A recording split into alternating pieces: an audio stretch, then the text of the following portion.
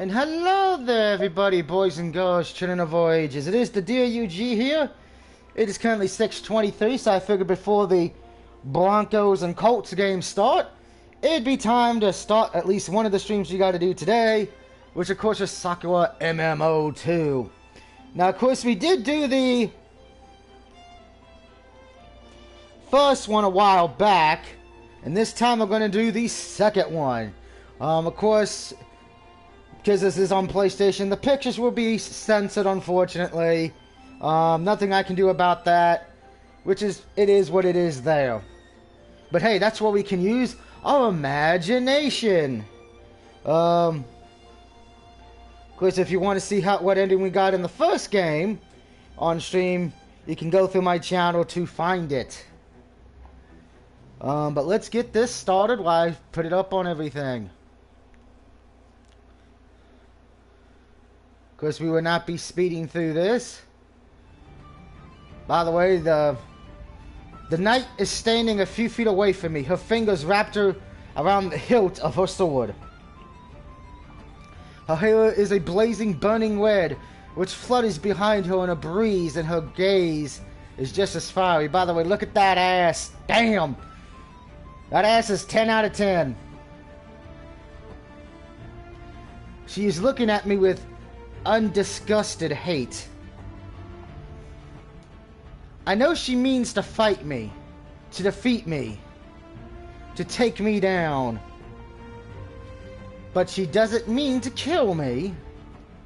This knight, though she is confident in her abilities and proficiency with her sword, has no desire to land a fatal blow, and that is why she will lose.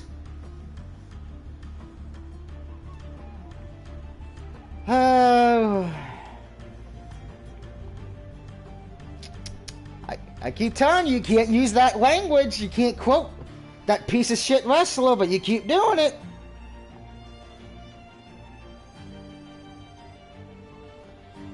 That guy does not exist on my channel.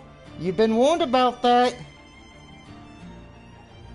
If you would have just said what's up, you would have been fine. But you get put in timeout. You should have known better. I keep warning you, but you don't listen. Don't quote that idiot. Anyway, I already know what the outcome of this fight will be, though she has yet to make a move. She can never hope to best me, the great dark witch Viola, if she fears killing me. These knights, though much too noble, they live by scared codes and believe all fights should be conducted fairly without causing your opponent undue injury. She's a fool.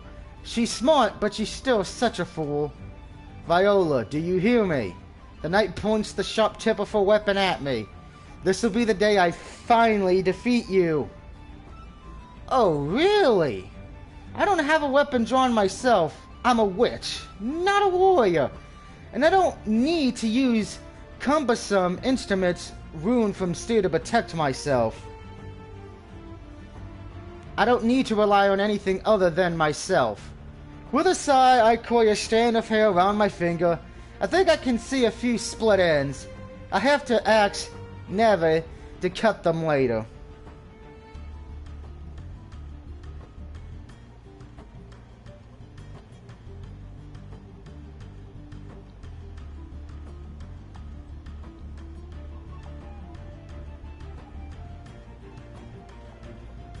Then why don't you give me your best shot? We haven't got all day. Well, that's true, because we do got to watch the Colts-Broncos game. You regret saying that, Viola. The knight grits her teeth. Her grip on the hilt of her sword tightens.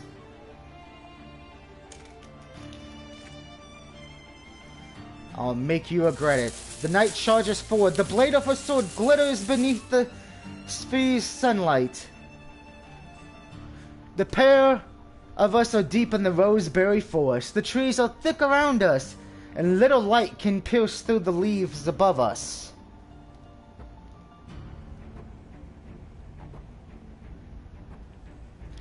The knight's blade glimmers with this green, almost sickly light as she lunges forward.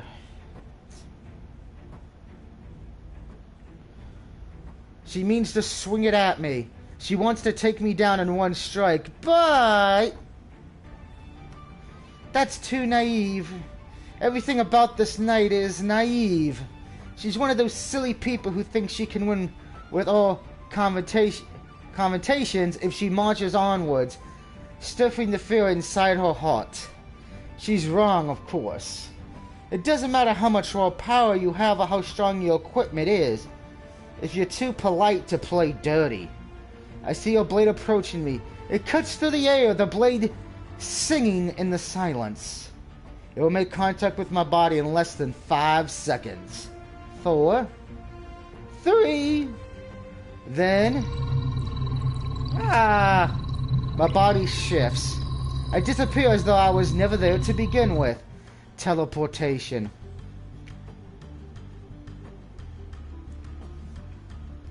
The knight stumbles forward, unable to change her trajectory. She's falling and she has nowhere to right herself. If I do nothing to help her, she'll hit the ground with a dull thud. I think that'd be quite the amusing sight. With all that long hair of hers, she'll be picking twigs out of it for days. But I'm not quite that cruel. What a handful you are. With a sigh, I click my fingers. A gentle light envelopes the knight before her face kisses the forest floor. This light supports her and helps her get back to her feet. I know. Tricks like this ain't really befitting of the great dark witch Viola. But if I used any real magic, I'd burn this red-headed girl to a cinder. Hey! The knight glares at me, still gripping her sword. Why did you help me? Because I didn't want you making a fool out of yourself. It would reflect rather badly on me being your mistress. Viola! The knight's face burns deliciously red as though it's been strained by cranberries. I'll make you regret not taking this fight seriously. You mock my words. Me? Not taking a fight seriously? Never. Grr. The knight grits her teeth together.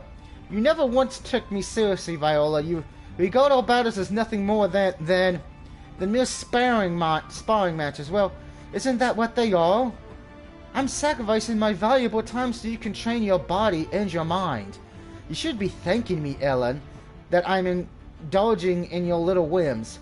This isn't one of my little whims. The knight, her name Ellen, which I cannot say correctly, by the way, replies. As if she was a little more immature like that thief girl Fiona, she'd probably stamp her foot against the ground. Ellen, however, is far too proud for such a thing. She's no more a real knight than I'm a real mage. But she takes her role in Aspen very seriously. Too seriously, I often thought. If we're ever going to learn why we were summoned to Aspen, we need to become stronger. I'm helping you just like you're helping me. You should at least try and pretend that you care instead of standing there yawning and examining your hair. Give me everything you got. I'll be able to take it. Yeah, that sounds like a bad idea. But my dear Ellen, I rake my eyes over her and frown. If I went all out, I don't think you'd be able to survive.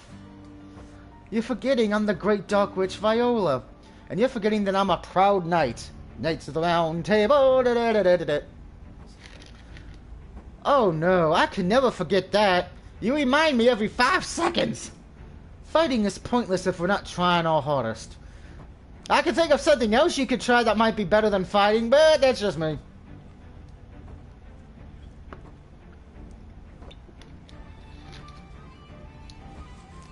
Oh god, now you're quoting Zack right away. Is that so? Then maybe you should heed your own advice. What do you mean? Ah, that's shaking her. Ellen's normally so cool and composed, it feels nice to score a hit against her. And I haven't even cast a single spell yet.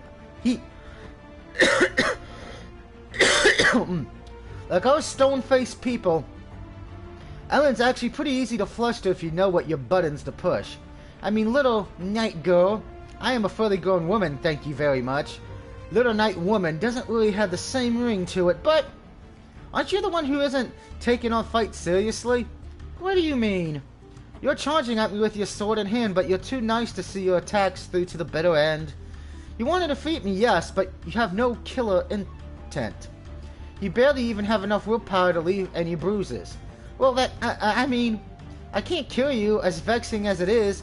We're supposed to be allies. And that is why you'll never defeat me. You're not strong enough. I am plenty strong. I used to be in the police force before I came to Aspen, you know. I'm sure I could take you in a fight. Maybe. If we were still in Japan. I smiled at her thinly. But we're not in Japan right now, are we? Well, no. Exactly. We're not in Japan, and I'm not Cartoon, and you're not Anna. I'm the Dark Witch Viola. I'm one of the most field mages in all of Aspen, and I know more magic than you could ever dream of. It's not possible for a knight like you to defeat me by waving a sword in my face. Not if you don't mean it. You mean you want me to hurt you? Not particularly. I'm not a masochist. That's the only way you can ever best me. You can strike a blow intending only to ruin. You need to try and kill. Don't be afraid of spilling blood, little knight. But as a knight, I can't try and kill the person who put a roof over my head and fed me and clothed me. It would be dishonorable. And that code of honor is why we fight 10, 20, 30, 100 times. And it will always end the same way. Attended. And there's a nice good picture of her legs, everybody. There you go. I hold my palm up, the fingers outstretched, and say one simple word. Burn.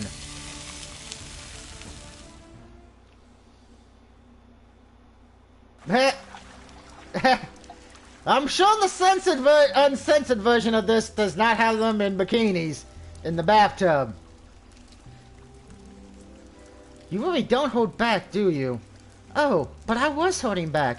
If I had ran in my power just a little, you'd be burned to ashes. And the rest of the force along with you. Wow, that's so reassuring. Helen growls at me? Not. I pout. Well, you could at least thank me for watching out for you, you stupid woman. Stupid? How am I stupid? You never listen to what I say. You always assume you're right and correct because you're noble and honorable. But that's why you lose so badly whenever you spar with me. Now shut up and let me take care of you. I'm sitting in the bathroom of my homestead, the imposing Nightmare Citadel.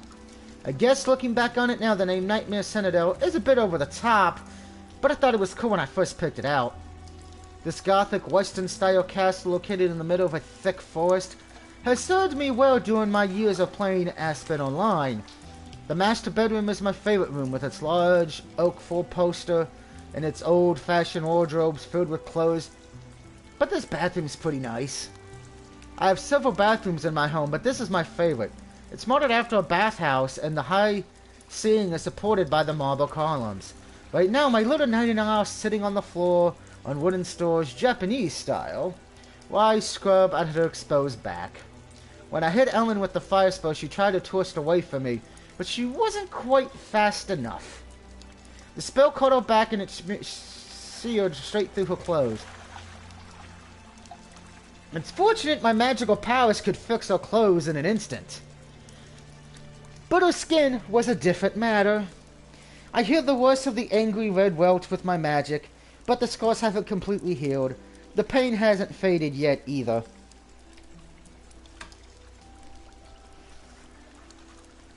I am a persistent white mage. I'm persistent in most magical things, really, and I can heal even major injuries caused by modern weapons, swords, arrows, lances, etc. When it comes to healing wounds inflicted by magic, however, it can be a bit trickier. Magical wounds take a lot longer to close up completely, and they require a bit more tender love and care, and some tenderness. I think there's a lot of love, tender, and care going on in this bathroom. That's why I'm washing Ellen's back. She might be a stupid knight, but she's my stupid knight. I already taught her a lesson, now it's my job to look after her runes. How do you feel? I push the sponge against Ellen's back and scrub gently. I don't want to hurt her more than I already have. Ellen's body shivers beneath my touch, though I can see her face from this angle. I mean, though I can't see her face from this angle, I wouldn't be surprised if she's wincing. I'm okay. Liar. I pushed the sponge down with a little more force and Ellen gasped softly.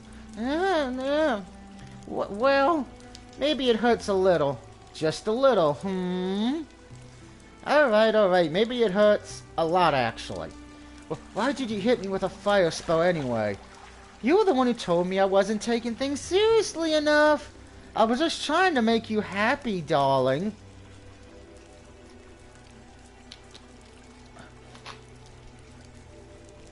I pushed the sponge down even harder against a pickled line of raisined, angry skin. So much for being gentle. And Ellen gasped. You really are a sadist. Yup. You shouldn't answer me so cheerfully. Oh, and why not? It isn't something to be proud of. Still got that nasty cough from my flu. Hey, if you're allowed to be proud of your knightly coat or whatever it is, then I am allowed to be proud of my unique skills. I'm confident in my abilities with the blade. At least I was before I met you. She sighs. I can't believe it. We sparred dozens of times already and have yet to beat you once. That's because you're stubborn. You think your way is right and you never listen to any of the advice I give you. But I don't like your advice. You tell me to sneak up on my enemies and fight with the intent to kill. It's all so bloodthirsty. That isn't noble. It's not what knights do. Bullshit! I've read enough books about knights and watched enough films about knights and... Oh god, what's that one show on HBO? Oh, hell. With the dragons and shit. Telltale did a game about it, Damn it, I can't remember the name of it. Fuck! I believe in fighting fair, even if my chances of victory are slim. Sometimes you have to lie, cheat, and steal. We can quote Eddie, because Eddie's cool. And that is very conscientious of you, but you can expect everybody to be as ferocious as you are. I know I can't expect it. I live with you, after all. I don't want to abandon my morals. Then you'll never be able to defeat me. It's as simple as that. I traced the sponge against Ellen's back slowly, more carefully this time. She's an infuriating one, alright. Her skills with the swords are nothing to sneeze at. And she's a hard-working woman. She's always out in the forest training. If her thinking was a bit more flexible, she'd be a formidable foe, even for me. It's a shame she's so very stubborn. I found as I scrub at Ellen's scars, the warts from my fire spell already starting to reduce. But she has a few lingering cuts and bruises on her milky white skin, which will never go away no matter what magic I use. She's had these wounds for much too long. How did you get all these other scars, anyway? I discarded the sponge, damp and slick with soap spuds, and trod the tips of my fingers down the hairline cracks of which crisscross her back. What happened?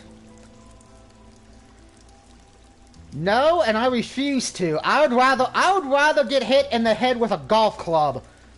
That would be more entertaining. I would rather watch every Sick Boy match from WCW, because that would be more entertaining.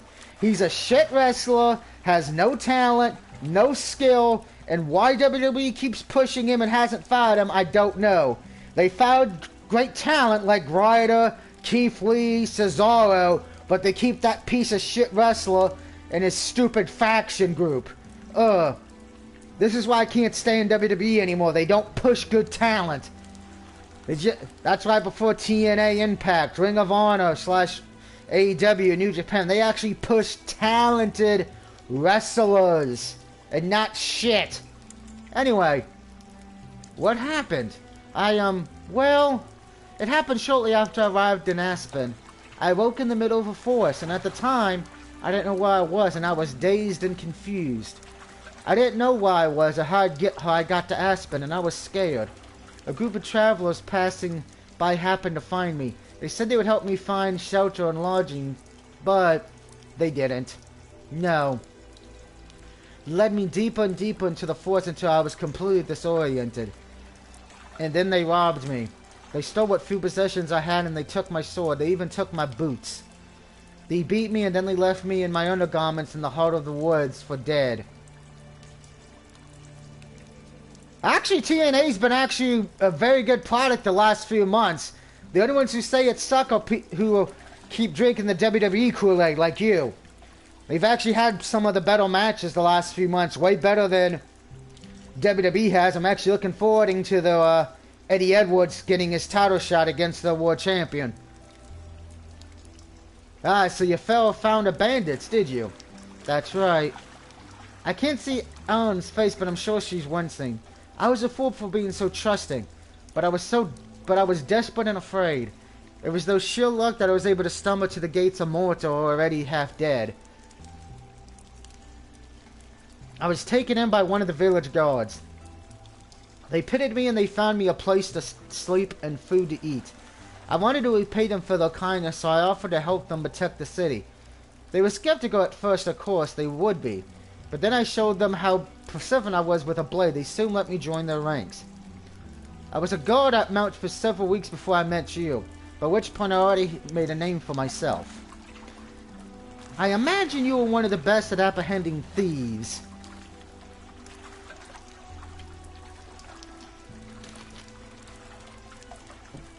Indeed, I was rather passionate about it. I wanted to see if I could find those crooks who had swindled me during my first day in Aspen, but I never did. It was a fruitless effort. Well, that explains why you're so adamant about punishing poor Holly. But don't worry about that now. You're with me and I won't let anybody hurt you. Except for myself, of course. Is that supposed to make me feel better? I hope so. I draw my arms around Ellen's back with a damp, wet sound and rest my head gently against her shoulder.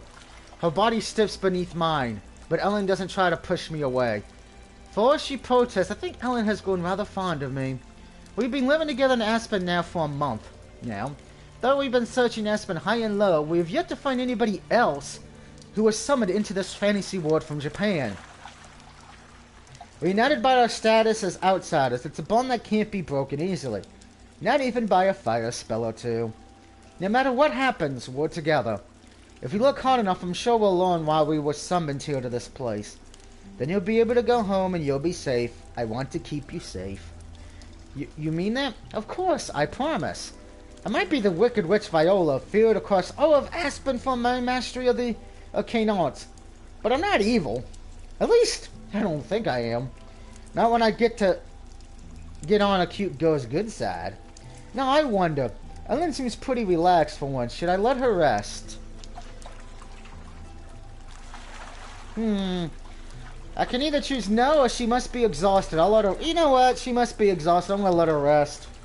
I'm going to do the nice thing.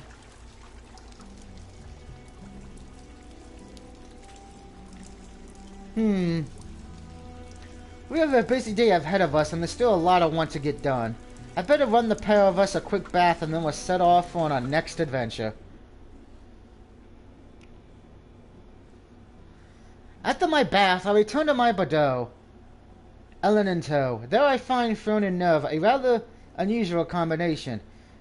Fern, the twitchy little thief guy I met in Roseberry Forest, and Nerve, my stalwart maid, don't get along at the best of times. Maybe they're learning how to get along. If that's the case, it would make me happy, but it seems more likely they're trying to overhear me and Ellen talking in the bathroom. As if to confirm my suspicions, Fern looks at me when I enter the room, a sly smirk on her face. And where were you two, huh? Ellen glances to one side shyly, her cheeks an adorable shade of pale pink. She might be super cute. Whoever said pink doesn't go well with red had obviously never met Ellen, but if she blushes like that, she's going to make Fiona never suspicious. Fiona is easy enough to deal with, but Nev can be a little possessive at times. I'm glad my maid cares about me so much, but sometimes I feel she cares about me a little too much.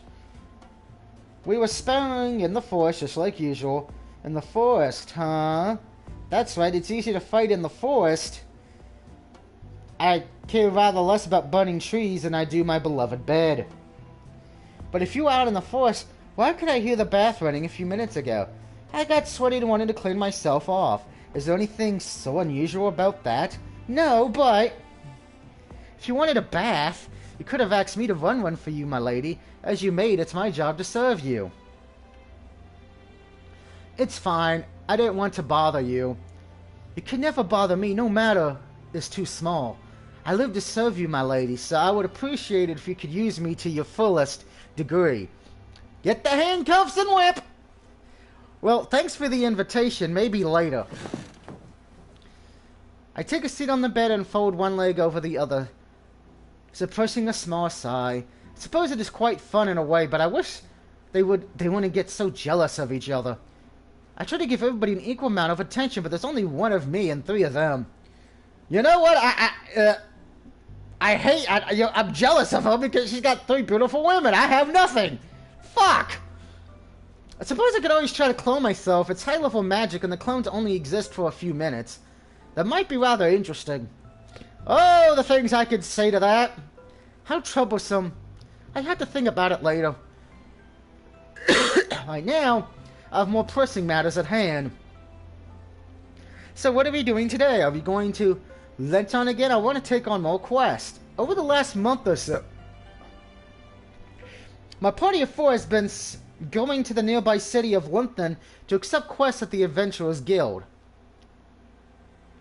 I've been accepting any quests we can find in hopes of learning why Ellen and I were summoned to Aspen.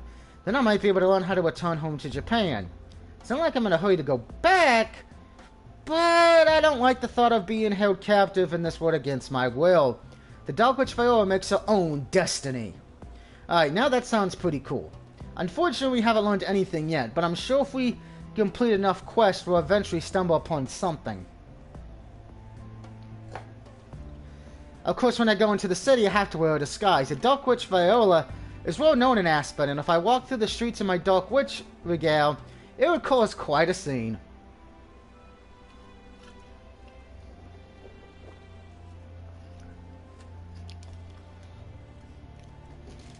Being a celebrity can be so exhausting at times. It has been a few days since we last went to Letheon. I'm feeling suitably well rested from our trip, and would not mind the exercise. Although, Never finds and taps her lower lip with her index finger.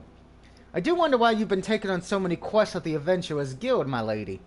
You are already the field Dark Witch. You shouldn't run petty errands for others in disguise. It's beneath you. Hey, lining up, Nev. Don't you think it's kind of fun? It isn't entirely enjoyable, I suppose. But my lady's much too important to spend her days returning lost chickens or defeating common bog flies. Here, you're such a snob, Nev. I am not a snob. I simply have my lady's best interest at heart. Fawn and Neville, unlike Eric and I, are residents of Aspen. They weren't summoned here from the human world, or whatever you want to call it, but they don't know Ellen and I were really born in Japan. Neither do they know that I've been trying to figure out how to get back home. They're in the dark about this whole thing, and while I feel a little guilty for not telling them the truth, it's probably easier this way. If they knew their beloved home, Aspen, is nothing more than a video game in the human world, and their NPCs without any anthem, I'm sure it would give them quite a shock. I don't know how the rules of this world work, and uncovering the truth could cause some kind of space-time rapture that invariably destroys Aspen forever. That's why I haven't told them the truth. In fact, I doubt they believe me even if I tried. You don't need to worry about my honor, Nev. I already told you I'm doing this on a whim. Nobody bothers to challenge me anymore. I haven't met a single strong opponent in months. Everybody in Aspen knows how powerful the Great Dark Witch is. And they're all too afraid to approach me. Waiting for force to challenge me has become rather tedious, so I thought I might as well take on new challenges of my own volition. That's all. I know that, and I can appreciate that. But... Bogflies? Really? It's more fun than sitting around inside anyways, even if these quests are easy. Exactly. I might tire of doing quests like this after a while, particularly if they fail to offer up any interesting information. But... I want to keep at it just for a little longer, who knows? Today we might meet a really interesting quest. I wouldn't hold out much hope doubtless you'd be asked to collect walnuts or animal hides again. And again, you can see the witch has beautiful legs, the maid has beautiful legs, and of course the thief has big titties. Again, I love this company. It's good for single people. It makes me wonder why these people leaving such simple quests can't go and do them themselves. It ain't that complicated, really. Most people are too busy to go around killing wild animals for pelts. People have to make money, you know. My father was the same back when he ran a store. He was always going to the Adventures Guild in Montia, asking passive heroes if they gather this and that for him. Indeed, most people in Aspen can't use weapons or magic, so fighting monsters is out of the question. It's our job to do the fighting for them, and that's why we compensated so handsomely for our time. I don't think we're compensated handsomely enough. If all these housewives and store owners knew their quests were being fulfilled by the Great Witch Viola, they'd soon give us more coins for our efforts. If they knew I was the Witch Viola, they'd be running away screaming. Well, you might be right. People are so foolish. They don't appreciate or understand you, not like I do. Well, it's a good thing I have you around, Nev. I'd never be lonely with you. Oh, my lady, do you really mean it? I mean everything I say. I'm not simply trying to placate her either.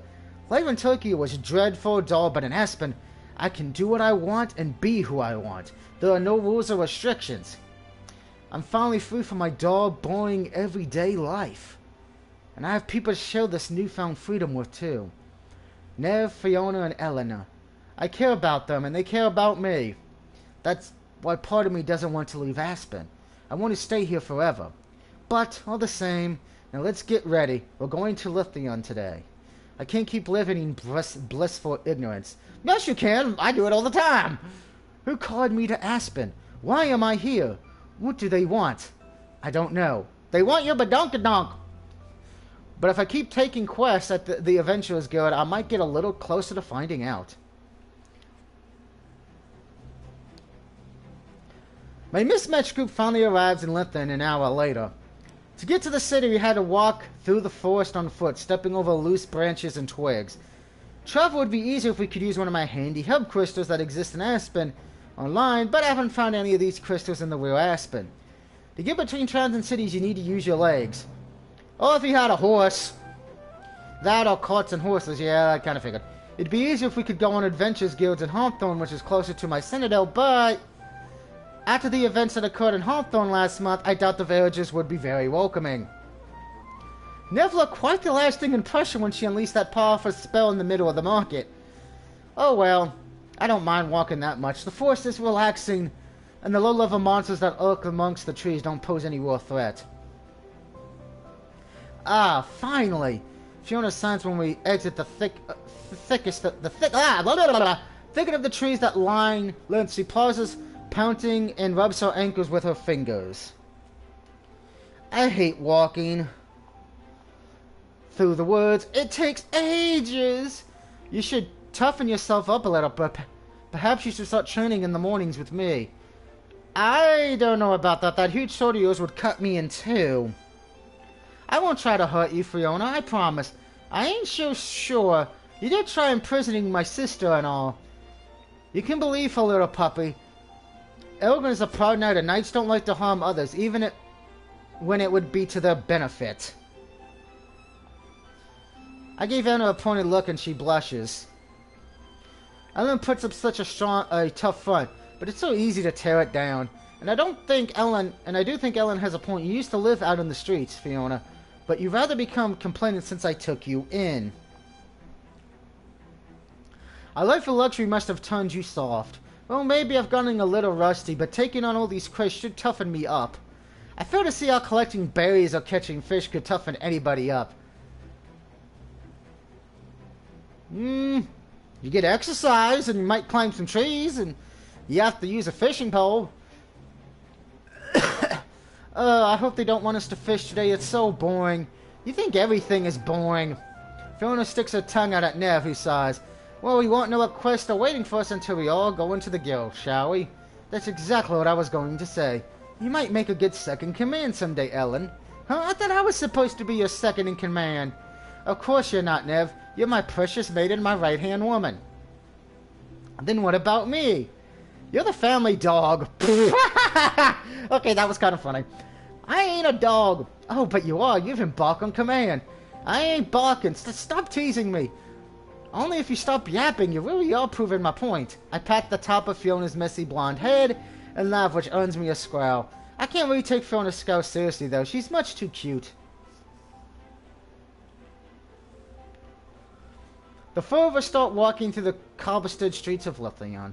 After a leisurely stroll, we arrive at the outside of the Adventure Guild. I'm just about to step inside when I can see I'm wasting my time with you. You're nothing but a silly little girl. I'll tell everybody in Letheon how uncooperative you've been, and then we'll see what happens to you and your guild. Good day. A tall gentleman storms out of the guild in obvious rage. He's dressed in the garb of a butler, and his hands are encased in white gloves. His claws look very flashy. I'm sure they cost a lot of money. Maybe it's Ted DiBiase. Does he serve a noble family? If he does, he suddenly doesn't seem very polite. And you? He must have seen me looking because he shoots me a nasty glare. What are you looking at? Nev takes a step forward, obviously ready to berate him, but I rest a restraining hand on her shoulder. I don't want her gathering into a fight outside the guild. If possible, I'd like to avoid a scene like that one that happened at the Hawthorne Market. I wasn't looking at anything, my good sir. I apologize. As you should. The man snorts. At least some people around here still have respect for the D estate family. And with that heartily remark, he sails on. Never watches his retreating back, her fingers balled into her fist. Why do you let me deal with him, my lady? You shouldn't need to apologize to a butler like that. I know, but sometimes a little apology can go a long way. But you're the great doc... I clap a hand over Nev's mouth. The street is pretty deserted, but you can never tell who might be listening. Never, please. I appreciate the sentiment, but I wouldn't want to cause a scene. I know I could defeat him with a click of my fingers. He's like an ant to me. Eradicating an insect like that is beneath me. It's easier to let him scurry on. I draw my hand away from Nev's mouth when I'm convinced she's returned to her senses. My maid sighs, eventually disappointed. Does she love bloodshed that much? But she's begrudgingly accepts my words. Well, I suppose you know best. Indeed I do. I appreciate how loyal you are, Nev. But if you cause me any problems, I won't hesitate to discipline you. Now let us go inside. Perhaps we'll learn why that gentleman was so angry. Probably because he was a bastard, I guess. The four of us push open the heavy wooden door and enter the Adventurers Guild. A bell chimes, letting the Guildmaster know of our arrival. And as for the Guildmaster herself, well... Holy crapola! What the hell happened? Hello? Oh, I can't believe the nerve of some people. She looks different than usual. Her hair is damped and so is the rest of her. Somebody threw a water balloon at her. Her clothes stick to her body and rivulets of water trickle down her cheeks and her nose. She doesn't look embarrassed by her predicament, though. In fact, it's quite the contrary. Her eyes narrowed and she's grinding her teeth together somewhat. So hard I'm worried she sand them down. That bastard. Who does he think he is, storming in here and making demands? He has no right to act so high and mighty. By the way, I like the fact there's water going down her boobs, and her back, and her butt. The honor of D estate family be damned. Anybody can use my guild services, whoever they are. How dare you try to threaten me? I should have kicked him where the sun don't shine. That's what I should have done. But using an aqua spell of all things, how cheap. The guildmaster grumbles to herself under her breath. I've been coming to this guild for the last month, and I've never seen her look this angry before. Madeline's usually a cheerful, high-spirited woman. That man really must have angered her. Him? Excuse me. Ah. Maiden blinks, she lifts her head. Her expression remarks dark for a few moments. Her eyes might be looking at me, but her mind is evidently still with that gentleman before it thaws out in recognition. Oh, Violet! Violet is what I call myself when I'm wearing my disguise. And Fiona and Nev and Owen too. I'm sorry I didn't see you earlier. It's quite alright. You look rather, preoccupied. Oh, that's right. It was simply awful. I don't bother asking Madeline what exactly was so awful. She's something of a talker, That might be a precursor to running a guild, and she's kept her options to herself for long. That terrible man came in here not 10 minutes earlier, proud as anything, and demanded that I take down a request on the notice board that was put up only an hour ago. A request? I wonder what that could be. If this embassy from the D estate family, one of the richest families in Lithian, was sent to the guild by his master to have a quest taken down, it must be fairly important. Could this be a piece of missing information I've been looking for? If you don't mind me asking, what sort of quest is it? I certainly don't mind telling you, but first I'd like to draw myself off.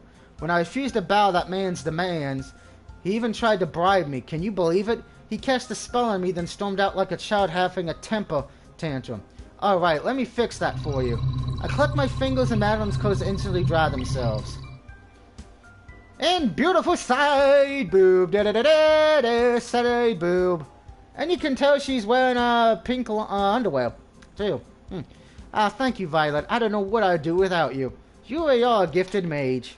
If only she knew. Not really. Yes, you are. You're one of the most talented mages there is. Stop it. You're flattering me. So, Madeline, about this request, just what is it and who summoned it? Well, that's the thing. The request was actually made earlier this morning by the maid of the Christina family. Christina? I played Aspen Online a lot when I still lived in Japan, and I remember this name. The Destates and Christinas were the two noble families that ruled over the city of Lithion. They were forever at loggerhead, both of them desperate to claim the city for their own. There were a few quests where you had to choose which noble house to side with, and the Christina or the Destates. I always picked the Christinas myself. Other than a few quests here and there, however, the two noble families never really served any purpose in overall plot of the Aspen Online. You can never go inside their homes. You never met any of the family members themselves. Well, I finally be able to meet some of the most influential people in Lithion? This could prove to be very useful indeed. The head maid was rather concerned. You see, the young daughter of the Christine family, Aslan, is to be wed to the young son of the estate family. Sure. A wedding? That's right, everybody knows about it. It's been the talk of the city for months. The wedding is supposed to take place next week. But a dreadful catastrophe recently struck at the Christine home. For a so-called dreadful Madeline sure looks happy talking about it. She really does love gossip. I like Madeline, but she's not somebody I entrust with any of my secrets. The Christine family owns a beautiful diamond necklace. It's a priceless family heirloom, and Lady Inchin wears it wherever she isn't bathing or sleeping. This diamond necklace was going to play an important part in the wedding ceremony. The diamond necklace of the Christine family was supposed to be traded for the coveted diamond brooch owned by the Estate family. The trade was meant to symbolize the coming together of the two families. Of course, the trade was just part of the ceremony. The diamond necklace would remain in Lady Ashen's possession after the wedding. The plans for the wedding were all going smoothly, and the wedding seemed like it would be a happy one until... Let me guess, the necklace was stolen. That's right, the much-beloved priceless heirloom of the Christina family was stolen last night, when the household was asleep. Lady Ashen's head maid often came to my guild this morning the moment the sun ran up. She told me to put up a notice on our board asking if any adventurers could search for the missing necklace. Anybody who finds it is to be awarded a handsome sum of 10,000 gold pieces. 10,000 gold pieces, are you sure? As sure can be. But with 10,000 pieces, you'll never need to work again. You'd be set for life. Fiona might sound excited, but the money doesn't really interest me. I'm already rich. I have so many gold coins, I don't know what to do with them all. I think I want to accept this quest even if there wasn't a reward, though. It sounds a lot more interesting than picking berries. There is one fact that perplexes me, though. Why did the butler of the estate family actually take the request down? If the diamond necklace is indeed for the wedding ceremony, the estate should want recovered as quickly as the Christinas. That's what I thought and that's what I said, but the estate butler was stern. He said, asking the public to help with a private matter like this was embarrassing. He said the estates would find the necklace on their own, without any interference from filthy adventurers. Madden makes it little quotation marks with her fingers. He was such a snob, it was unbearable. But you refused to take the quest down? Of course I did. I don't want to spend a single second of my day listening to a man like that. Why should I let him fighting me into submission? I'm doing what I think is right. The necklace belongs to Lady Yasin, and if she wants to ask my guild for help, then I won't turn her down. The estates can keep out of it. So you say, but the estates are involved in this matter too. It's a complicated situation, but I can understand how the estates must feel. Making the theft of such a priceless heirloom public is rather embarrassing. But surely they should put embarrassment to one side for the greater good. I agree with Lady Yasin. The necklace needs to be found, and it needs to be found quickly. Putting up a public advertisement would be the best way to ensure it's uncovered in time for the wedding. But that as it may, I do wonder how such a priceless object was stolen in the first place. You think the Christine family would take greater care of their possessions. I never let anyone steal one of my lady's necklaces. My lady? Oh, it's nothing. I was just talking to myself. And speaking of people talking to themselves, 10,000 gold pieces. Who could turn down an offer like that? Think of all the meat I'd be able to buy, and now I'm getting hungry. Naturally, Fiona doesn't care about political intellect. She's far more concerned with her belly. I wonder if I should give the thief girl a stern talk. She would benefit from a bit of discipline. But then again, how can I be cruel to her when she's so cute? Yo, pay attention, you dumb bitch. That's what I would say. Fiona. Okay, Fiona, a warning. Look for my hands planted on my hips.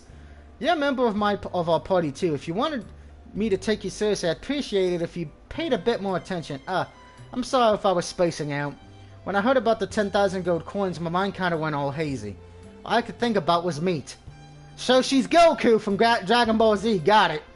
I know your steadfast devotion to meat is rather charming in its own way, but there's a time and place. Do try to act like you're interested in something beyond your own belly. Hee my bad, my bad. I'll try to pay more attention from now on, Violet. Good. See to it that you do. Anyway, I'm rather interested in this missing necklace.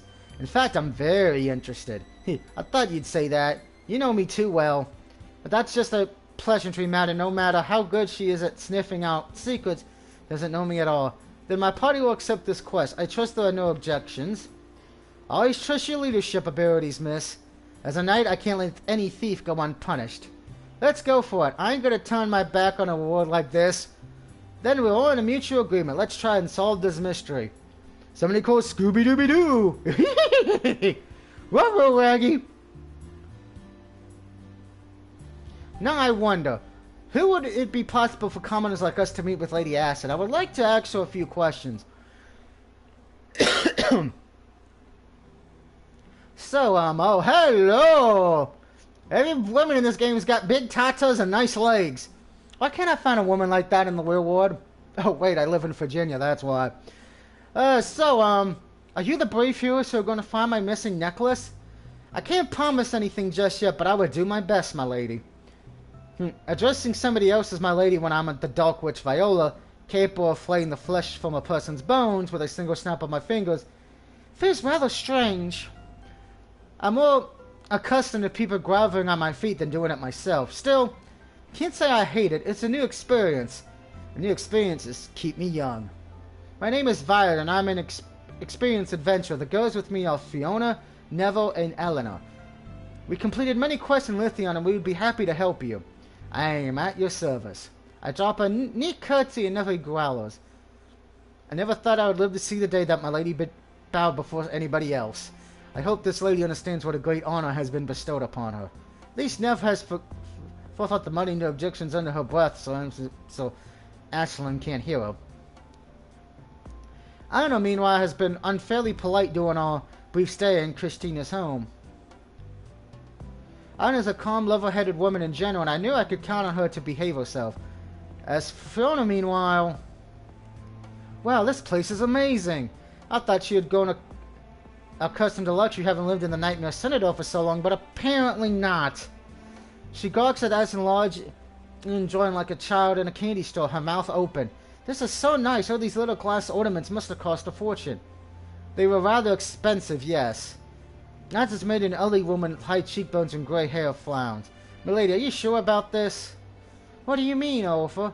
I know you said you would accept the help of any adventurer willing to find your necklace, but these people, well... I'm not trying to insult your judgment, my lady, but I doubt there would be of much use. The girl Fiona did say her name did say her name was, is barely wearing any clothing. The maid gives her a disapproving look. And this girl is a darkling. She now turns the nav. And if your parents were still alive, my lady, they would be livid. Everybody in Aspen knows you can't trust darklings. Never grits her teeth together. She used to comments like this, of course. People always whispering about her when they see her on the streets, but I doubt that makes it any easier. Fortunately, the scene doesn't seem to share her maid's prejudice, racism bullshit. Don't be so cruel. She may be a darkling, but it looks like she wants to help. You're too kind-hearted, miss. Don't forget, it was a darkling like her who tried to bring ruin to the world centuries ago. That's just a story. All stories have a basis in truth, my lady. True or not, that happened long before any of us were born. I'm happy to welcome these girls into my home, if they truly mean to help me. Darkling or not, I'm sure this girl has a kind heart. That or a lust for money. Either way, she helped us. I have no objections to her being here. Selena bows her head to Nev, her eyebrows frown. I'm sorry if we have offended you. Alpha doesn't mean any ill by it. She's simply, a sigh, overprotective. Indeed, as the head maid of the Christine family, I'm simply have my mistress' best interest at heart. Your mistress? Well, when you put it like that, I think I can understand. Please rest at ease, Miss Over. We will do our utmost to find your mistress' missing necklace. We heard about it from Madeline, and we know full well how important it is. As a knight, you have my oath. Well, if we have a knight searching for the necklace, perhaps all is not lost.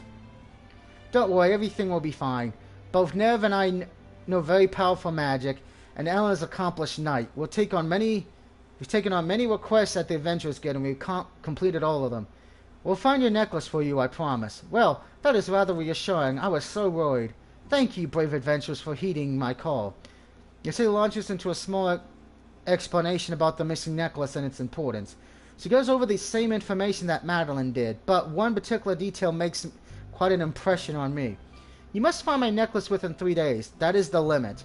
If you can't return the necklace before the third night, when the moon has not risen yet, then all this will be for nothing. My wedding is and the peace treaty between my family and the Disdains, everything I worked for will be destroyed. That's why you need to hurry. 3 days is all I can afford to wait. Oh boy, we got a time limit now! After a talk with Aston, our party retreats to the nearby tavern so we can discuss the new information we learned. My party of 4 sits right at the back of the building, keeping our voices low so nobody can overhear us. I don't think we're in any danger of that, though. The other men in here, and it's mostly men who frequent this place, are so busy drinking, singing dirty songs, or flirting with the box and barmaids to pay us any attention. Nev sips and looks around disapprovingly, her eyes narrowed. I don't really know if a place like this is suitable for you, my lady. It's so ranchous.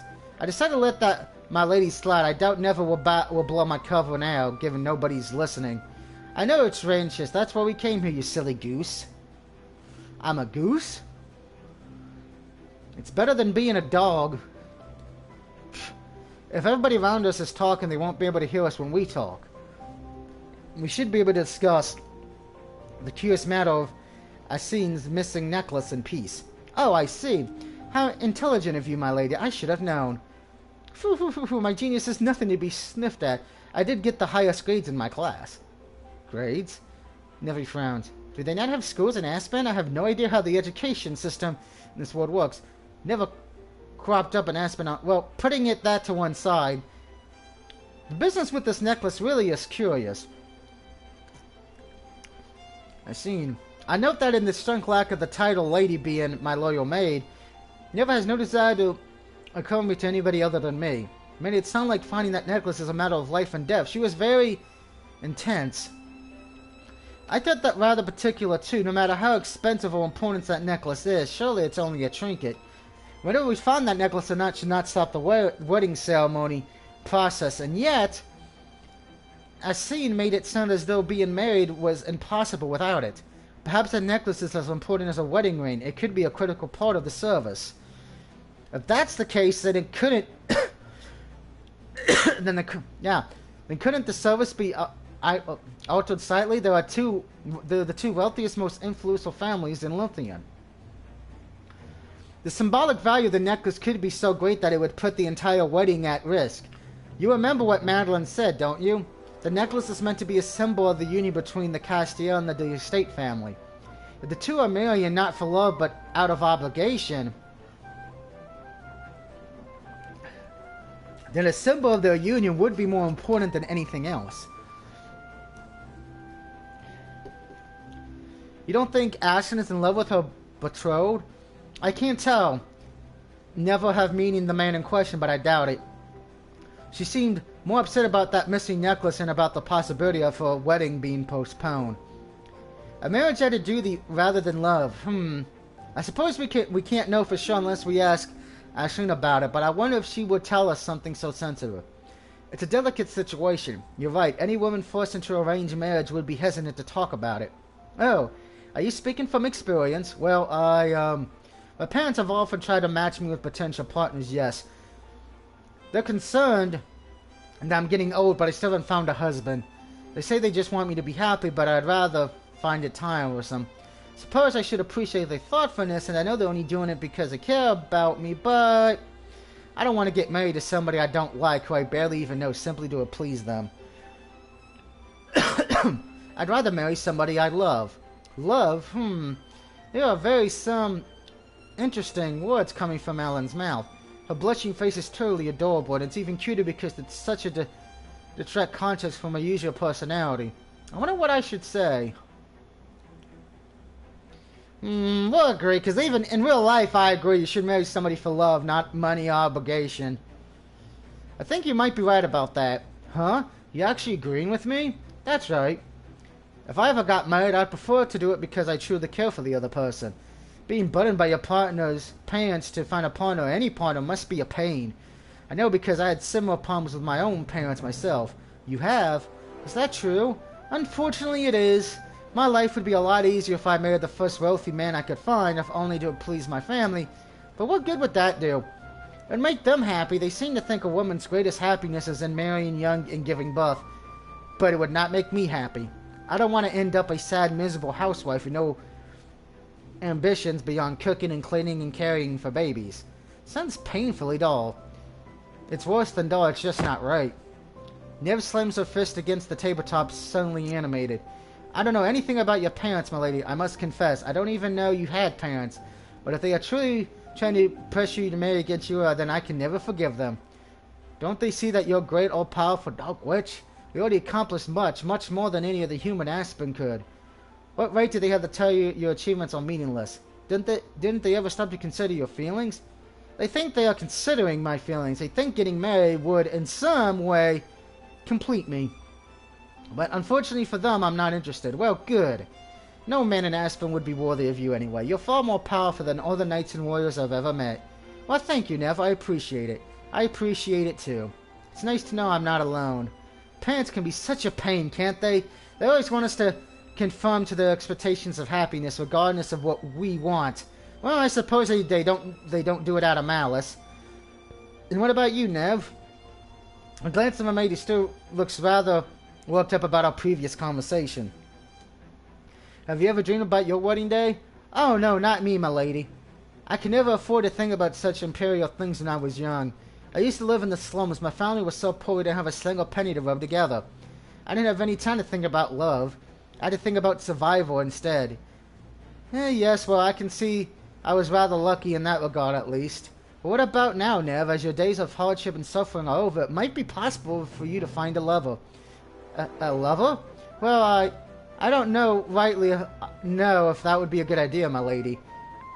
I'm only a Darkling. Darklings ain't very popular in Aspen. Most humans keep their distance. They think we're bad news, and maybe we are. I don't know. Seems unlikely that anybody would ever want to marry me, and I'm not that interested in most people.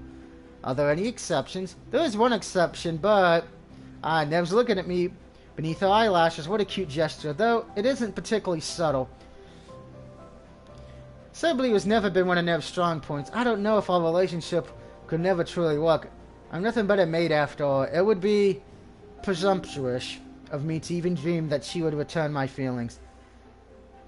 I'm content being a servant. I can never be her equal. We're far too different. Nev looks a little sad. I wonder if I should say something. We're going to ignore her just because, I want the redhead. Sorry, I want the redhead. While part of me does sympathize while I'm making a helpless crush, talking about that won't help us find the missing necklace. We need to focus if we want to make any progress before the sun goes down. Anyway, back to the subject at hand. I think there must be more to Aspen's predicament than it seems. She's attached such importance to the necklace that might be more than a family heirloom. It's a symbol, already said that. I know you did. But I wouldn't worry myself over a mere symbol. I wonder. Cast my mind back to the day when I first met Fiona. She was kneeling on the ground on her hands and knees, crying. She told us she lost her mother's ring, which she intended to sell at the market so she could feed her starving family. It was all a cock of lies. Fiona's mother died a long time ago, and her only surviving relative is a quick-thinking thief called Holly. But I didn't know that at the time. Duped, I searched for that ring with Fiona. And while I searched, Fiona stole my very valuable necromancer ruby necklace from my pocket. The necklace, though, it looks like any other piece of highly expensive jewelry, has a fearsome secret. It's enhanced, as the name suggests, by a powerful piece of magic which lets its wielder raise the dead. Aspen, old and expensive jewelries are often used as containers for powerful spells. Enhanced rings, brooch, brackets, and necklace are all rather common. Could it be?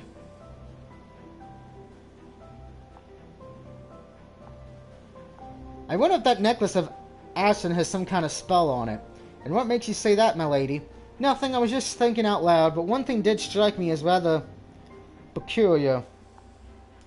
What? Aspen just only had 3 days to find that necklace, but judging from what Madeline said, her wedding is next week.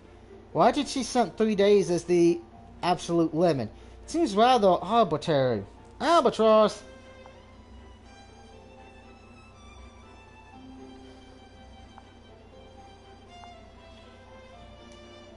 It could have something to do with the ceremony. Maybe there are things that need to be arranged beforehand? Could be. Maybe. Well, it might not be important. It just stuck in my mind, that's all. What do you think, Frown? I turned to look at the little thief girl who's been usually quiet for the last half hour. The moment I see her, however... Oh God, she's looking at meat. I think she's in love with that turkey. We have found Goku's long-lost daughter. I understand why. While the three of us were having a boring adult conversation, Fiona must have gotten bored, and in her boredom, she flagged down a passing waiter. The table before her now is piled high with all kinds of different foods. There are streaming meat pies, legs of mutton, roasted potatoes, various soups, and a large tray of fruit. Fiona grabs a knife and fork in her hands and faces down the food with a resolve fit for a warrior. This looks so good, I'm gonna eat and eat and eat until I burst. Or your tits might get bigger, one or the other. She tries to attack the leg of the chicken with a fork, but her grip is a little off. I guess Fiona isn't accustomed to handling cutlery. She was homeless for several years because she drops the knife and fork on the floor with a clatter. Well, how embarrassing. How'd Viola teach me how to eat with a fork and knife again? Oh well, it don't matter. I'll just use my fingers. So saying, Fiona picks up a greasy leg of chicken in one hand and starts attacking it with her teeth. This is so good. I haven't had a delicious hunk of meat like this in a while. The skin is so nice and crispy, and it's so tender. Well, then she must have went to Popeyes. Because KFC don't have that shit no more.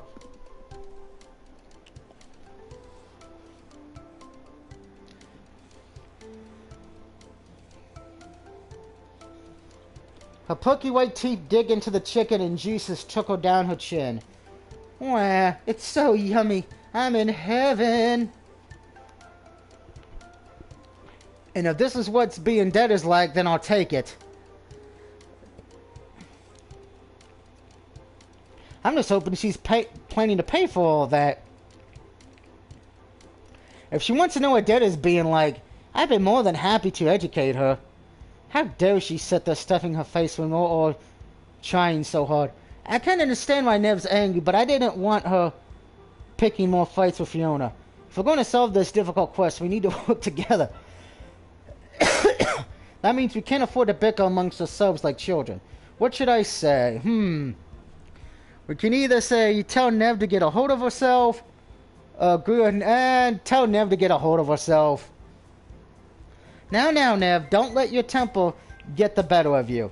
There's no harm in letting our puppy enjoy herself, is there? But she's eating her weight in chicken while we're trying to have a serious discussion. She needs to be told a lesson. I don't deny that, but I prefer to teach her a lesson in private. I wouldn't want you to blow a hole in the wall of this fine establishment with your magic or harm any of the patrons. I know how you get when you lose your temper. Yeah, she becomes the Incredible Hulk as we learned in the first game. Well, Nev coughs into her palm, her cheeks tingled with pink.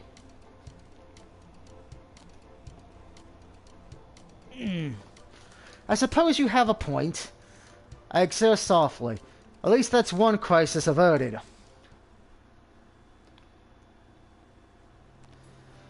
After a brief stop in the local tavern, which cost a lot of money than I would have liked, my group splits up to ask questions around the streets of Letheon. We're looking for information about the missing necklace, but nobody seems to know anything. Most people know it's missing. I suppose news travels fast around here, no doubt, thanks to Madeline and her big mouth, but nobody saw any mysterious figures in the city last night, and nobody heard anything unusual. The night falls and the four of us reunite once more in the tavern. So, did any of you learn anything useful? Not a thing. I must confess I did not discover any new facts either. I'm sorry for disappointing you, my lady. I did try hard, believe me, I did, but I'm also empty-handed. I hope you can forgive me for disappointing you. I would understand it if you did it. As a maid, it's my duty to fulfill all of your quests, and yet Nev sniffs, though I can see her face. Can't see her face. Her voice sounds rather thick. She isn't going to cry, is she? Let's see. We can give her a hug or motivate her. We're going to motivate her because I can. Now, Nev, don't despair. You may have failed your task, but you still have several chances to redeem yourself. Then, does that mean you forgive me? I shall forgive you for now, but if you do not produce results in the future, I may have cause to feel a touch disappointed. You do understand what I'm saying? Oh yes, my lady, your words are crystal clear. I won't let myself give in to despair because of one minor setback. That'd be most unbecoming of me as your loyal servant. I would work even harder tomorrow to ensure that we find that missing necklace. That's the spirit. Now, I don't know about you, but I'm getting rather tired. I don't want to say anything, but my limbs do feel somewhat heavy. That's probably because I beat you up so spectacularly this morning, my stubborn knight. I don't know if it was quite that one-sided. It was, believe me. And what about the rest of you? Are you ready to sleep? If you wish to sleep, my lady, then I can think of no greater pleasure than sleeping beside you. Not that we need to share the same bed. That would be highly improper. I just mean there would be no greater pleasure for me as your maid than being afforded the opportunity to watch you sleep soundly. I'll do everything I can to ensure you have a comfortable night's rest. You can even use me as a pillow if you wish. I nominate myself to... Well, I wouldn't go that far, but thank you for the offer. And you, Fiona? Yeah, well, about that. I do feel kind of tired now that you mention it. In fact, I felt kind of tired all evening. Have you felt tired after you ingested all those fruits and meats without my lady's permission, I may add? Oh, that's right. I've been feeling all slow and sluggish ever since then. How'd you know that? It's simple. You used to be a common thief girl, and you're still not used to eating such rich, plentiful meals. You consume much, much more than your body can handle, and now it's having an adverse effect on you. Guess that makes sense. My tummy feels kind of weird, and it's making strange noises. That's only natural. Shame on you for being such a glutton. This is your punishment. I wonder why Nev looks so gleeful about Fiona's suffering. My maid acts so submissive when she's with me, but she can be unapologetically brutal when she's dealing with others. I often wonder whether she possesses a sadistic streak herself. Well, it seems we're all ready for bed. My castle's rather too far away for us to return, and it's too dark to walk back through the forest. We need to be in this city early tomorrow morning so we can search for the necklace. So, glance for my simple companions. Why don't we book a room in the inn tonight? Now, this should be interesting. A room at the inn.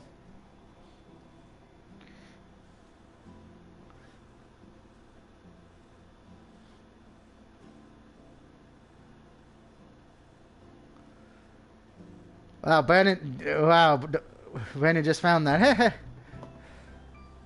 Nev was opposed to the idea, as I knew she would be. She's blood obviously alarmed, and she said words to the effect of, "An inn, but you can't stay in an inn, my lady. They're miserable, dirty places run by apathetic staff who don't clean half as much as they should." When I showed Nev it would be fine, her rebuttals only grew more and more impassioned. Other people have slept in those beds, you know. Their filthy bodies and their filthy hair stain those sheets and pillows. I can't let you debase yourself by lying in a bed which has already been used. You're far too good for that. But despite Nev's not entirely practical protest, she was outnumbered. In the end, my party booked one of the largest rooms in the nearest inn.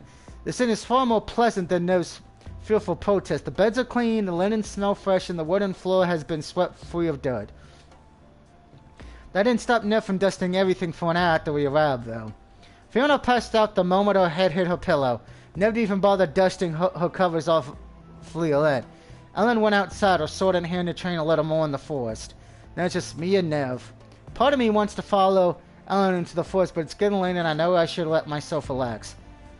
I'm curious about what sort of training Ellen is doing at this hour, but I can always ask her about it in the morning. Finding back yawn, I take a seat on the side of my freshly made bed, beginning to divest myself of my clothes. I strip off my gown and then my scarf, and then begin to work on my socks.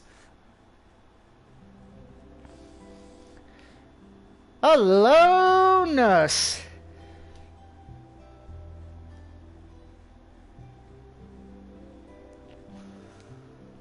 Nev watches as I slid my socks down my legs, exposing inch after inch of pale skin. I didn't know you were so captivated by my legs, Nev. You're so pretty, my lady. There's nothing in the world I love more. Nev answers my question quickly, her tone so earnest it's obvious she's never considered the possibility of lying.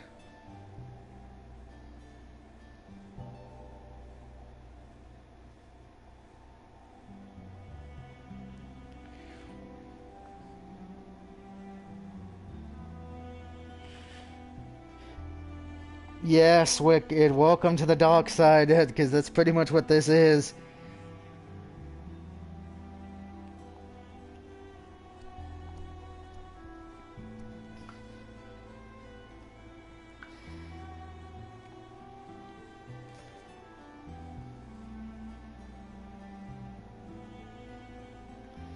And that's not good news reading the chat from the group, oh boy.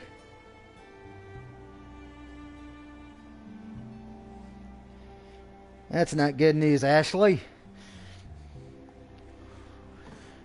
Nev answers my question quickly, her tone so earnest it's obvious she's never considered the possibility of lying. Nev's always honest with herself and her desires, no matter how red her face might get. She never responds to my queries with lies or half-truths. And she never attempts to preserve her own dignity. Not while I'm involved, at least. I find her straightforward nature rather charming.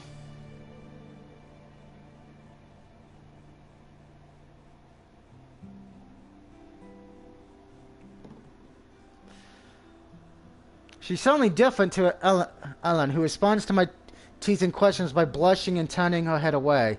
I guess Ellen's pretty straightforward too, but only when she's fighting. When it comes to her feelings, she gets woefully tongue-tied. That's what I like about you, Nev. What do you mean, my lady?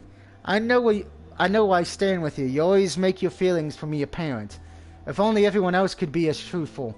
But I suppose that would grow rather boring. You think I'm boring? No, Nev. I never once said that. Didn't I just say appreciate you? You're the first true companion I made in Aspen, and you're the dearest to me. I care about you a great deal. Oh, my lady. I care about you too. There's nothing more important to me than your happiness. Phoo. Well, isn't that sweet? I know something that would make me rather happy right now. Yes, what is it, my lady? Just say the word and I'll do anything. Undressing myself is such a hassle, especially when it's so late at night. Would you be so kind as to help me? Oh, of course, right away. I'll do anything you could ever dream of asking me, my lady. My body exists so that I may serve you. My very being belongs to you. With this obedient oath, I could get used to hearing that more often. Nev kneels down at my feet and begins to remove my stockings for me. She seizes them off my skin gently, taking care not to scalp the underside of my foot with her long fingernails. And there's her legs if you wanted to see it without the stockings. I sigh softly as my feet are finally free from their confines. I wiggle my toes, delighting in the cool air that caresses them. Nev, still kneeling on the ground, looks at my feet, enraptured. I don't really understand the appeal of my feet myself. They get so red and sore off after one has been walking too long, but Nev did say she loved every part of my body. Nev? Yes, my lady, what is it? My feet are rather tired. Would you mind massaging them for me? Oh, of course I wouldn't mind. It would be my pleasure. Nev takes her hold of my feet between her long, slender fingers and begins to extract just the slightest amount of pleasure. Her fingers massage the ball of my ankle slowly, carefully as she works a knot of stress beneath the surface of my skin. I slip slightly on the bed, enjoying the sensation. Nev really is good at giving massages. It's one of her special skills. Ah. A few soft moans spill from my lips. I don't really mean to make any noise, but I can't help myself. I didn't realize quite how tired my feet were until Nev started massaging them. How is it, my lady?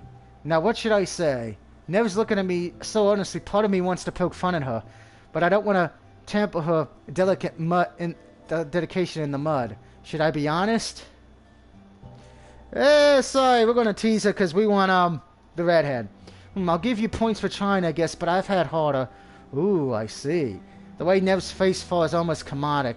My maid is so determined to please me, I can't help but want to tease her from time to time. It's too easy to push Nev's buttons. The way her expression clemps at the slightest word is truly incredible. I know I should be a little nicer to my maid, but she makes it so very easy to bully her. Well, if I'm not doing a good enough job, I just need to work harder. To thank you for your continued instructions, my lady. I'm sure with your reprimands I'll be able to shake myself into a super maid you can be truly proud of. Super maid? What does she mean? Is she going to transform into a mech or something? I don't have much time to ponder the strange turn of phrases though, because... my muscles are exhausted and Nev's hands can work real magic. I'm sorry, my lady. I know I shouldn't fish for praise. While Nev's massages using slightly more pressure than she did before, she commences a gloomy whatever. I'm only your maid, and I don't deserve your continued kindness. I am lucky you've been so good to me as you have. Few could tolerate my mistakes as often as you. I'm not as strong, and I'm not brave, and I'm not beautiful. My kind is hated throughout Aspen, and nobody trusts us. You saw how that maid treated me. To regale humans, even half-breeds, I'm considered a danger. Oh, Nev. What is it? If you really were dangerous, do you think I would have hired you as my maid? I thought you were just taking pity on me. Hardly. I'm not that kind, you know. But you are kind. Nev affirms, her fingers dragging a little more firmly into my skin. You are very, very kind to me, and that's why I wanted to devote my life to you. You saved me and my family and gave me somewhere to stay and food to eat and fine clothes to wear. You're my mistress, yes, but you treat me like a friend, though I don't deserve it. You've helped me so much, I want to return the favor. I have to. Now we're no longer in public, putting up a facade. Nev can be as definitive as she wants.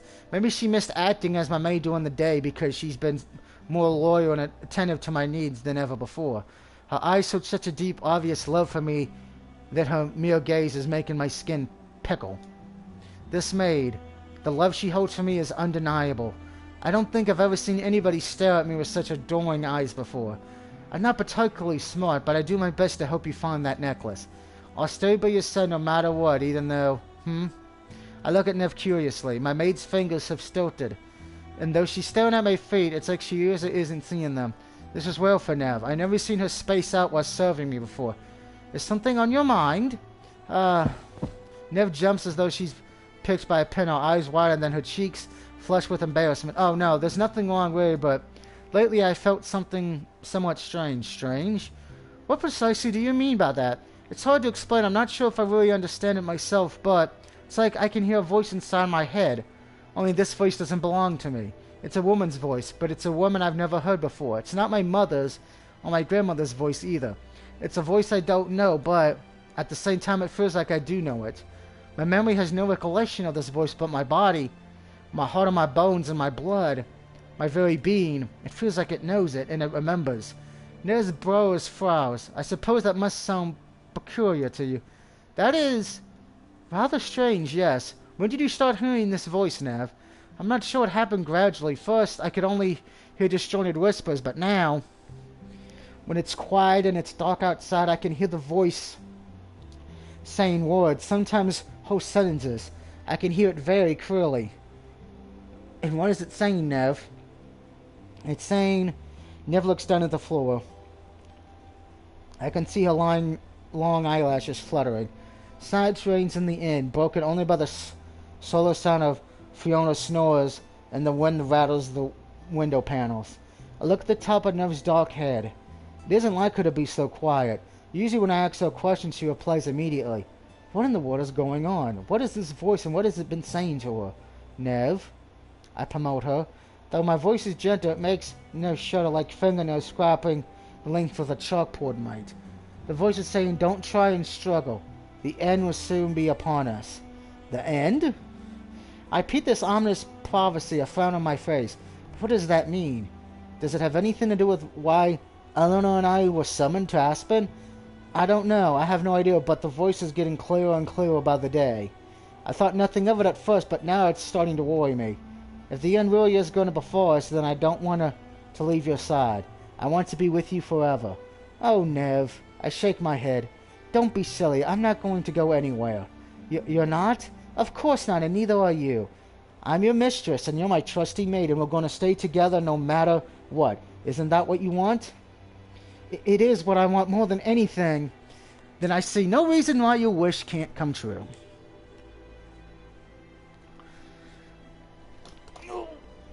Getting up the stretch, because sitting on this chair for about a little bit over an hour is very painful.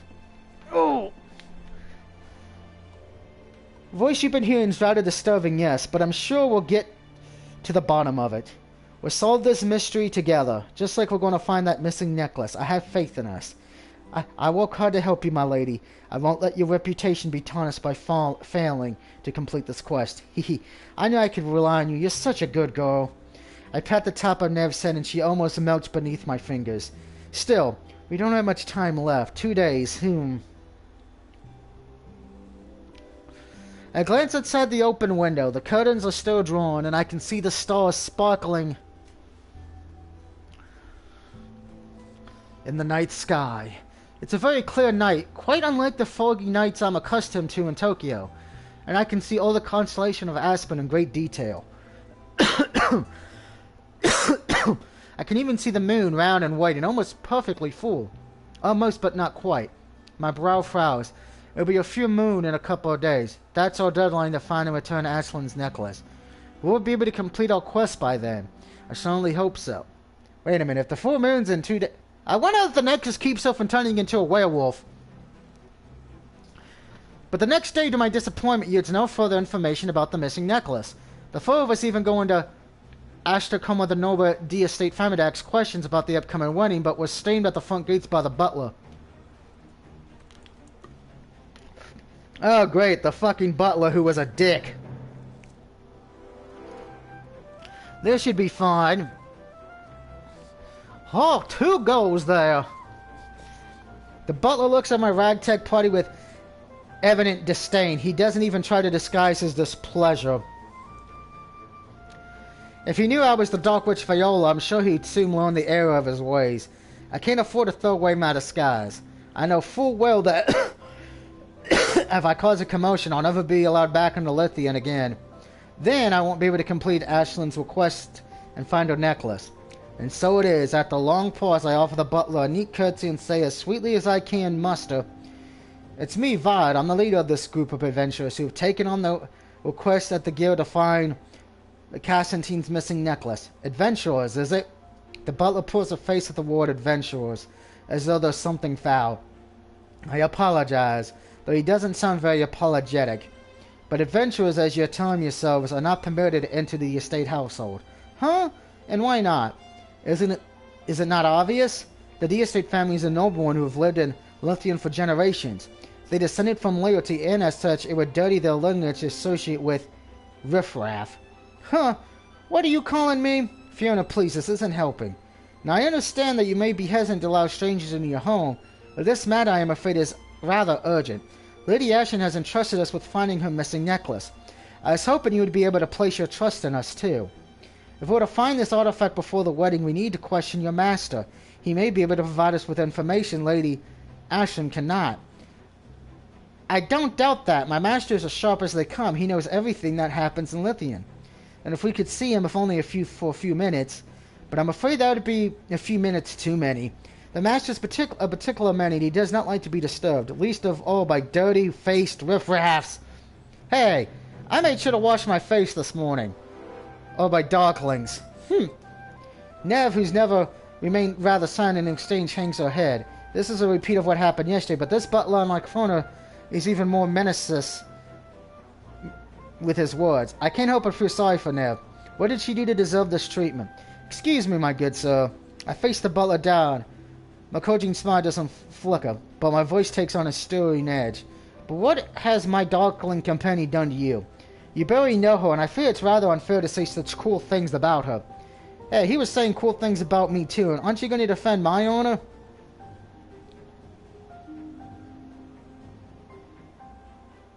Yo, Fiona, be quiet. Silence, puppy. I flicker Fiona in the forehead. The adults are talking. Owie! Fiona requires pressing one hand against the rather impressive welt that is beginning to bloom on her forehead. She pouts. I wish you wouldn't do that. The butler draws himself up to his full height. He looks unamused. Perhaps it is prejudice of me, I admit, but I don't trust darklings. They're a race full of murderers and bigots. If I let this go into my master's home, I can't imagine what would happen. I don't want to imagine it. She'll be off with half the china, I presume, and whatever gold coin she can get her hands on. I wouldn't, sir. I might be a darkling, but I'm not a thief. My parents raised me well, and I would never rob from anybody else. I have no need to. You can protest your innocence all you want, but when it comes to your kind, it's best not to take any chances. Well, he isn't exactly wrong about there being a thief in our midst, but Nev isn't the one he should be pointing fingers at. I'm sorry, but I can't let you see my master. That is final. But Lady Ashton lets us speak to her. Why can't you afford us the same courtesy? Because Lady Ashton has been rather too trusting, I fear. She's a kind girl, but not the most intelligent. She has done little to preserve the Christina's lofty name at their parents' death. That is why the Christines are no longer respected as the estates. Lady Ashton may have no qualms opening up to her own who have wandered in off the street, but the estates are cut from a different cloth. And the diamond necklace, don't you care that that is missing? Of course I care that it's missing. Finding it is, like you said yourself, an urgent issue. Then why don't you let us help you? We want to find the necklace too. I'm sure that you do, so you can sell it on the black market. No, I wouldn't. And you shouldn't get the chance because the states are taking their own measures to search for the necklace. As you can see, we have no need of your services. Now, I ask you once more to leave the premises. If you further comply, I might have to use force. The bullet roars up the seas. I can see that he's serious about this. It's not like I'm afraid of this old man, and Aquaspo is hardly enough to take down a dark witch. But I can see arguing with him further will be impossible. I could break all the bones in his body and enter the state home by force. But that wouldn't make a very good impression. I guess it's time to cut our losses. Alright everyone, we should retreat for now. A good decision. At least one member of your group has common sense. But he insulted us. Are we going to let that slide? We have no choice. There's nothing we can do. Pah! Fiona spits on the ground. It's not a very ladylike gesture, the butter winches, but it gets her to stand across nicely. There's always something we can do. It ain't like you to give up. I'm not giving up, little puppy. Giving up doesn't exist in my dictionary. Then what are we going to do? We can find the necklace on our own without the help of the Disdain family. Now that they turned us away, I'm even more motivated to solve this case. Ha! I would wish you luck, but it's certainly unnecessary. We'll find the necklace before you can. And what makes you sure about that, You're nothing more than a band of vanguards. The conclusion is set in stone. Well, I wonder. I look at the butler up and down, my brow frowned. This old man is hiding something. It doesn't take a genius to figure that much out. I just wonder what that something is. The butler did it! They went with the old butler did it! I knew it! When the night begins to fall, my party returns to Lady Ashton's home to relay the bad news to her. She looks at us eagerly when Arthur ushers us to the living room, her eyes shining with hopeful curiosity. So what happened? Did you find the necklace? Ashina is so wound up she completely forgets her manners. She doesn't address us politely. She doesn't invite us to sit down. Even Olive, who I doubt likes us very much, is shocked by her conduct. Ashen, aren't you going to inquire about our guest's health first? As the only surviving member of the Christine family, you should be more considerate. Your parents taught you better than that. I'm very sorry. You're absolutely right, Awful. In my haste, I forgot myself. It's alright, I don't mind. Personally, I find your enthusiasm charming. You find it charming? Oh, it shoots me a nasty glare. Seriously, what is with this old-fashioned servants giving my party evil eyes today? But the word can hardly accept to cultivate all of your wants and whims, my most esteemed guest. Ashen is the head of the Christine family. It is her duty to act in a dignified manner, as is behefting of a lady of her social status. A failure to perform her duties will affect poorly upon her entire bloodline, not to mention her servants. Lesbians in quite may not mean much to you, but they are highly of importance to us. If my lady forgets her manners to the state may even be called off. I don't know why I'd want to manage such a stuffy family myself. We tried to go and see him today. That butler turned us away at the gates. He didn't even let us inside, and he was so rude, too. That's because the estates are very strict. Should have expected as such. But Ashton seems really nice. Why wouldn't Lord High District... Fona makes dismissive quotation marks with her fingers. Whatever he's called, offer us the same courtesy. The eldest son of the estate family is called Tim, not Lord High Estate, and it's not my place to comment on my mistress' betrothed. It may not be your place, but you don't like him, do you? My feelings toward Master Son neither here nor there. And what about you, Ashton? You don't like Asin, do you? I mean, I don't really know. I've only met him once on a handful of occasions. I suppose he was charming enough. You mean you're going to marry somebody you hardly know?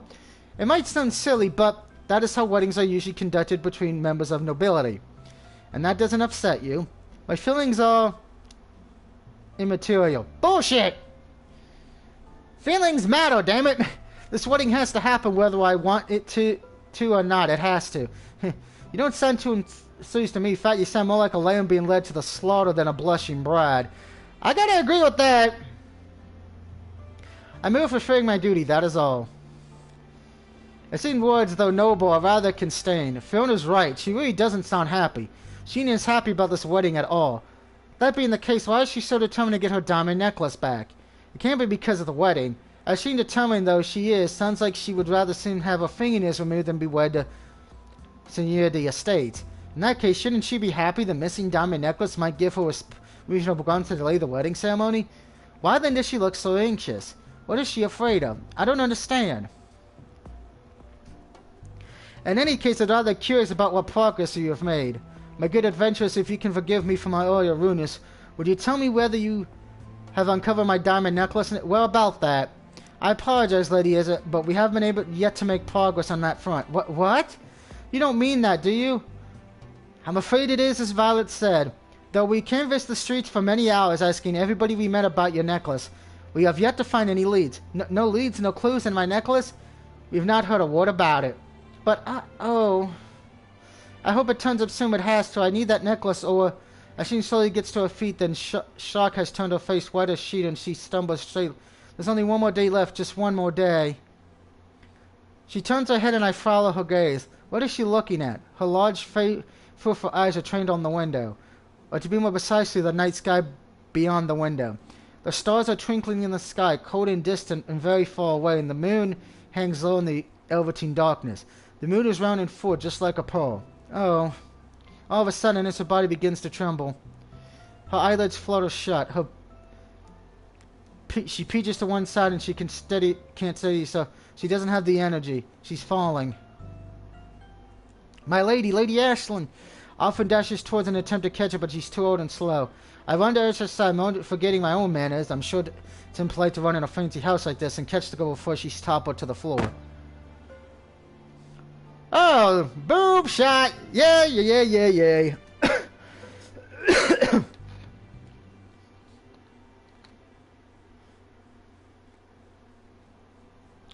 Though Ashen is slightly incentive, her body is heavier than it looks. I stagger beneath her unexpected weight and almost drop her. Fortunately, I'm able to fulfill my grip with magic, my fingers to turning around her upper arms. but not that tight enough to leave bruises. I press her limp body against my chest. At least she's still breathing, that's something. I guess she must have fainted? You... Mom stares at me for a few minutes. She seems to be struck for words. She impressed by my strength, thankful for my help, or she's silently despairing that all kind of manners have been thrown out the window tonight.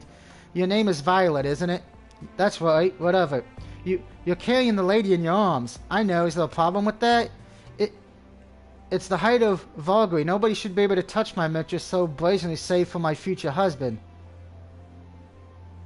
For a future... I thought I might be breaking a war too, but I had no choice. If I didn't catch her, she would have fallen. You wouldn't want her hurting her pretty face, would you? Her wedding is next week after all. No, that's right. This is rather inappropriate, but it is very thoughtful of you, I'm sure. I'm sure to carry my lady myself. I'd rather I'd never be able to lift her. Then it's a good thing I'm here, isn't it? And a strange twist of fate, I suppose it might be.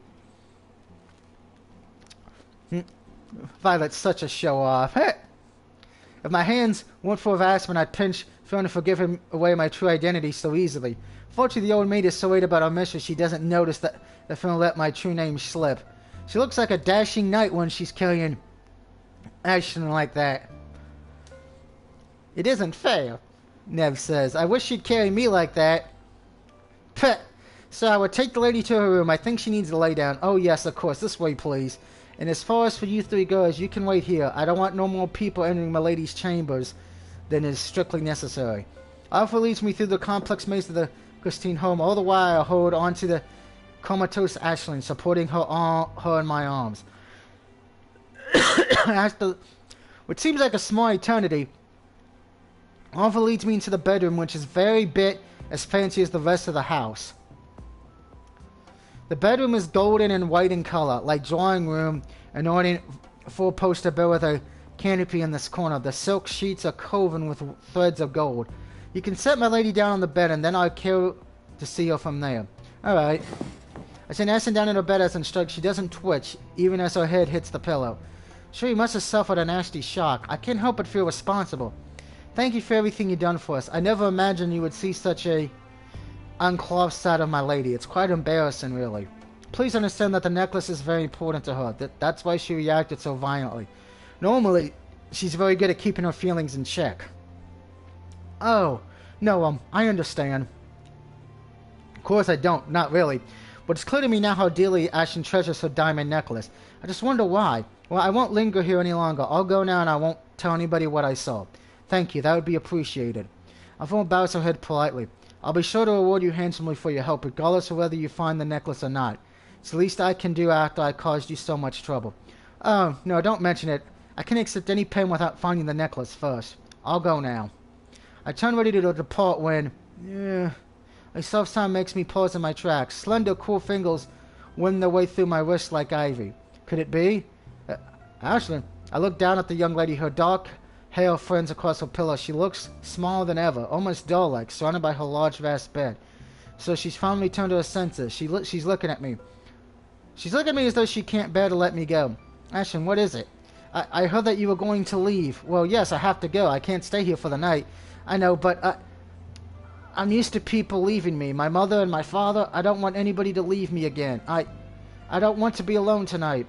Ashlyn, Whoa! Well, things have escalated quickly, haven't they, children?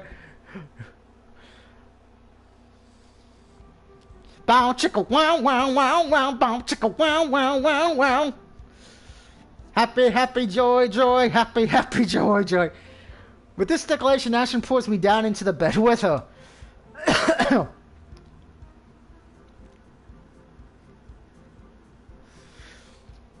Her arms wrapped around my waist like I'm some kind of teddy bear. Her legs are enshrined with mine, ensuring I can't move. Her head is resting against my chest. I'm not one to get flustered easily, especially not by the embraces of other women, but I'm usually the one who initiates said embraces. I rarely get pulled into them myself. This is all wrong. This isn't how it should be. I'm the one who should be in control. How did I let this one sleepy, spoiled rich girl get the better of me? Hey, Ashlyn, get a hold of yourself. I try to push the girl away, but... You're kidding me, right? Ashlyn's eyes are closed, her lips are purse and it looks like she's fast asleep. There's a small smile on her face and looks so peaceful. I'd rather feel guilty if I woke her up. Not knowing what else to do, I cast a helpless look at Anson's maid. Oh, look, could you give me a hand? Oh, my. Alpha, however, makes no attempt to separate me from it. Instead, she's only watches Stanley. I always knew my lady was a cuddler. She used to cling to me all the time when she was young, but I thought she had gone out of it by now. Perhaps she was suppressing her urges this whole time? That's all well and good, but can't you get her off me? She must be breaking any number of taboos. Indeed, you're right. I should separate the pair of you, but what? I haven't seen my lady look so relaxed in a long time. She's been so stressed over this dreadful business with her missing necklace. I think she deserves a good night's sleep for once. I might be getting sentimental in my old age, but I just don't have the heart to come between you two. Well, find the heart. She's crushing my arm. Foo, foo, foo, foo, foo. I grins anonymously. Do you mean to say, Violet, you cannot handle my lady's affection, your self-proclaimed adventurer? I'm sure you've been in situations far more perilous than this before. Foo, foo, foo, foo, foo. What, why you, that old bat? For all she talks about manners and etiquette, she's obviously getting a huge kick out of this. Now then, I hope you two have sweet dreams, but what about my companions? What are you going to tell Fiona and Ellen and Nev?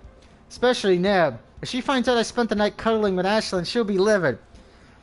But Elfin only smiles magically. Oh, don't worry about that. I am worried. I'll take care of everything for you, Violet. It'll be alright, I promise. You just enjoy yourself with Lady Ashlyn.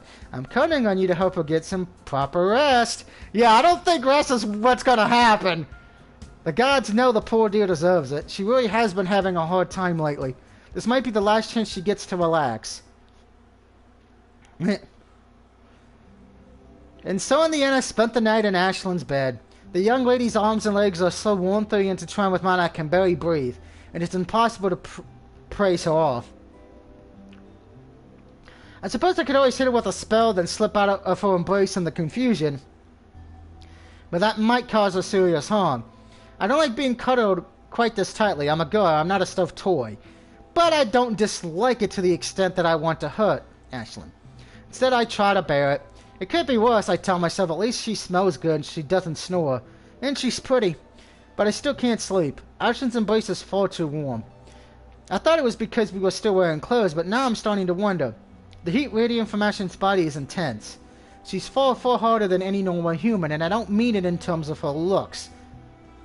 I think that necklace is some kind of magical keep her powers locked up, I guess.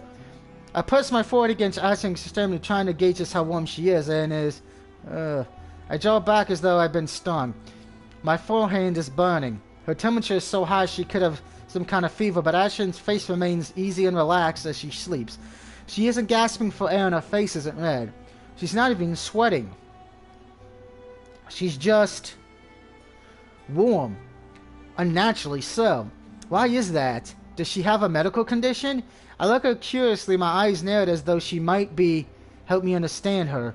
Perhaps she senses me staring because her eyelashes flutter open, her lips purse. Violet? That's me. I'm glad. Ashlyn snuggles a little closer to me, nuzzling her cheek against my own.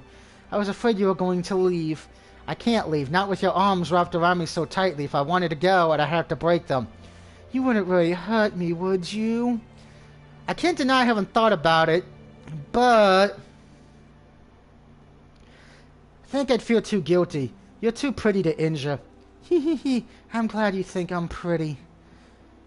Sinden's never told me that, but isn't he supposed to be your fiancé? That's right, but I don't know if she really likes me. Though Ashlyn's eyes are open and she's engaged in conversation, I don't think she's really awake. Her words are slurred, and her eyes are only half open. She's vulnerable, defenseless. Maybe in her sleepy state I can get some useful information out of her. She'd be too embarrassed to share with me otherwise. What about you? Do you like him? I don't know. He's so serious and he's so stuck up. He's never liked my family either. I think he was glad when my parents died. He went to their funeral, but he didn't look very sad. When did your parents die? It was a long time ago. I was only 7 years old. And how did it happen? We were returning after visiting a relative in Montreal. It was dark when we had to go through the forest to get back. I was asleep, and then I was awoken by a horrible noise. Bandits? No. If it was bandits, they would have been so cool. It was wolves. They attacked our carriage and killed our horses. They killed our driver, too. Then they got my father and my mother. But you survived. That's right, I was lucky. The sun started to rise and it scared the wolves away. They ran back into the trees, and they left the carnage. They left me all alone. My parents were dead, but I was still alive. Asheen sniffles. Sometimes I wish they killed me too. But they didn't. You're still here, and you need to be strong. I run my fingers through the young lady's hair. Your parents sacrificed themselves to save you. I'm sure they'd be very upset if their beloved daughter died despite their efforts. That's what Olaf says. She feels so guilty that she wasn't with us on that day, and she couldn't help us.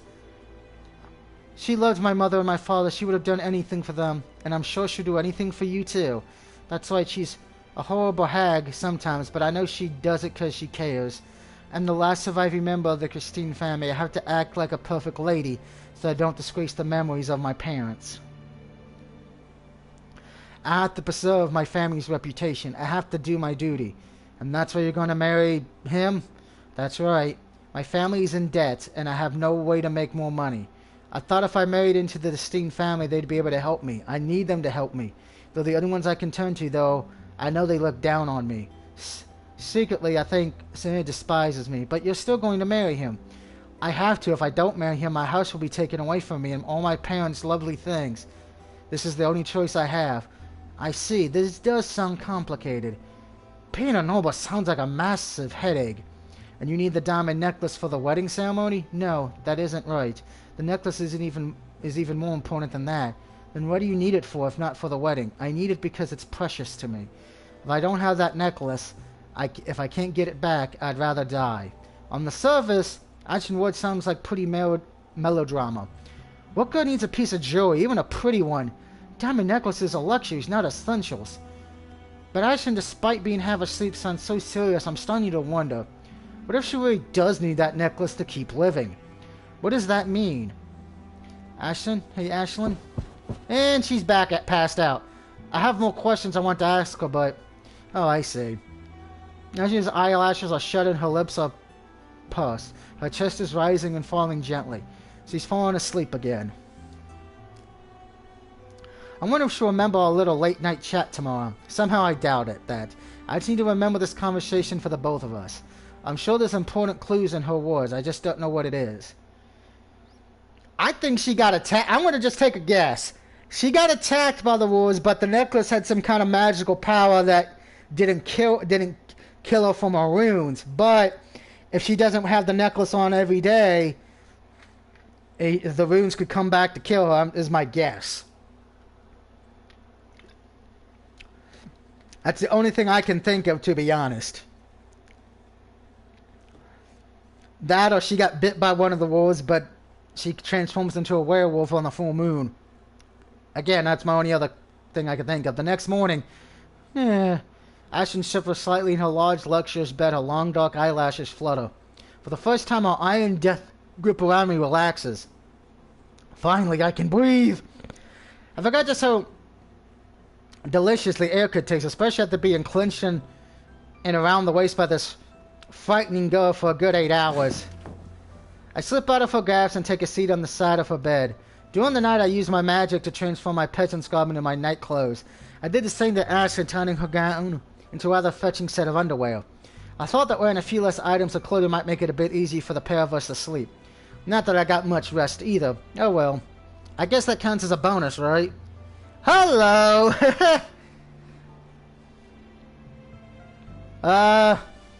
Yeah! There you go, man, viewers! We provide goodness on this channel. What's going on? Ashlyn looks at me bravely, black and white spots away from her vision. I'm not sure if she can see me clearly yet. I probably look blurry around the edges. I thought I was in the drawing room with Olaf, but then don't you remember? What? Violet? That's right. But this is my bedroom, isn't it? That's right, at least it was the last time I checked. But I've never invited anybody to my bedroom before. Nobody's allowed to come in here other than myself and Alof. Ah, what a pure, sheltered girl. She's so naive, it's almost making my heart flutter. I'm not really that interested in boys, not if they're all like Sam. Oh, really? Then do you prefer the attentions of pretty women? No, I don't know. You mean you don't think I'm pretty? That isn't true. I do think you're pretty. I think you're very so pretty. No, just that you're beautiful. Beautiful. Well, I appreciate it. You're not so very unattractive yourself, particularly in those night clothes I picked out for her. Well, since I'm such a nice, kind, caring woman, I suppose it's my duty to help her along a little. I wonder, what is it? Is that why you dragged me into your bed with you last night? Huh? What are you talking about? I don't remember much of last night. You told me about the necklace, and you said you still haven't found it. I tried to calm myself down, but my head started swimming and everything went black. So you erased the events of last night from your memory. How convenient. I didn't do anything bad to you, did I? Well, that depends on what you mean by bad. I didn't really mind, though I suspect Nev might, but I was rather surprised. Surprised? You look like such a demure, well-bred lady, but I didn't expect you to be quite so forceful. I must say I was very surprised when you pulled me down into your bed with you. I tried to get away, but you were too strong for me. You wrapped your arms around me and refused to let me go. I still don't know how precisely what I did, but I'm sorry. I'm never going to let her live this down. Sorry? Is that all you had to say for yourself? I don't know what you mean. What did I do? I don't know if I should tell you this. This kind of talk isn't suitable for so early in the morning. Oh, please, don't trail off like that. Please tell me. I don't know what I did, and I can't make it right unless I know what happened. And Ashton opens and closes her mouth trying to search for something to say, but automatically comes up blank. How can she explain the events of last night? It's not possible. And so it is with a loud wail. Wow, that's so embarrassing. I really am so very, very sorry. The stained head of the Christine family throws herself down on her bed and brushes her face in a pillow. Yeah. I had to spend the next 30 minutes assuring Ashley that nothing scandalous really happened between us, and all she did was cuddle me, and I was only teasing. I apologized for poking fun at her. I just couldn't help it. You're too adorable for your own good, and Ashley seems to accept it. Least I think she does. Her eyes are still full of resident tears, and it's hard to tell. After that, the two of us get dressed. Olaf helps assure him new gown, which kind of looks just like the one she wore yesterday. But I don't have any maids to wait on me. I use my own magic to transform my nightclothes into my adventurer's garb. It's a simple process, but it's quite peculiar. Lately, I've grown used to Nev brushing my hair and trying the laces on my croissant. Being without her, even for one morning, is kind of relaxing or pretty lonely. I'm going to say kind of relaxing. Not that bad, actually. It's not that I don't appreciate my maid, because I do, but even I get tired of being fawed over sometimes. Nev doesn't need to help me brush my hair and put on my clothes, though she insists on doing just that. I'm a self-sufficient adult. I can take care of these things by myself. Maybe I should tell Nev to be a little less clingy when we get back home. But knowing Nev, that would only upset her. Oh well. I'll make the most of my maid's absence for now. When Ash and I are ready, we'll leave her bedroom and enter the drawing room while I meet the three familiar faces. Well, hello. Did you guys miss me? I don't know if miss is the correct word, but I'm pleased to see you once more, Violet. This means we can once more return to the quest at hand. Business like as usual, and replies in a cool, calm tone as a befitting a knight. Well, at least she accompanies her words with a smile, but a very small one. That's something. You're looking pretty happy this morning. Actually, it's because she had a good bed to rest her weary head on rather than the lumpy, structury mattress of that so-called inn. I'm pleased Violet spent the night in this Gransom house. It's nothing less than what she deserves. Vino trusts and shakes her head. Oh, gentle, sweet Nev. What is it? Do you really think the bed's the only reason Violet looks so happy? I fail to see what the other reason would continue to be her happiness. See, now you're being dense on purpose. Would you mind elaborating, Fiona? Well, sure, if you really want me to. You know how Violet is with pretty girls. Be that as it may, I think Violet is more decorum than that. And what makes you so sure of that? I trust her. Violet already has me. No, I think you're misunderstanding. Violet wasn't the only one in street any advances. I haven't been sleeping well lately, and I've been very stressed about the business with the necklace. I realize they are poor excuses, and I'm sorry for causing a rift between you, but it seems I insisted on using Violet as a pillow last night so I could get some sleep. I could only cuddle her, nothing scandalous happened, but I assure you, after all, I am a lady. It was still wrong of me, however, I should have controlled my impulses. I apologize, I just hope you can forgive me. Ah, so that's how it is it? Fiona scratches her cheek with her index finger. Guess I was wrong then. Of course you were. Like I said, Violet has morals. I mean, Nev isn't wrong about that, but my morals are often shaky at best. She was the victim in this case, not the perpetrator. I think you should apologize for making such baseless assumptions, Fiona. Yeah, I'm sorry, and I guess I owe you a gold coin, Ellen. Huh? What's this about coins? It's nothing for you to concern yourself about. We merely placed a small bet. Now this is an interesting development. I would have expected this kind of behavior from Fiona, but from you too, Eleanor? You're supposed to be a knight. Since when did knights including exercises like gambling? I didn't really want to. Fiona beguiled me into it, and I thought I might as well. It was the only way to keep her quiet. I can't say I like this discovery. Novel though it is, if Fiona and Ellen really respected me, they wouldn't make bets like this, would they? What should I do?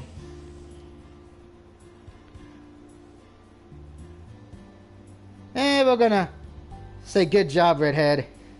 So you're trying to placate that puppy, were you? Indeed. Hey, I'm not a puppy. Silence, girl. Girl. Fiona glares at me and grits her teeth, but I think she's only proving her point. So, I was the victor of this bet. Do you have any gold coin on hand, Fiona? Well, about that, I'm kind of hunting for a little capital at the moment. If you could come back later, however, I'm sure I'll be happy to pay up. I promise.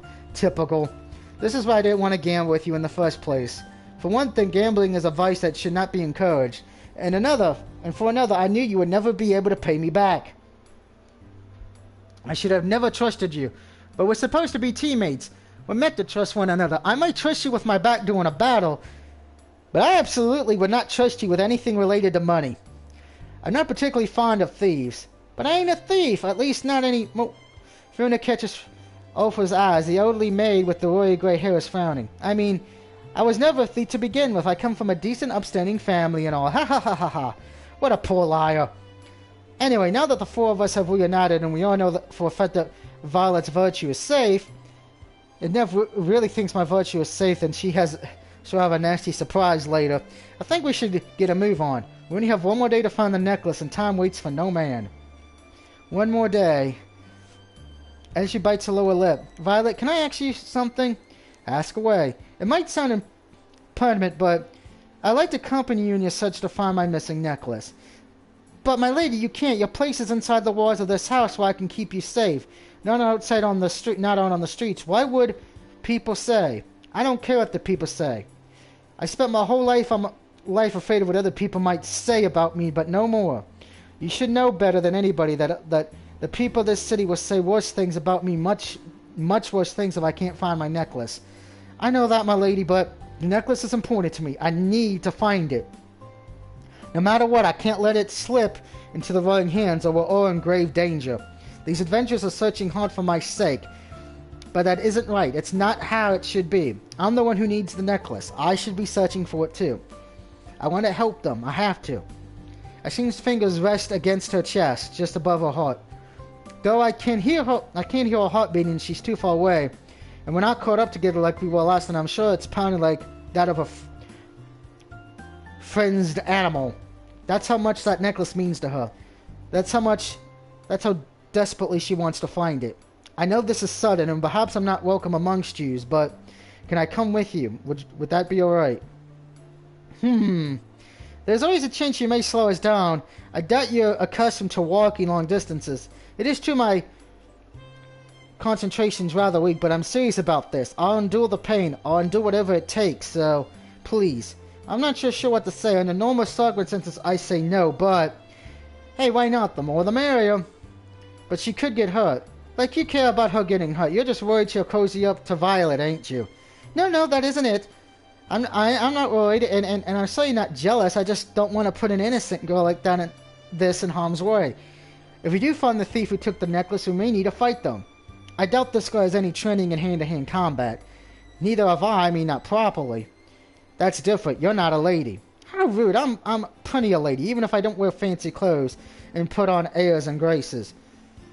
I'm sorry for putting you in a difficult position. I understand if you decide to refuse my selfish request. It isn't selfish. You said you wanted to help us, didn't you? That's right. I'll try my best, my lady. Madam, is it? It's been a while since I was treated with such respect. I think you might make a worthy addition to our team. You should improve our morale, at least. But at the end of the day, it isn't my decision to make. What do you think, Violet? Alan looks at me, so do Nev and Fiona. I would defer to your superior judgment. What is your verdict? Ashton's so cute. Can we keep her? Can we keep her? Well, she suddenly sounds passionate. I like that. I smiled at Ashin. Her hands are grasped together at her chest in prayer. She's silently mouthing what looks like please, please, please. Her determination can't be faltered. For a lady who wears fancy clothes and lives in a fancy mansion, she's more stubborn than she looks. This isn't fair. How can I fight against one of my biggest weaknesses? I can't refuse the request of a pretty girl. And so, with the size of our group increased by 1, the 5 of us searched the streets for possible clues. We split up into groups of 4. Nev, Fiona, and I go alone, but I accompany Ashlyn. As a noble, she stands out too much, canvassing the cobblestone streets on her own. I wouldn't want her to get into any danger. It's a warm day and the hours go by slowly. The sunlight starts burning the top of Ashlyn's head and her exposed shoulders, but she refuses to stop or sit down. Like she promised, she didn't slow me down. In fact, she throws herself into questioning the people on the streets with such fervor. I'm beginning to feel like I'm the one slowing her down. All of Ashlyn's best efforts are ever all for naught. The 5 of us eventually reconvene in the afternoon outside the guild. We show what news we uncover, which turns out to be very little. We're no closer to solving the mystery of the missing necklace than we were this morning. Oh no, what are we going to do? The sun is going to set soon, and when that happens, it would be far too late. Hey, don't be so gloomy, lady. The sun's still high in the sky. Look, we have at least 4 more hours, I reckon. 4 hours? Only 4 hours? How can we find my necklace in 4 hours if we don't have any clues? We can't do it. It's not possible. It certainly won't be possible with that attitude. What do you mean? It's rather simple. Asking pedestrians indiscriminately may have yielded few results, but there is one person we haven't asked yet. One person, who's that? It's somebody who loves the gossip and who prides herself on knowing each and every little thing that happens in Lithium. If anybody in the city will know about your missing necklace, this person will. After all, she's one of the first people who learned it was missing in the first place. But who could that be? They're not some sort of spy, are they? Not be entirely inaccurate to refer to as such. I believe I know what you're getting at. Indeed, it has to be her. I wonder why we didn't ask her for more information earlier. You don't mean... That's right. It's been a while since we last spoke to the guild leader, hasn't it? Why don't we pay Madeline a visit? I'm sure she'll be delighted to see us again. Information, is it? So, you haven't managed to learn anything else about that missing necklace? Well, good it'll be no. Ashlyn herself even joined in the search. I gestured the newest member of our team. But we still... at something of a loss. Oh, so my eyes ain't playing tricks on me then. That is Lady Ashlyn. I was wondering who that girl was with you. I thought she looked familiar, but I didn't want to assume. Never seen you in the guild before, Lady Ashlyn. Whatever business you have with me, you always send that mate of yours, Olaf, isn't it? Yes, that's right. Olaf, what a funny name. Well, her name might be a bit more mouthful, but she's an intimidating woman. She has a nose like a beak and those piercing eyes. I'm surprised you turned out so soft and sweet, Lady Ashlyn, being raised by such a formidable woman. You're as fresh as a flower. Oh, thank you. Nobody's ever told me I'm like a flower before. Not even Cynthia? He's different. I don't think he has a nice thing to say about anybody other than himself. I'm sure he has his reasons, though. People often do. What a kind girl you're, trying to find the good in everyone like that. Hey, you really are adorable. It's an honor to finally meet you. Oh, look at the boob squishes. With a bright smile, Madeline pulls Ashlyn into a sudden unexpected embrace. Ashlyn's eyes widen as she blinks in alarm, her cheeks slowly turning pink. What are you doing? Thinking nothing of it. This is a standard Aspen greeting. It's perfectly normal. I never heard anything about like this before, but if you say it's normal, I suppose there's nothing wrong with it. Ah, she accepted it so easily. I know Ashlyn's rather deserted. She spent most of her life inside her home, being courted by Olaf, but she's not that innocent, is she?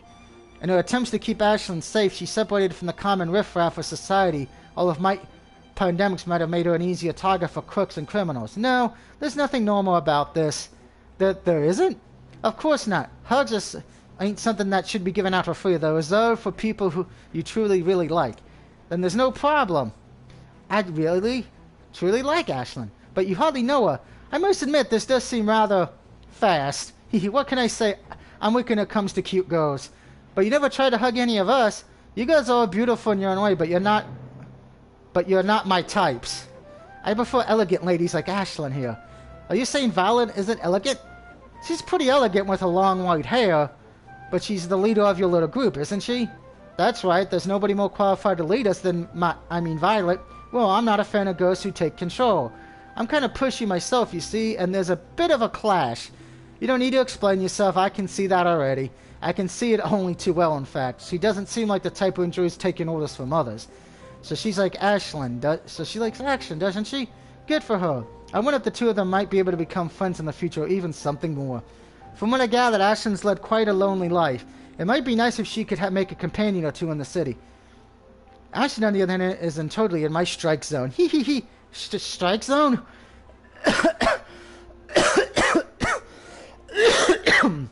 It means you suit my preferences down to a T. Is that so?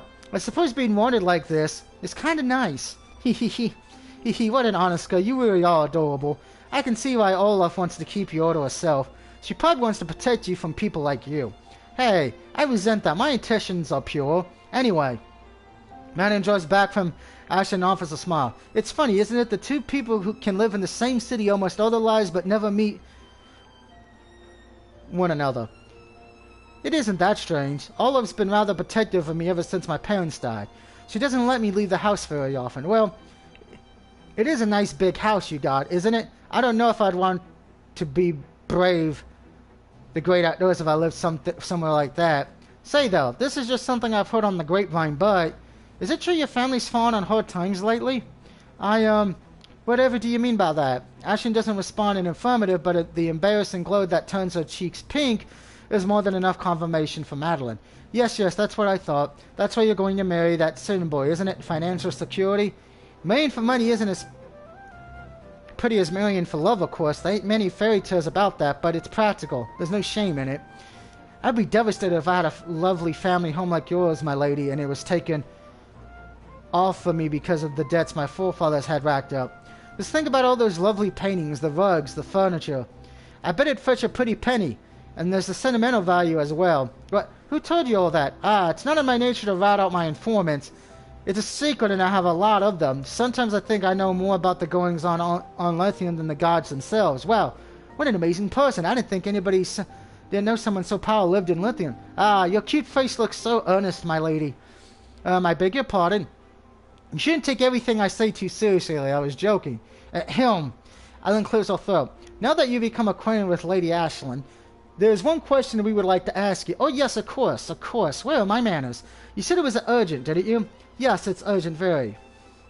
It's about the missing necklace. You want to know if I heard any rumors about its whereabouts, If you could, I would be much obliged. Well, I don't usually give out information like this for free, but you guys have helped me out a lot over the last month. You completed a lot of questions. I should thank you for that in some way. Plus, I got to confirm a few interesting rumors I heard about Lady Ashlyn that knowledge is worth its weight in gold. You're not going to spread those stories to the city, are you?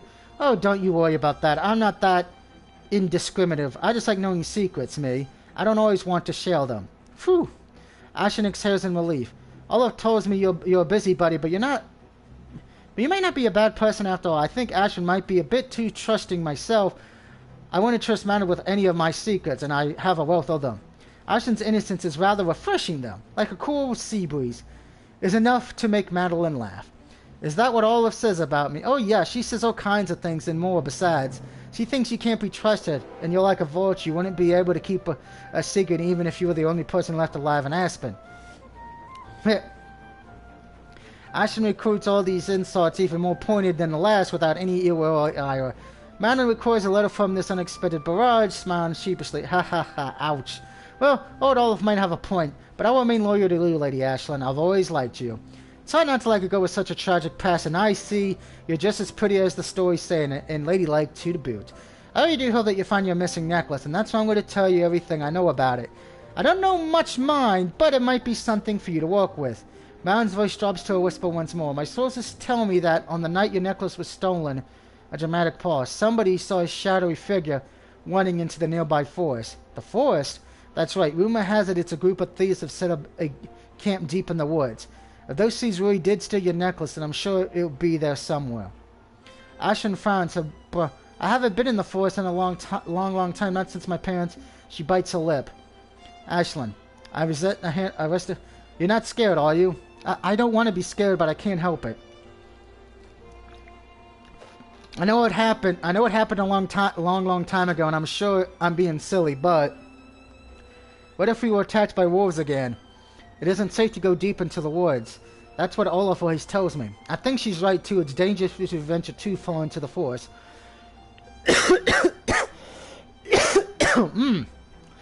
You don't need to come with us if you don't want to. We can retrieve the necklace on your behalf. That is our job, after all. I'm sure Madeline wouldn't mind if you waited in the guild with her.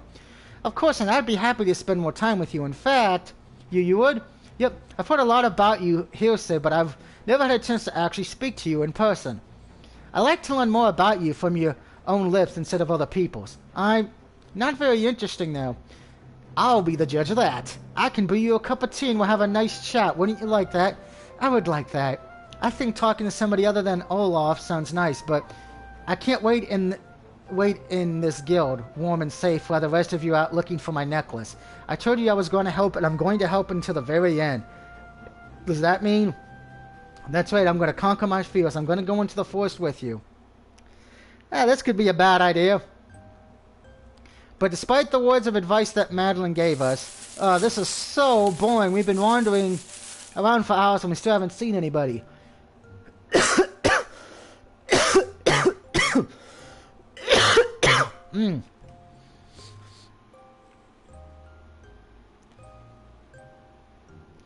Fiona signs in defeat and leans against the trunk of a nearby sycamore tree, her arms folded. In fact, we haven't seen any human footprints. That is should have proof that any people have passed this way in the last few days, let alone thieves. Well, I thought Madeline's tip was a bit fishy. What do you mean? I used to be a thief myself, and I would never hidden any of my spoils in the middle of a forest. Forests don't exactly have much protection. There's nothing stopping anybody else from wandering into your hideout and taking your stuff, specifically if there's nobody there to guard it. I see what you mean, that does make sense, but Madeline said there was a band of thieves, did she not? If they were all working together, they could keep an area like this well guarded. Moreover, I've heard there are wild animals and monsters this far into the forest. That would be enough of a retreat to keep normal people away. Those are all good points, but I'm still not buying it. If a whole group of thieves stole that necklace, they'd make such a ruckus when they were slipping into Ashlyn's home, they would have woken all of us up for sure. Perhaps one thief entered the Castina home to do the job then. Yeah, could be, but if you're going to steal a precious family heirloom like that on your own, why would you want to work with a bunch of other people? If it were me, I would have taken that necklace for myself and bolted. Well, you're hardly the most honorable of people. Maybe not, but when you've been living on the streets for a while, you gotta look after number one to survive. Most people don't become thieves for the thrill of it. They do it because they have no other choice. Well, that's true enough. My family too were in rather dire straits. I almost considered turning to a life of crime to look after them. I didn't see any other way I could take care of all my brothers and sisters. It's truly thanks to my lady, never granted at Ashlyn, I mean Violet, that I didn't succumb to such a wicked lifestyle. You get what I'm saying. It's rare for thieves to work together. The thief mentality is every man for himself. You make a good case. As you're the expert on this, Fiona, I'd like to ask for your opinion. Where do you think the thieves are? Me, I haven't a clue. If I was one who stole that necklace, I would have sold it on the black market as soon as I got my hands on it. Keeping an expensive, easily indeflatable piece of jewelry like that on you is just asking for trouble. If any knights happen to find you holding on to something like that, then Fiona draws one finger against her neck. Yes, you're right about that too. I suppose to apprehend your sister over a loaf of bread. 2 years imprisonment seemed like a fitting punishment. Fitting punishment, my ass! If she'd been caught not with a loaf of bread, but with precious jewels, she almost certainly would have received the death sentence. Well, ain't that nice to know? Fiona spits on the ground. Aaron frowns. Don't be angry with me. I was merely carrying out the law. Punishing criminals like your sister was my duty. And now you're working with a thief and taking advice from her to boot. Funny how things work out, isn't it? The irony is not lost on me, but you are an ex-thief now, surely. I may no longer be a knight in Montreal, but if I catch you taking things that don't belong to you again, Fiona, I won't have many mercy. Wah, scary stuff. Fiona rolls her eyes. You can take your hands off your tilt of your sword. I ain't your enemy now. Ah. Ellen glances at her sword. Perhaps she didn't realize her fingers had strayed because of her face turns pale pink. You're right, I apologize. I didn't mean to put my hand on my sword. It must be a reflex. I wasn't truly trying to threaten you. I just wanted to give you a warning. Yeah, well, I heard you loud and clear. That's a great way to thank a girl for giving you advice, you know. I realize the three of us have our differences, but we need to work together if we want to solve this case. I appreciate whatever advice you can give us, Fiona. Same here. Well, good. Foo-foo, I'm so glad to see you all getting along. This is a rare sight indeed, though royal residents of the Nightmare Citadel, near Fiona and Eleanor, have very different personalities, and they rarely spend time with one another unless they have to. This is quite a nice development. All it took was a possible of us firing a request with 10,000 gold coin reward for this to happen. You want to know what I think about Madeline's advice? Please go ahead. Enlighten us, Fanny. What do you think? Well, you have probably figured it out by now, but we've been walking for hours and haven't found anything. I think she might have made a mistake. So the necklace isn't here? Doesn't look like it. We could keep searching, of course, but we don't have much to go on. It's a wild goose chase. Then we should turn back? No, we can't. So as long as there's a slim chance the necklace might be here, we need to keep searching for it. Otherwise all the time we spent will have been wasted.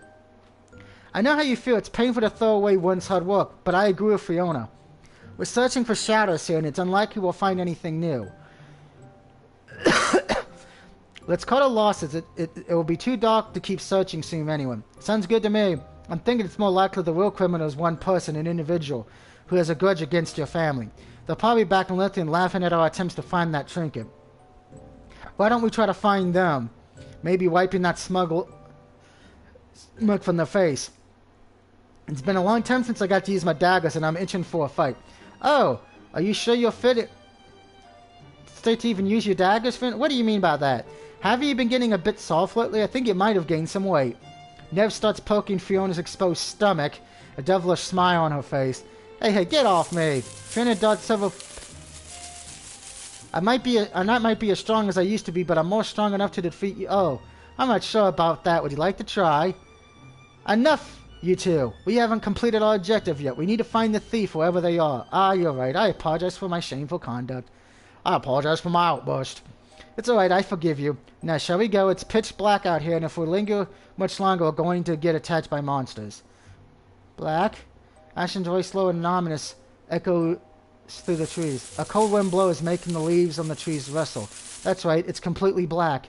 The sun has set, the stars are coming out one by one, and the moon is going to rise. And that is precisely where we need to go. I don't feel like walking back to Lithium by the light of the moon, do you? The light of the moon, is it? Oh. A low mourning sigh tears its way from Ashton's throat. It's too late. Ashton starts swaying uneasily, her eyes wider than they should be. Her head is tipped back, her eyes are large and empty, staring. What is she looking at? The sky is dark blue and filled with stars. Clouds all across the heavens, slowly lazy. But beneath those clouds, I know the moon is lurking. It should be a full moon. There's only a few seconds left. And I tried so hard, too. I thought I could find the necklace in time. But in the end, it didn't work. It's all gone wrong.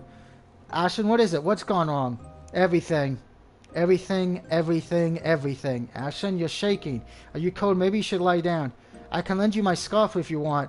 If you feel faint, I'll carry you back to Lithium. No. I can't go back to Lithium. I can't. It's too late. I can't do anything now, and you can't either. Our time is up. It's over, so you have to run. Run? From what? From me. But you... Run, you need to before it's too late.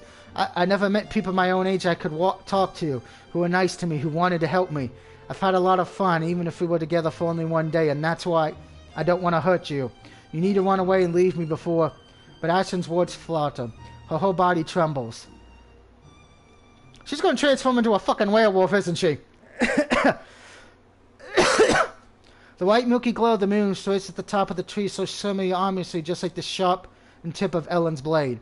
The power of the moon seems to transform everything it touches, turning in the forest into an alien landscape I'd never seen before. The trees are like knives. The branches are needles. The moon is pure white like silk. And Ashlyn, she's transforming. She isn't the same Ashlyn that I've grown to know over the past 3 days, with her dark hair and her pale skin and her innocent smile. She's growing taller, her limbs are twisting, fur bursting on her face, over her chest, her fingers stretching and elegant into sharp, dangerous claws. Finally I understand. All the pieces of the puzzle fall into place. The importance Ashlyn placed on that necklace, the seemingly abhorrent deadline, her intense anxiety. Even the unnatural warmth of her body can be explained by this. She isn't a normal human. Instead, this whole time she's been a werewolf. The wolf that used to be M's and stands on its hind legs and stares up at the moon. Its mouth is open wide. It's like a gaping cave-in. Its pointed teeth glisten wickedly in the darkness. I narrow my eyes. I might be a powerful witch, but even I can die. I have a few problems that if a monster manages to sink its fangs into me. According to legend, werewolves inflict others through biting them, if they don't maul their targets to death first. Werewolves were powerful enemies in Aspen Online. Only high-level players had any hopes of taking them down. I haven't met a werewolf in the real Aspen before, but I doubt this battle will be easy. If this werewolf kills us, we won't be able to respawn at the last checkpoint, and we won't wake up in the room of our inn. We'll die.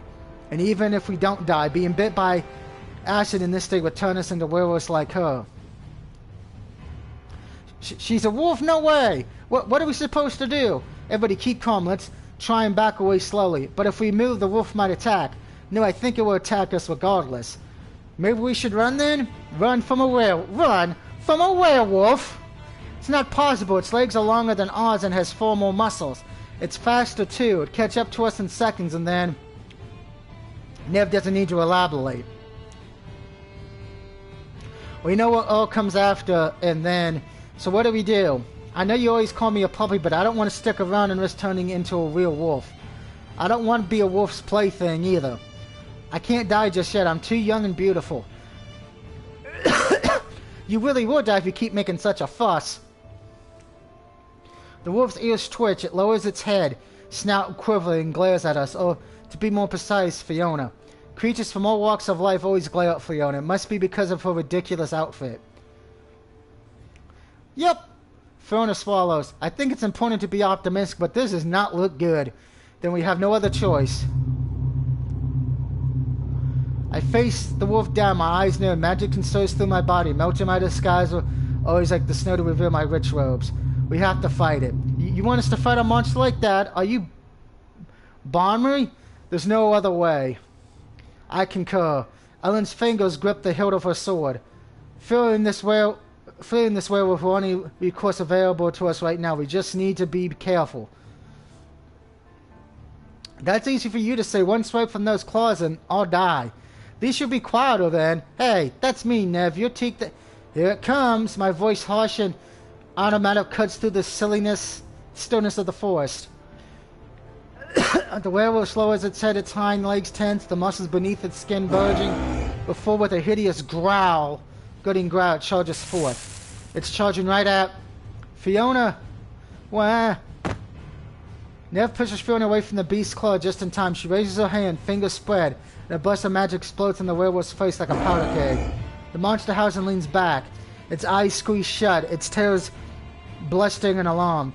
I suppose it didn't expect its prey to fight back. Now, Fiona, can you stand? I'm alright. Nev extends her hand, Franz takes it, and the thief raises shakily to her feet. I know we don't always see eye to eye, but thanks for saving me and all. I appreciate it. Duly noted, but this isn't the time for the thank yous now. Though Nev hit the werewolf with an undoubtedly powerful piece of magic, the beast is already beginning to recover.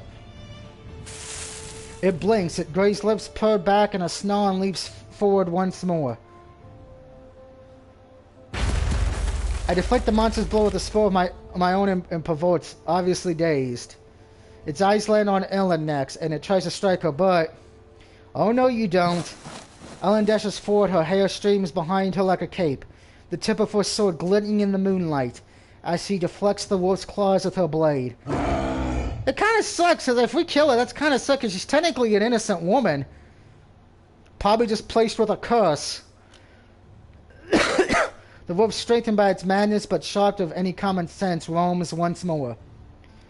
It tries to draw at Ellen's face with its free paw, but she wants more to flex the blow. Here's my question, though. Somebody had to know this would happen. I don't think it would have been... I guarantee the butler stole it and knew this would happen, so the wedding wouldn't happen.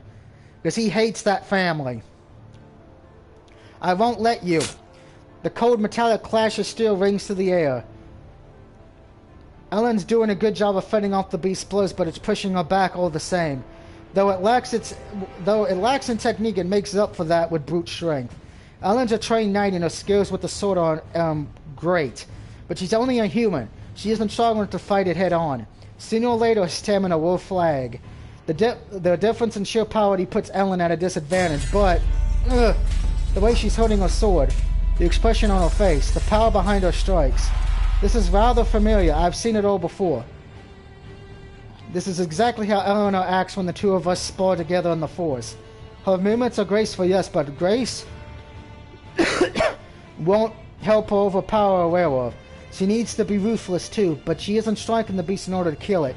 She's only trying to defend herself.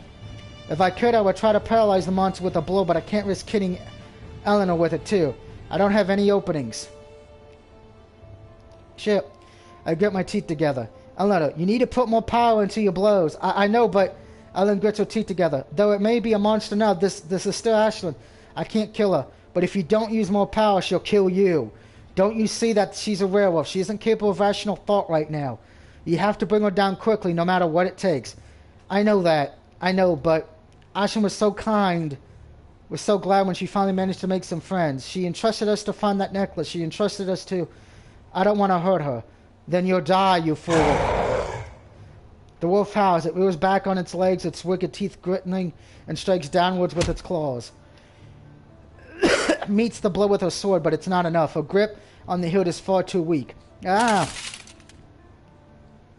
The sword goes flying out of Helen's hand. The weapon arcs through the air, shining in the light of the full moon, and then several feet away by an oak tree. Left with no way to arm herself, all Ellen can do is stand there while... Oh, this is painful to watch. What a goody two-shoes. Now's our chance. Let's help her out, Nev. Right. Both Nev and I hold our palms up and say in perfect fusion, burn! All of a sudden, flames shoot out of our fingertips. The flames engulf the monster before it catches Ellen across the side of her face with its claws. The monster recoils, screaming while Ellen scrambles for her sword. She picks it up, her fingers tightening around the tilt, breathing heavy. Her hair is mussed and her clothes are rumpled, but it doesn't look like she's sustained any serious wounds. The wolf didn't get you, did it? No, it was a close call, but I managed to duck beneath its claws just before it could bring them down. If I'd been any slower, it would have ruined my face. Well, we can't have that. Viola, you're my precious knight, Ellen, and I'm not going to let any monster ruin your good looks, even if that monster's a cute girl herself. That's a criminal offense. And I always thought your fondness for pretty girls was a weakness rather than a strength. Not that I think you're particularly pretty. Me either, but Viola's judgment is rather curious. Certainly it is. I wouldn't presume to question my lady's taste with some of her recent acquisitions. Never aggresses at Fiona. I can't say I understand them. I don't think I'm worthy of fighting for myself, but if you're willing to put up your life on the line for my sake, then I need to answer in turn. I'll fight with my full strength too, even if that monster did used to be Ashlyn. Anna glances at the wolf. It's still struggling, its full strange and burned, but most of the fire has already gone out. In Aspen Online, werewolves were had very high magical resistance stats because of their thick coats. I suppose the real Aspen is no different. The wolf might be Ashlyn, but that's why Ellen's fingertips round the hilt of her blade with newfound determination. That's why I need to take her down. Ashlyn is a kind, gentle girl. She would never want to hurt anybody. So I need to stop her while I still have a chance. Ellen pushes off against the ground with her right foot and darts towards sword in hand. Enchant. I utter one word and Ellen's sword begins to pulse with magic. The blade glisters, turning golden. Hey, Ver, what did you do? It's a useful strengthening spell. If you hit the monster with your sword now, its wounds won't close, and the wolf will surely be sapped of its strength. Well, thanks, but I can do this on my own. How cocky. You must have rubbed off on me. Now I'll show you the real results of my training. The werewolf tips its head back and howls in anguish, but Ellen doesn't falter. Take this! She continues to slice the monster with her blade. With each blow, golden sparks flicker in the air. That must be the effect of my strengthening spell. The werewolf tries to retire, but Ellen is too fast. She dances about its claws, ducking and dodging before the claws can catch her. Here! Ellen jumps into the air, her fingers tighten around her sword and drives the blade deep into the monster's back. The monster howls. Its thirsty round in obvious pain lashes out with its forearms. Ugh! Ellen jumps off the monster's way before it can catch her, but she doesn't have the time to pull the blade out of its back. Her sword remains enabled in the monster's hide, but that's exactly what I wanted. The enchanted blade should have served as a constant thorn in the monster's side. As long as the blade is digging into its back, the wolf's strength will continue to dwindle, and its magic resistance should wane too. If the monster's weak enough, I might be able to bind it with my magical chains. I can't yet, though. It's still too soon. The monster has too much fight in it. Live without a weapon, all Ellen can do is dodge when the monster once more lashes out with its claws and... Hey, this is payback for trying to cut up my pretty face earlier, you jerk. The air ripples and 2 daggers fly through the air, their tips shining beneath the moonlight. The daggers catch the monster on the side. They only glaze it, knocking its fur, but it's enough to stop the monster pursuing Ellen. The wolf rears its head back, ears flattened against its skull, and glares at Fiona. Yo! The thief girl smiles and looks constantly at our assassin. I bet you thought I was out of the running, huh? Well, even I have a few tricks up my sleeves. Here! Fiona draws 2 more blades out of the pouches and attached to her belt. She meets the monster as it rushes towards her and parades it with claws with her knives. Though it has a sword protruding from its back, the wolf still has a lot of fight left in its muscular body. It strikes Fiona over and over, it blows growing stronger with both pain and desperation. Maybe it knows it's outmatched. The wolf can intrinsically sense that it can't hope to take all of us down, and that's why it's focusing on Fiona. She's the smallest, the slightest. She should be the weakest. She should be, but... treacherous bastard, aren't you? You got a lot of fight in you for such a fair lady. I was too quick to judge, Ashlyn. But I ain't going down easily either. I have my own pride as a thief. Fiona matches the monster's movements.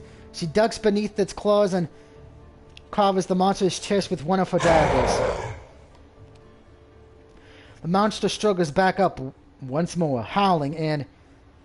Let me help you. I want to show my lady what I'm capable of. Nev shoots out fireballs at the monster's back. The monster thrashes. Half of its body is on fire and the smell of burning flesh fills the air. It waves to and fro and its eyes shudder wildly inside their sockets. It doesn't know who to attack first. Should it take down Nev with the devastating darkling magic, or Fiona, who is so quick and handy with her daggers? Maybe it could try to attack Ev, who still doesn't have a weapon, but... Too slow. Fiona sends 2 more daggers flying through the air. They both catch the monster sinking into its hind legs. The beast staggers forward, its front legs melting the ground. Now on all fours, it looks less like a fearsome monster, more like a lost fighting puppy. All of a sudden, I'm stung with sympathy for the beast.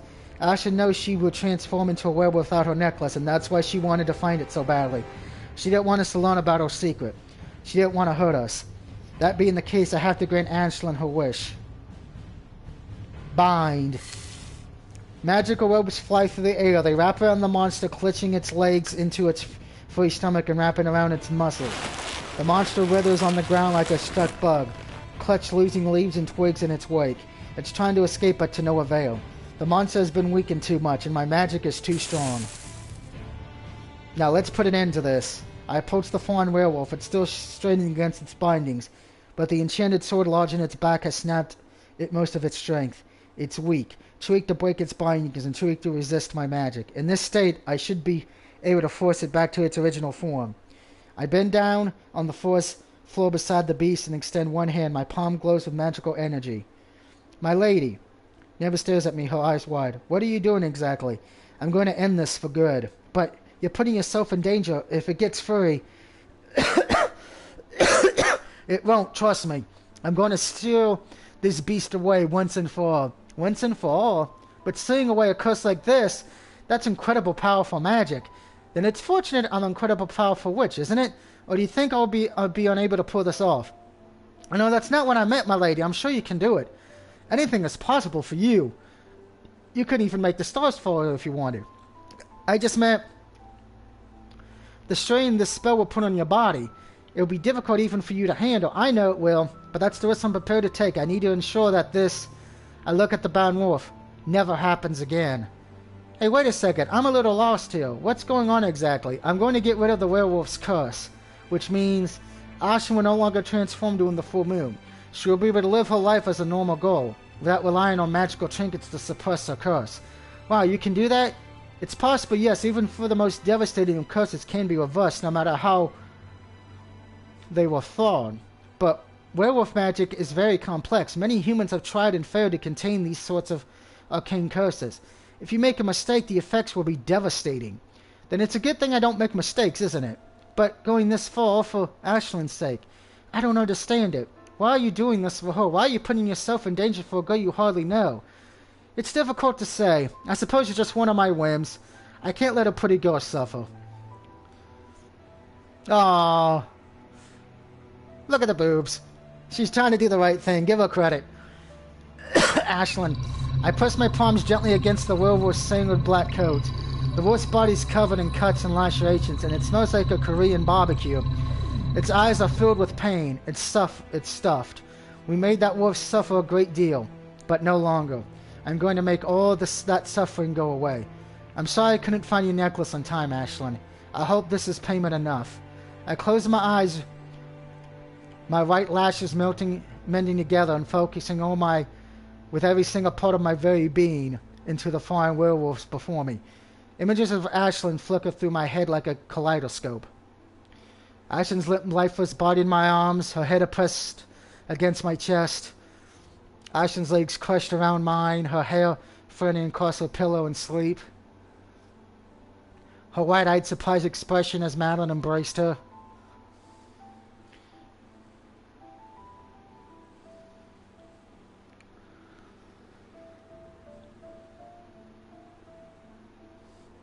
Nev's right. I don't know Ashlyn very well. We're virtually strangers, but I know this girl has suffered a great deal in her life. She's been cooped up inside her home for years, and she's never had an opportunity to make friends. I want to try and ease her suffering just a little.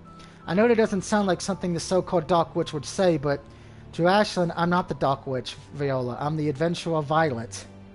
I guess that makes this alright. Doing a good deed every once in a while shouldn't harm my reputation too much. Magic pours from my body like a stream. It envelopes the wolf in a warm, gentle glow. I have to focus harder than I've ever focused before. I might be one of the strongest mages in Aspen, but breaking a curse like this really is difficult. Ashlyn has been living with this curse for a long, long time. It's infected every inch of her body, from the tips of her toes to the nerves inside her brain. I need to try and contain it. I have to seal it. I have to help her. Wow, her whole body's covered in light. It looks like Ashlyn is changing. Amazing, it's so pretty. Just a little more and maybe... I never seen anything like this before. I guess my lady really is the most powerful witch there is. The voices of my companions sound faint and far away. My grip on reality is starting to slacken. I can barely hear the sound of the wind, but the pounding of my heart has never been louder. This is the first time I've been so aware of my own body. My own mortality. I might be the great dark witch, but I'm still human. Still human. If I am cut, I bleed. There are things I can't do, even in the world of Aspen. All magic can be reversed, but all magic has limits. Said limits being the frail, fragile bodies of humans who try to manipulate it. I can feel my conscience fading. All my strength is leaving my body, but I can't stop now. I can do this. I have to. My lady, are you alright? All of a sudden my heart constructs inside my chest. My lady, please! I don't have enough energy to twitch my fingertips. Answer me, please answer me! My body slips sideways, unable to support itself. No, this can't be, it can't!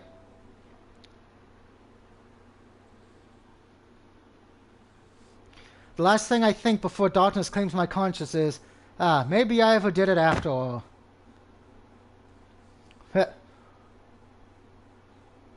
I sleep for what feels like forever. Well, I call it sleep, but I don't have any dreams.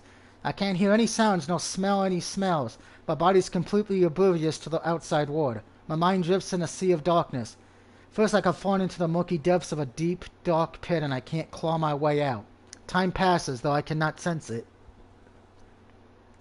I can't sense anything until I'm jerked awake by a sharp pain in my head. The pain pulsates behind my closed eyelids, the first sensation that's been able to reach my body for a long, long time. It's a shame my awakening couldn't be more pleasant. It feels like my brain is on fire, staring against my skull to escape. I don't know how long it's been since I collapsed.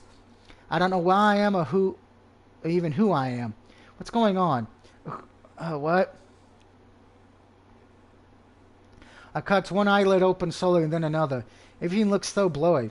Where am I? This doesn't look like my room. My lady, oh my lady! I can hear a familiar voice, pageant with relief to my right. Who is it? Who could call me my lady anyway? I might be a respected lawyer.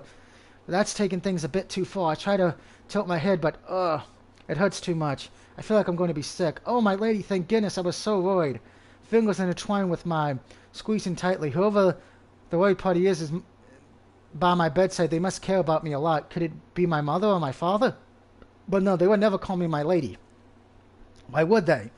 Anyway, my parents are back in Singapore, and I live in Tokyo. I haven't seen them in years. Images begin to dance through my head like ambers, one after another. Tall, skinny trees, the full moon, a howling wolf. Wolf? I'm sure I've never seen a wolf before except in movies and video games. I don't think there are any wolves left in Japan, even if they were. I've never been hiking or camping in my life. Why does this image, no, not an image, but a memory, feel so real? Did I really see a wolf? Then who would logically follow that? Am I in the hospital? Oh no, you're in the inn, my lady. The inn? Yes. I didn't think about getting a physician to attend you, but I didn't want to leave you. I was terrified you would stop breathing without me. The person by my side, judging by their tone of voice, I'm sure they're a girl. It shudders. When you collapsed in the forest, I was convinced you were dead. I was so scared. Oh, thank goodness, thank goodness. I'm glad my healing magic helped a little. Magic, I blink, I frown, and then all of a sudden everything comes rushing back to me. I'm not in Kyoto anymore, and this isn't Japan. I'm Viola, the feared dark witch, and I'm living in the realm of Aspen. The girl sitting by my side, her eyes wide with worry and her fingers linked with mine, is my trusted maid Nev. How could I forget?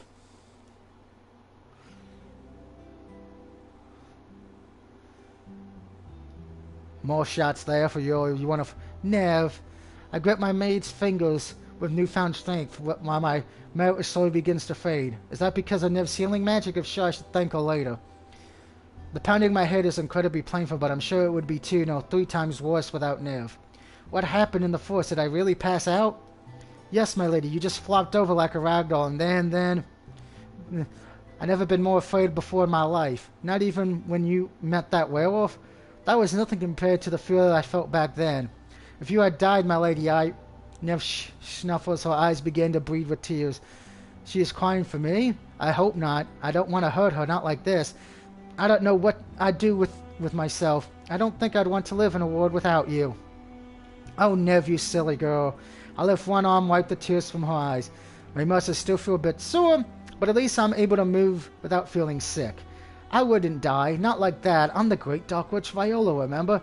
Yes, I know it was silly of me. I should have believed in you, but that spoiled you because that was very powerful magic. I've never seen anything like that before. I'm glad I got to show you something special. I dropped my arm back to my side and sighed. Still, passing out like that wasn't very cool. In fact, it's kind of embarrassing. Oh no, I think you're amazing, my lady. Really? Yes, it was very brave and noble of you putting your life on the line to help Ashlyn. Your selfishness only made me love you all the more. Nev's eyes narrowed. Though, if anything had happened to you, I would never forgive Ashlyn. I would have had to break into her house and teach her a lesson. Then I'm glad I didn't die. I wouldn't want you undoing all my hard work. I cast that spell so I could help Ashlyn live a normal life. It'd be rather aggravating if you killed her. Oh, I wouldn't kill her, even if she did cause us a lot of trouble. I'm not that cool. I'd just disfigure her a bit. How could you disfigure somebody a bit? I don't know. I'll cut off her thumbs or maybe shatter her kneecaps. Either way, it would be in your honor. Well, again, Nev is batshit fucking crazy. I don't know if I would want you disfiguring anybody in my honor. I sigh. I'm going to need to keep a tight leash on you, Nev. You can be rather frightening at times, only when your life is in danger. A pause. Or when anybody is citing your name or refusing to show you proper respect or causing you difficulties or... Alright, I get the message. I laugh beneath my breath. Nev might be a handful, but she's my handful. I'm glad she's so loyal. It's nice in a way to have such a devoted servant. If she only wasn't borderline psychopathic, she'd be perfect. So where are Fiona and Eleanor? I don't see them. They took Ashton back to our home while I carried you to our inn. I thought you needed a rest. I stripped you of your clothes and washed your back when you were unconscious, and then I sat by your side waiting for you to open your eyes. I can see that. I was wondering why I was wearing my underwear. And how long have I passed out for? 2 hours and 34 minutes exactly. You kept track that closely? Naturally. Nev puffs her chest out proudly. It's my duty to look after you, my lady. Sometimes I think you go above and beyond your call of duty. Not that I don't appreciate it. So what happened to Ashton? Did the spell work? Well, the spell did work partially. What do you mean, partially? Ashton isn't a werewolf anymore, at least not in the traditional sense. Your magic managed to undo the werewolf's curse. She shouldn't transform into a wolf during the next full moon, but her ears. Well, sure has the ears of a wolf, and a bushy tail too. Oh, I see. I wonder if that happened because I couldn't complete the spell. I passed out before it was finished, so perhaps some foolish features were left behind. Well, at least she doesn't have a snout. Do you think the ears and tail will go away when the morning comes, or will she be stuck like that? It's hard to say. We have to pay her a visit tomorrow. But Nev doesn't look very pleased about this idea. Well, at least this case is solved. We didn't find the necklace, but you managed to remove Ashton's curse all the same. Removing a curse is always better than using magical items to relegate it. That necklace was like putting a bandage over a flesh wound. It's not a long-term solution. Ashton shouldn't need the powers of the necklace any longer, though I do wonder what happened to it. Why was it taken and who took it? Did a thief really steal it so they could sell it? I have a thought or two about that. You do? That's right. Ashton was going to be married, wasn't she? Indeed, the necklace was supposed to be used in her wedding ceremony. That was what we heard anyway. Oh, I don't doubt that part. The necklace was a family heirloom as well as a magical talisman. But think about Ashton's personality. If she is the sort of person who married somebody without telling them the whole truth about herself, no. Nev shakes her head. Though I don't know the girl very well, she seems honest to a fault. I doubt she feel comfortable lying to her future life partner. Exactly. I bet Ashton told her fiancé that she was cursed. Maybe she tried to keep it to herself while they were courting. Oliver probably told her to hold her tongue, but Ashton would have felt too guilty. A week before the wedding ceremony, after she accepted his proposal, Ashton must have told him the truth. Now, what do we know about the Destine family? They have a lot of pride. That head butler of theirs was practically arrogant. Indeed, knowing the truth about Ashton's condition, would Senna have gone ahead with the wedding? Probably not. It seems unlikely. It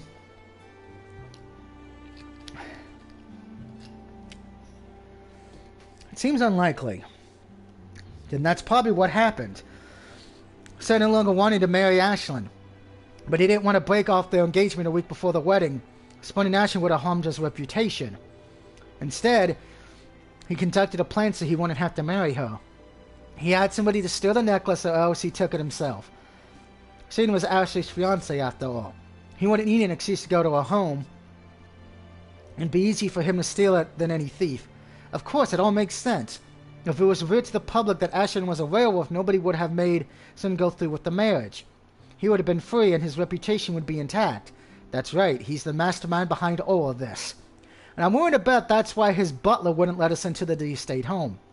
The necklace must be there somewhere. That's where he's been hiding it.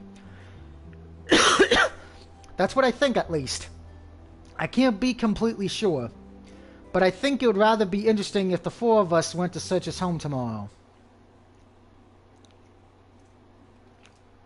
It takes Fiona another 30 minutes to return to the inn. Apparently, Olaf was thanking them so much for returning Ashton back home safe and sound. It took a long while before they could escape. When all four assembled in the inn, I told them my suspicions.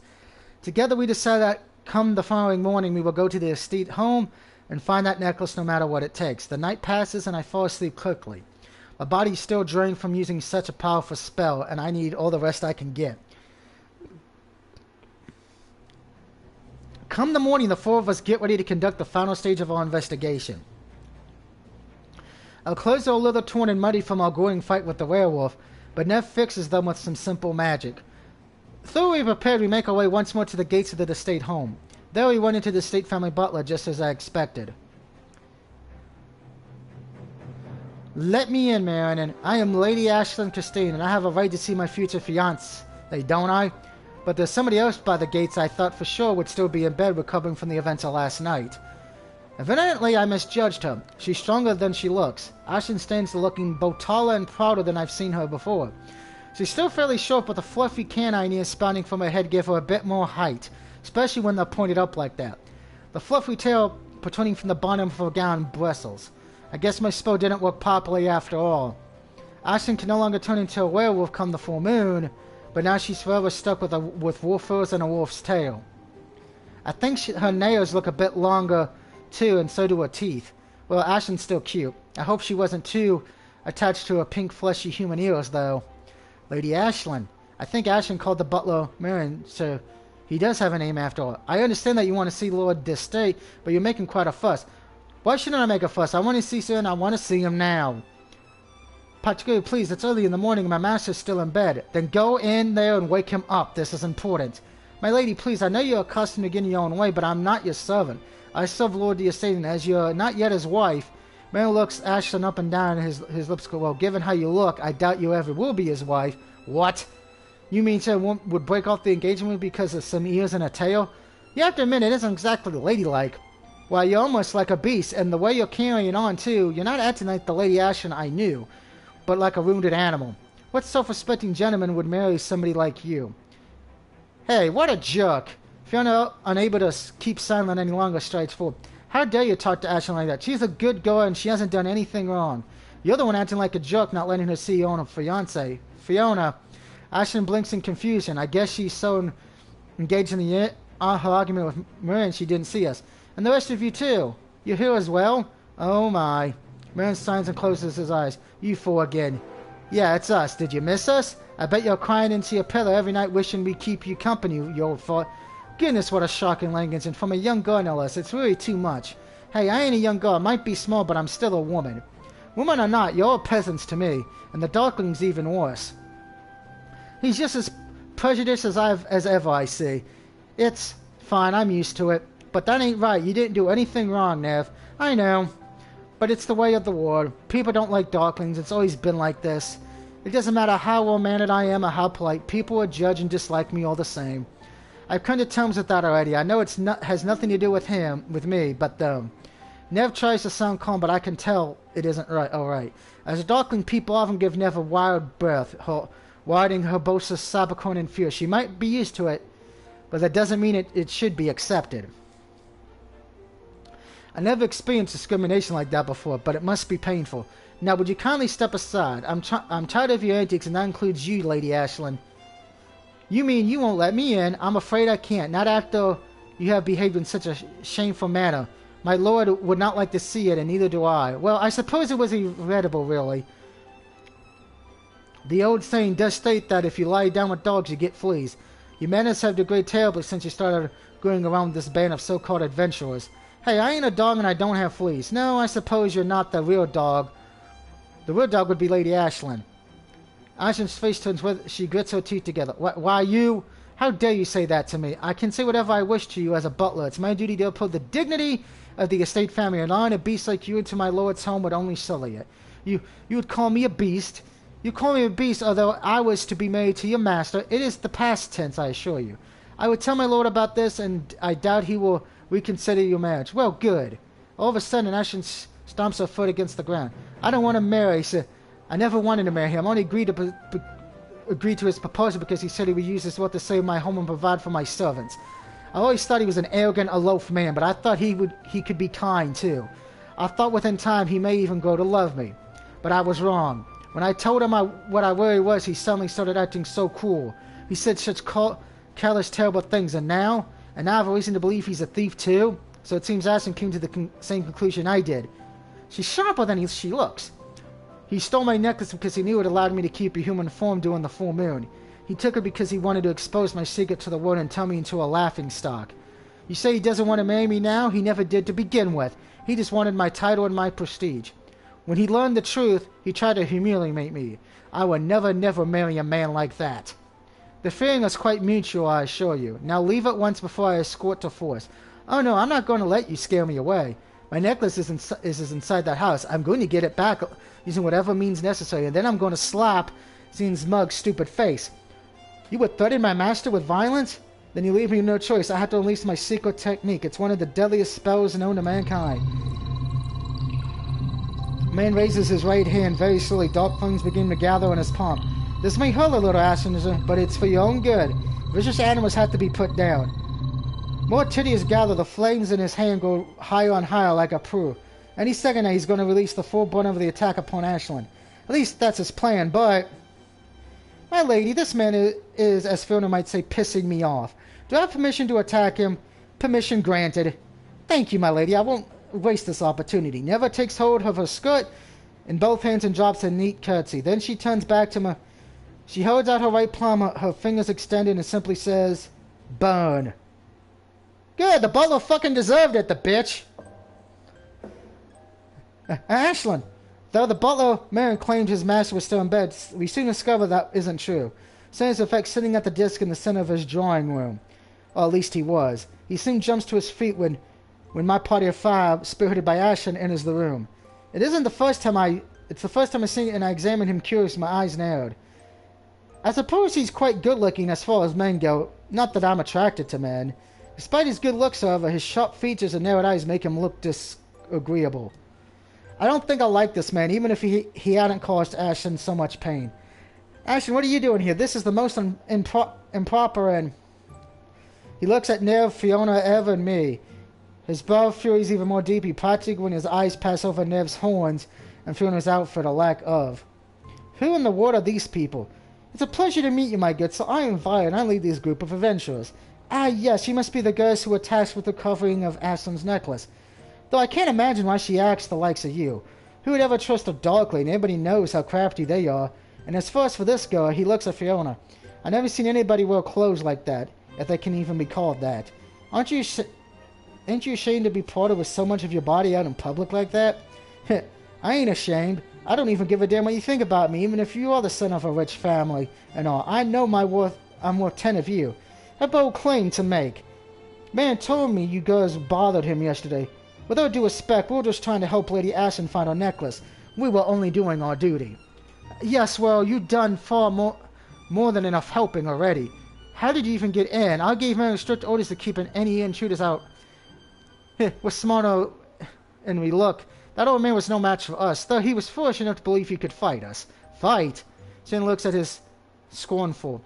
I should have known. Of course, unclothed persons like yourselves would resort to violence. It's all you're good for. I hope that your so-called adventurers haven't injured the head butler of the esteemed estate family. Oh, what? Are you trying to threaten us? Oh, no, I'm not trying to. This is a threat. If you spilled a single drop of my butler's blood, they'll be hell to pay. And how are you going to do that? You don't look like much of a fighter. In fact, you seem very much like a spoiled rich boy who hides behind his cronies afraid to get his fingers dirty. And you would know all about getting your fingers dirty, wouldn't you, Darkling? You... Enough talk. I have no interest in speaking to those who are beneath me. Ashton, why did you bring these people here? I didn't bring them here. They happened to come with me. But I wish you wouldn't speak to them like that. Manners don't cost anything. And why should I spare manners on these gittle snaps? Because they're my friends. Friends? That's a long pause. Ashton, dear, I know you've always had very unorthodox taste, and I've tried to sympathize as best I can. It can't have been easy losing your parents at such a young age, but you're friends with these people? That's right. I consider them as such, at least. I've only known them for a few days, but they stood by my side and they supported me through thick and thin. They're 100 or 1,000 times friendlier than you've ever been. Ashton's face twists in anger, and the tail protruding from the back of her skirt starts to puff up in anger with her ears twitching.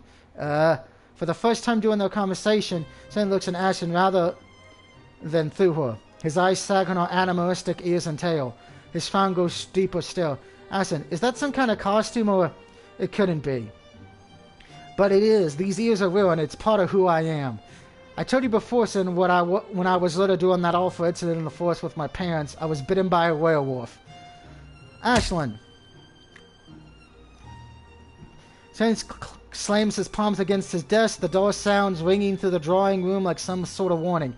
I told you not to say that word again, especially not in front of me. It's not ladylike, but it's part of who I am. I really am a werewolf, and these girls helped me.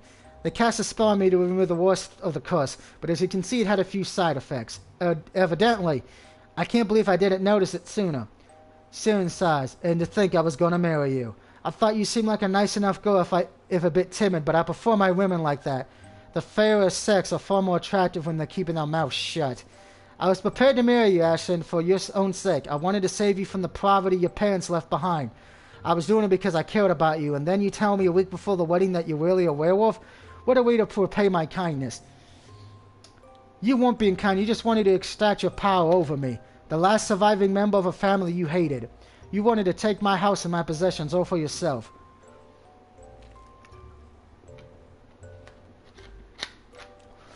I can't deny it. It would have been a bench of arrangement for both parties. Isn't that what all weddings are? But then I learned the truth. How else was I supposed to react? By being kind and supporting me. Come on. You know, any other man would have even been more horrified than I was. Being a werewolf just isn't right, you know. They're abominations, even worse than darklings. All the same, I was prepared to go ahead with the wedding. Despite knowing your condition, that's when a real gentleman would do, and I did feel some pity for you. But how can I go ahead with preparations now given how you look? Everybody will know what you really are with those ears. It won't be possible to keep it a secret. If I were to marry you, my reputation would be ruined. You liar. You had no intention of marrying me after I told you the truth. You couldn't stand the thought of being wed to a monster. I thought she was going to say werewolf. That's what you think I am now, I know it. That's why you stole my necklace. You knew it was the only thing that enabled me to keep a human form during the full moon. And you wanted to expose me to everybody. You wanted to humiliate me at the risk of putting my loved ones in danger, when I already suffered enough. Perhaps you were even hoping I'd be in prison and you could inherit my house as my future husband. You're disgusting, the worst. Ashton, please, these are some damning accusations to make. Do you have any proof that I'm the one who took the necklace of yours? Right here. So saying, Ashton reaches into her pocket and it can't be. Produces the diamond necklace which causes so much trouble. She pinches the cool silver of the chain of the necklace in her fingers, the heavy diamonds glittering in the lights of the drawing room. How did you get that? Where did you find it? Your butler told us where you were keeping it. We had to beat the information out of him, but we got it soon enough. Still, keeping a valuable item like that inside this potted plant in the entrance hall. What a foolish hiding place. It was all too easy. The man might have been boasting of his magical abilities, but in the end, he wasn't very impressive. Nev cracks her knuckles together ominously. He was no match for me. Or for my daggers. It really is curious how this expensive item opened in your home. I wonder if I should report this to the Laethon Knights. I'm sure they'll just be as fascinated as I am by the ins and outs of this case. They may even come to the same conclusion as me.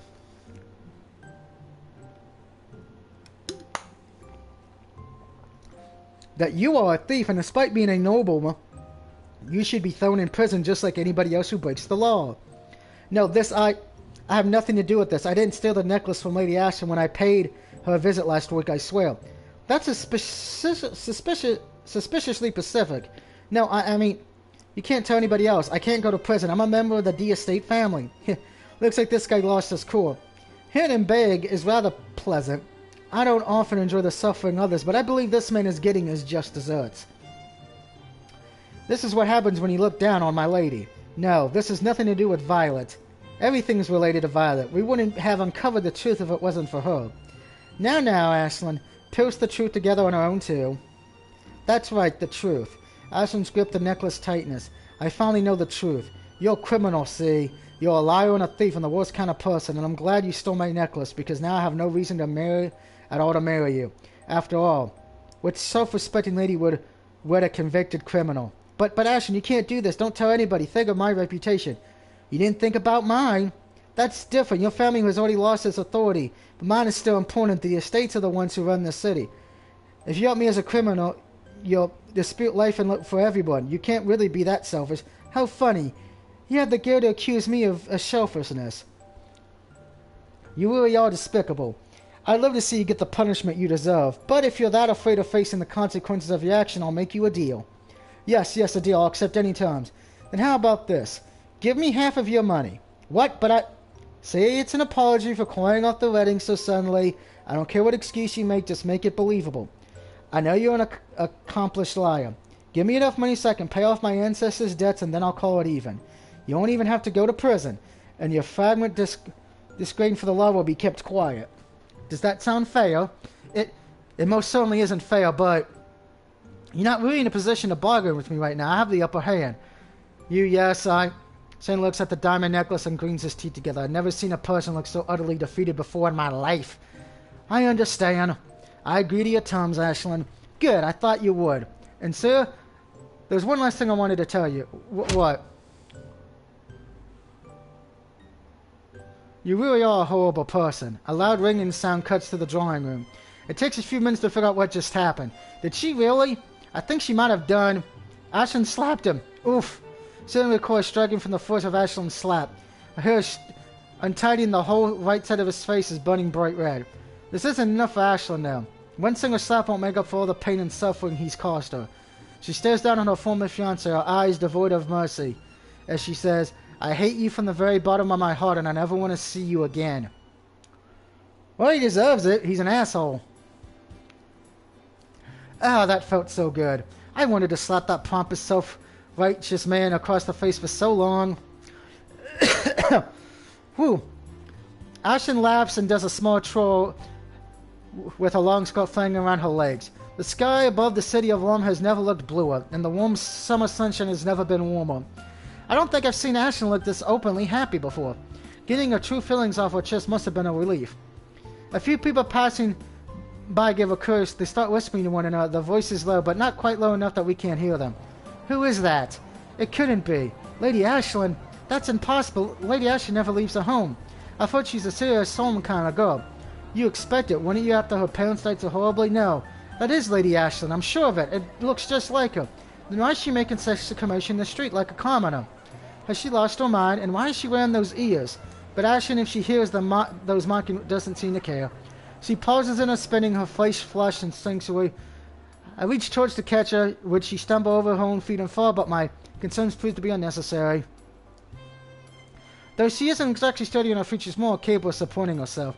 Oh, this is wonderful. I don't have to marry that horrible man anymore. I don't need to live in fear either.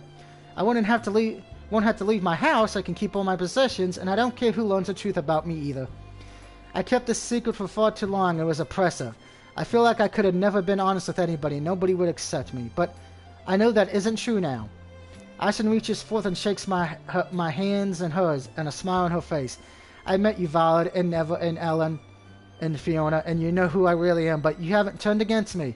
Who knows, in time perhaps the other citizens of Lothorn will accept me too. Maybe I'll even be able to make a few new friends. But aren't you worried about what people think about you? I speak from first-hand experiences when I say most humans are very accepting of those who are different. I am a little, but I can't keep hiding. I'm tired of staying indoors all the time, and I don't want to live like a bird in a cage. I want to be a free woman. If people can accept me for who I am, and that's their problem, not mine. You're quite right, of course. Many people dislike and distrust me because I'm a darkling. But if I let their cruel words get to me, then I would never be able to go outside. Swinging away from the world is no way to live one's life. A life like that isn't a life at all. My life up until I met you was no real life either. I felt like I was wasting away, but now I've managed to confront my fears. In a way, I'm almost glad to install my silly old necklace. Ashlyn takes the trinket out of her pocket and holds it aloft. The diamonds glitter beneath the sunlight. I don't really need this anymore, though. My curse has already been lifted. But as you went to the trouble of finding this for me, and I did promise you a reward. A reward? Fiona's eyes light up. Are you going to give us that 10,000 gold coins? Not quite. As you probably gathered by now, my financial situation is not best. Huh? You mean you were lying about the reward money? It wasn't really a lie, at least. I just didn't think it would be. I imagine if I found the necklace, it would be so grateful he would be willing to pay what any adventurer who managed to retrieve it.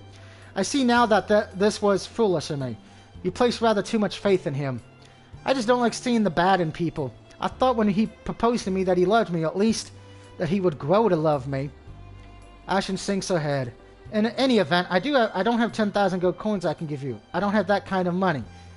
I'm really sorry for deceiving you. I should have not strung you along like that. Sheesh. Fiona kicks the ground with the tip of her shoe. It's annoying, but I guess I can't really blame you.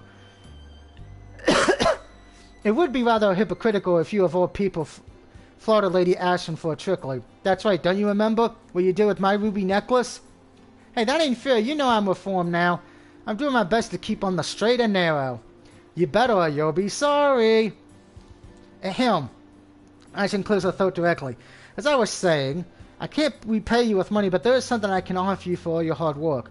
You've done so much, I need to repay you in some small manner. That being the case, Ashton hands the diamond necklace over to me. Here, it's yours.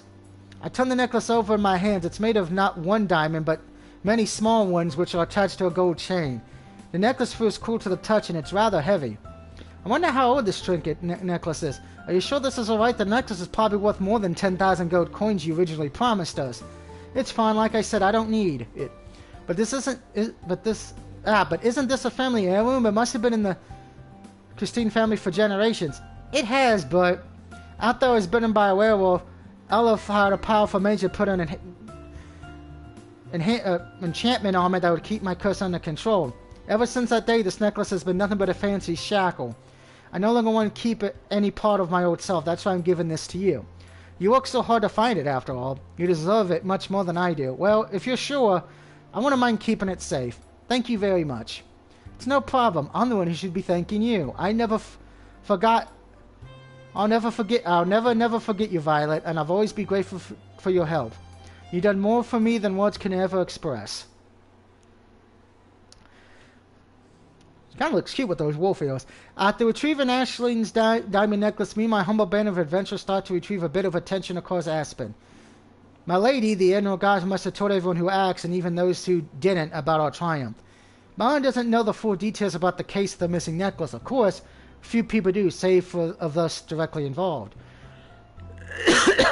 Aspen kept Cinema's crime a secret, as she promised in return of receiving enough money to pay off her family's debts. Unable to tell the full truth, Ashton instead said we found the necklace in the forest. She told Madeline that the necklace had been taken by a band of thieves and we hunted them all down. Ashton made the story sound so exciting she elevated me to almost mythical status. According to Ashton, I single-handedly managed to defeat 25 people. Now in a matter of days, Violet has gone from a relatively unknown adventurer to a local celebrity. Whenever I go to the guild in Lantern, my party and tail were included with requests from Aspen, all of them asking for me by name. I take on what request I can, and with this success, my fame, and that of my party, becomes more and more widespread. During the downtime, however, I need to find ways to relieve my stress. On this particular day, when there are no quests of note available and nothing I wish to do, I decide to relax by spying in the forest. Spying with Eleanor in the forest. Of course, our little doors in rather predictably. Ellen gets a chance to draw a sword when... Oh, Ellen, this seems rather familiar. Haven't we been in this position on more than one occasion? Yes, the first game. And I like to say then, and I like to say now. No, Viola, silence. Did I give you permission to speak? I bring the heel of my dragonhide boot down on Eleanor's back. She groans in pain. These moments are different from those she made when we were fighting the werewolf in Lurthen. They're softer somehow. Sweeter. They sound just like honey to my ears. I'd like to drown myself in this sensation for a while, but... Hey, Viola, don't you think this kind of training is pretty harsh? We just finished fighting a werewolf, you know. My wounds haven't healed. Oh. Are my ears playing tricks on me? I drive my heel against a small veil on his back once more so she rinses in pain. Do you want me to hold back? Me, the Dark Witch Viola? Don't be stupid. The last time we fought, you asked me, no, begged me to take you seriously. This time, and I've put my own into grinding you down. You want me to revamp? Which is it, Ellen? I can't do both. I know, but forgive me. I was too confident in my abilities. I thought after taking down that werewolf, I might be able to defeat you, but don't make me laugh. You were able to help me defeat the werewolf, yes, but if I had not enchanted your blade, you would have not been able to scratch its thick hide. Don't start giving yourself airs and graces because you ain't completely useless. I'm the one who did most of the work, and I'm the one who suffered for it. I see far greater injuries than yours, so don't try to pity me, make me pity you. You don't deserve my sympathy. Now Not when you still this weak. Foolish girls like you, who get ideas above your station, have no right to call themselves knights. Compared to me, you're nothing but an ant. I smacked the point heel of my boot against Ellen's back again, giving her body into the mud. Perhaps I reflect as I look down at Ellen's pain. I'm being a bit too hard on her, but no, I have to be firm. As Ellen is mistress, it's my duty to punish her when she steps out of line. She's the one who asked if she could fight against me, and she's the one who constantly asks me to unleash the full force of my power against her. She thinks she can stand up to me after all the times I've beaten her down, but she's wrong. I need to show her how wrong she is. I need to show her that she still has a long, long way to go. Now grab her before me. Apologize for your own insubordination. Rub your forehead against the ground like the dog you are. Viola, No, I'm not Viola right now. Not when we're in this position. I'm your mistress, and I will be referred to as such. Do you understand? I said, I penetrate the ruins with another thrust of my sharp-pointed heel. Do you understand? I understand. I work hard in the future. I promise. I promise I won't let myself get weak. I'll do my very best, my lady. Good. I draw my heel back, pleased with my knight's words. Finally, we get in somewhere. Now. I reach out one hand, my fingers slip. Are you alright? Can you stand? Are you really concerned about me? Ellen blinks at me. Her long red hair is dirty after being trampled in the mud, and a few clods of soil stick to her cheeks. Her armor is scuffled and cracked, and her clothes are torn. She doesn't look like a pro knight anymore. I stripped that pride away from her. She looks like a young, fresh-faced girl hesitant to trust. But that only makes me care for her more. Idiot. I click my tongue against the roof of my mouth.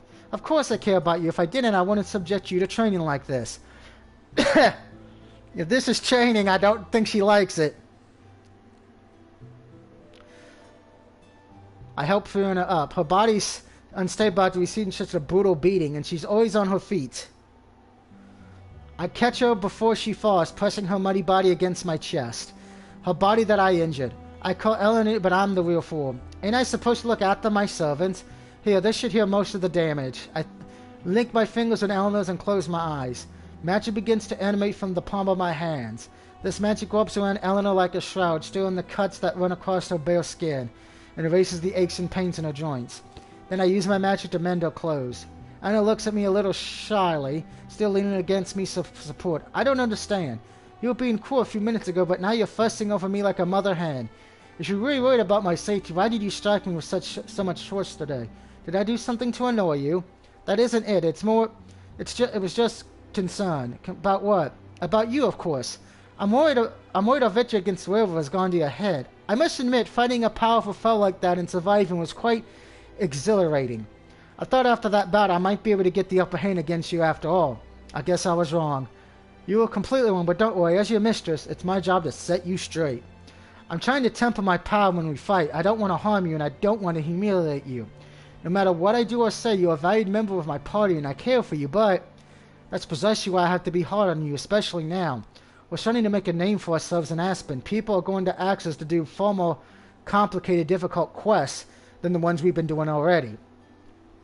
We may need to fight monsters more powerful than that werewolf. So I can't afford to let you get complacent. I can't afford to let you get hurt.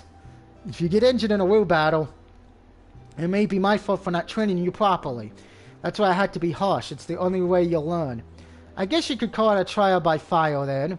Honor signs. No matter how much I learn, it's still no match for you. I won't allow myself to get cocky again. I've learned my place. I'll train even harder from now on. I won't give you any cause to worry about me in the future. That's very thoughtful of you, but I can't help but worry. Aspen is a dangerous place. If you get killed, you might never be able to return to Japan. I know how much you want to go home, and that's why I won't let you get hurt. Not by any other thing other than yourself, I guess. But of course, for the first time doing this rather serious conversation, a smile captures my lips. You know me too well. On the contrary, I feel like I hardly know anything about you. You act playful, but you can be so serious at times. You seem like a cool sadist, but I think you care about me deep down. It's so difficult to understand what's going on inside your head. But despite that, I still trust you. Maybe it's foolish of me, but Ellen smiles at me, her cheeks flushed pale pink. I'm glad I was able to meet you, and I'm glad I met you too. Though, worrying about you, Nev, and Fiona would be the death of me. Hey, I'm far more level-headed than Nev, and I don't eat everything in sight like Fiona. Well, that is true. I knew there was a reason I preferred spending time with you rather than them.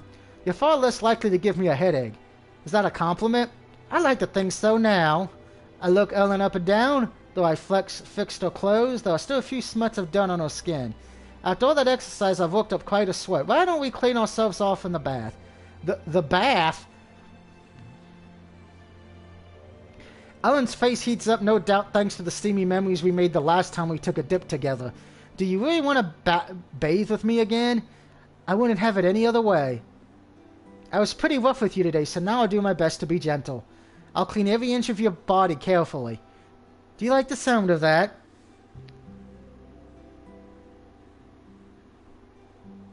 I guess it doesn't sound too terrible.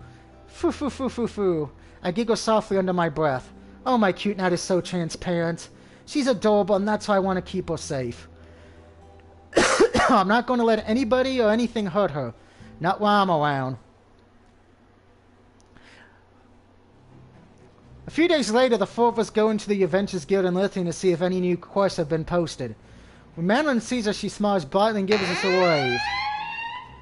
It's great to see you again. I was wondering when you four would show up. I've been receiving all kinds of letters since you found Ashlyn's necklace. It seems like everybody in Aspen knows what happened. That's because you told everybody who would listen. Guilty as charged.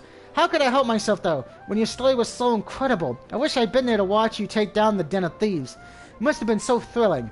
Oh, it was. So, do we have any more requests? You have several. How very flattering. If only these people knew they were trying to enlist the services of the Dark Witch Viola. Would they still want me to find their missing jewels or hunt down fierce monsters that have been terrorizing the far more terrifying than any monster? I enjoy being in high demand, but it can be rather tiring. And the staff at Men should uncover any new information about why I was summoned to Aspen, or if there's any way I can return home. I thought with my newfound fame I should have been able to unearth a few more hints, but which request is the most interesting, my lady, Madeline? Don't you want to hear all of them? Only the exciting ones. I trust your judgment in this matter. Well then, let me see. Madeline rubs her chin in thought. As a matter of fact, I received a very curious letter this morning. It was delivered in the jaws of a black cat, no less. I just hope this isn't an unlucky omen. Madeline laughs as she retrieves the envelope from her pocket. It's already open, and she slides the letter out. It reads, Ahem. Dear Violet and Company, I've heard that you were able to retrieve Lady Christine's missing diamond necklace by defeating a band of thieves, and that you were able to use your powerful magic to help lift a powerful curse. This feat of bravery, combined with your magical knowledge, has led me to ask you for your help. My name is Gardiner, and I'm a witch who lives deep in the Roseberry Forest. I've been working on a potion lately, and I was wondering if you could aid me. If you could thigh 5 slimes, gather their ooze and glass vials, and then deliver them to me at my home, I would appreciate it. It may seem like an easy enough task, but I can't leave my adult for various reasons, and I wouldn't entrust anybody else with this job. This potion is very important, you see, and I can't afford for anything to go wrong. I've sent this letter to the guild Master Lith, and I entrust you will pass this message to you. I look forward to see you later today should you decide to accept my request. If not, I cannot force you, though I will reward you handsomely for your efforts. I assure you, this quest will be worth your while from Gardenia. Maybe she's somebody who's from the real world too. Madden puts the letter to one side and looks at us. This is a curious letter indeed, and it's from Gardenia, of all people. Who's Gardenia? You don't know? Well, she's one of the only most powerful witches in all of Aspen. Rumor states that she's been alive for hundreds of years, and she's almost as strong as the gods themselves. Though Fiona seems arrogant about this witch, I suddenly heard of Gardenia before. She's an NPC in Aspen Online who sometimes gives out quests, often completing her quest rewards the player with rare items. She's also something of a sage who's supposed to know everything that's happening in Aspen. If the player gets stuck during any quest, they can ask Gardenia to give them hints for a small price. So this ultimate character exists in the real Aspen too? And what's more, people think she's as strong as a god. This is more than enough incentive for me to pay her a visit. I want to see just how powerful she really is.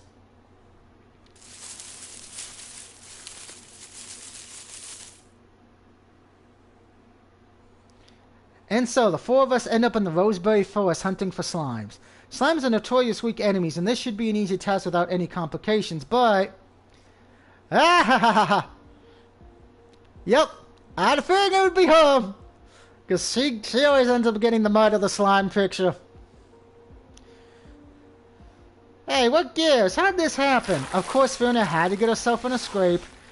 These unfortunate things always seem to happen to her. I thought slimes were supposed to be easy to kill.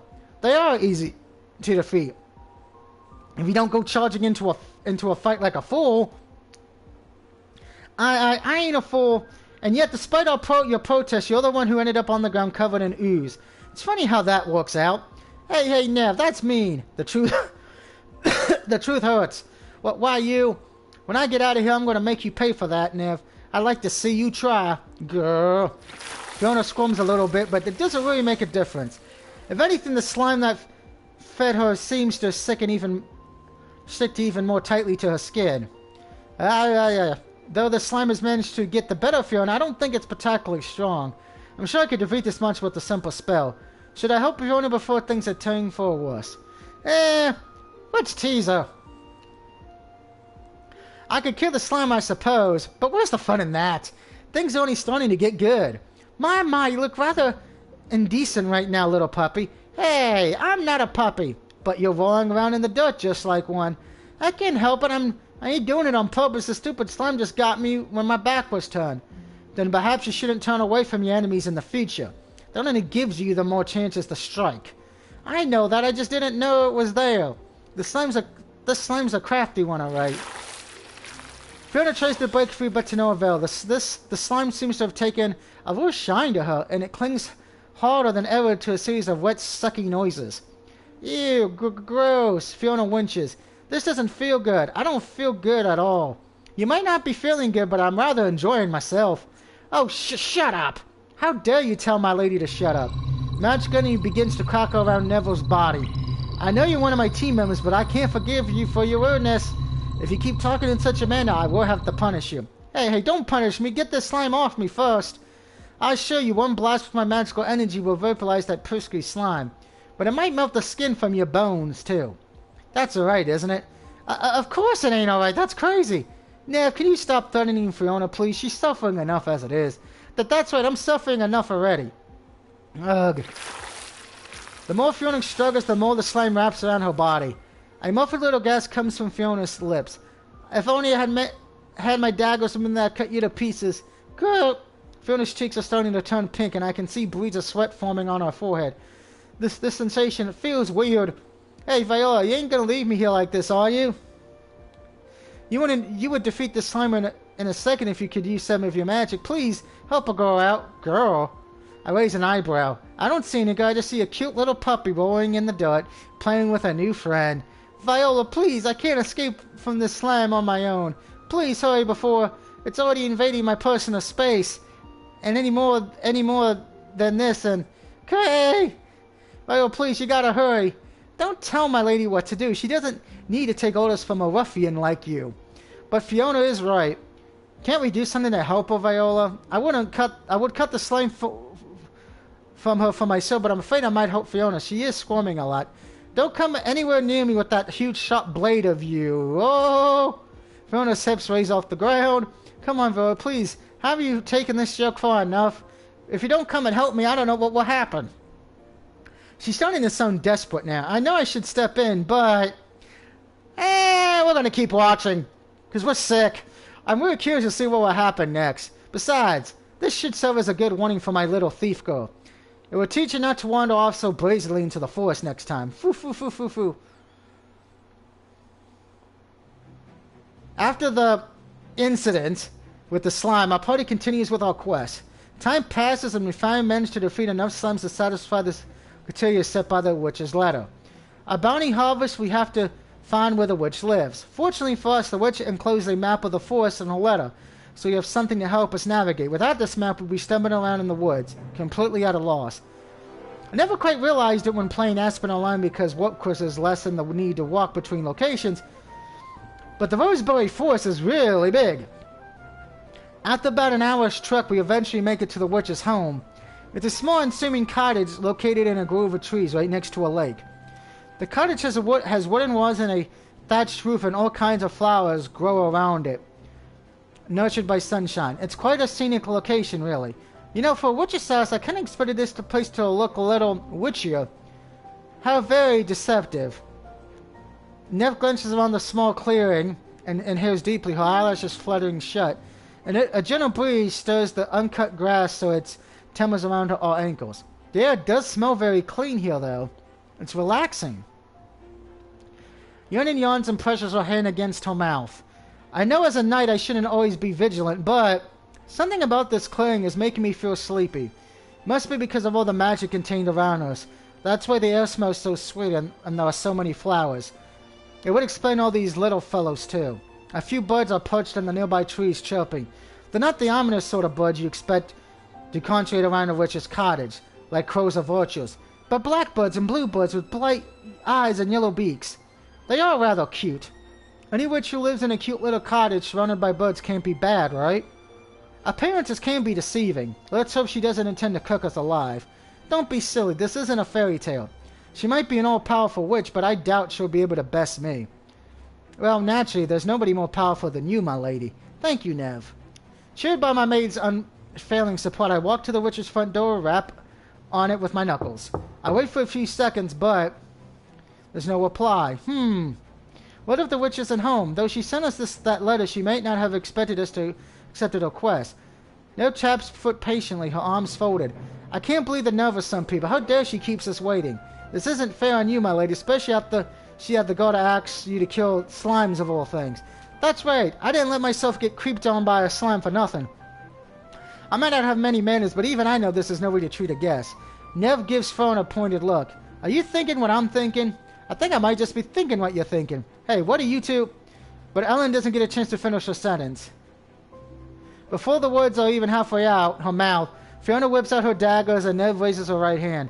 If she won't let us in, we'll break the door down with force. Let's do this. I think you two might be a bit hasty. Ellen's right. Let's calm down. I can't calm down. Not when this woman's making a fool out of us. Not when I was harassed by gross, sticky slime. I don't show any mercy to those who send us on pointless fest quests without having the delicacy to answer the door. And I don't show any mercy to people who ask me to fight slimes. But before Nev can finish her sentence, a sing-song voice cuts through the air. Oh, are you here already? I'm sorry, I didn't notice sooner. I was just too busy, you see. Hee. With a sheepish grin, the fingers of the door creak, and then it swings outwards to reveal the interior of the witch's cottage. That is... holy fucking shit! I was expecting some kind of old witch, not some witch with big old titties and a nice badonkadonk. God damn! There, sitting by a brass cauldron set up in the middle of the room, is the witch herself, Garneted. She's holding a large spoon in her hands, and she's slowly stirring an noxious caution inside her cauldron. The thick liquid contained with the pot bubbles like the waters of a swamp, and thick, wretched gases swirls throughout the air like a shroud. A black cat nestles against the witch's ankles, but she doesn't pay her feline friend much heed. She's too busy stirring the particular mixture inside her cauldron. I stand at the threshold of the door, blinking. The slime emanating from that cauldron is overpowering. It's almost enough to make me, the Fear Dark Witch, feel uneasy. Just what is she making exactly? The stench is so foul, I wouldn't be surprised if this potion melted through the steel. Well, don't just stand there staring. Come in. I promise I don't bite. I'm not worried about you biting. I'm more worried about that. Nev glances at the cauldron with evident disdain. Whatever that is. Oh, it's just a little something I've been working on to keep me entertained. You should find its effects rather interesting when I'm finished. Interesting. Nev presses her lips together. That's one word for it, I suppose. But at Garnon's instance, the four of us enter her cottage and close the door behind us. Ellen, Nev, and me keep to the edge of the room, unwilling to take even a step towards the obnoxious cauldron. Fiona, however, is curious as ever, and she hops over to it like a little robin. I wonder what this potion's supposed to do. Do you think I can drink it? You're more than welcome to try, but I wouldn't recommend it. This potion might not agree with your insides. Oh, that's too bad. Don't tell me you're seriously wanting to drink that foul-smelling brew. Hey, it ain't my fault I'm thirsty. We've been walking around in the woods for a long time. Ah, yes. I should have thought about that. I didn't expect you to answer my summons so quickly. If I had known you'd be coming, I would have prepared you something to drink. But I cannot recommend consuming this potion. It isn't finished quite yet. Is that why you wanted... Is that why you wanted the slime extract? Ah, yes, that's right. Did you bring me some? Naturally. We wouldn't be such well-known adventurers if we were unable to complete simple tasks like that. Well, it should have been a simple task, except somebody... Nev shoots Fiona Glare. Got a bit too complacent and let herself get ambushed. Hey, everybody makes mistakes, and I think I paid for that already. That's right, Fiona suffered enough. Don't dredge up such uncomfortable memories, Nev. Particularly not in front of our client. It doesn't look professional. As Violet's right-hand woman, I'm always professional. I'm not the one who was defiled by a... We don't need to talk about that. It's in the past. Let's put the past behind us, okay? The four of you must be very close. And how did you come to that conclusion? Nev's always been mean to me. Sniff, sniff. Because you're always acting like a fool. If you weren't close, you wouldn't be bickering the way you do. It's quite charming, really. I live in this cottage on my own. Garden's black cat nudges her ankle with his head and she laughs. Alright, I live in this cottage with Pixie, but I don't have many friends. Few people travel all the way to Roseberry Forest to see me. And I'm unable to venture too far beyond my home.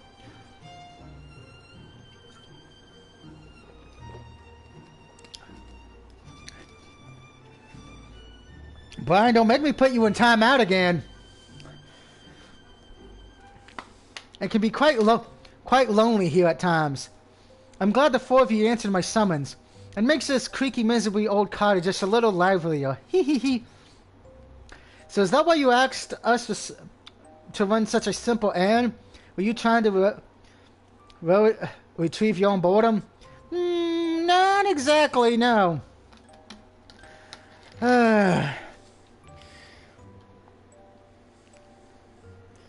Brian. Whenever you learn me, don't quote that man.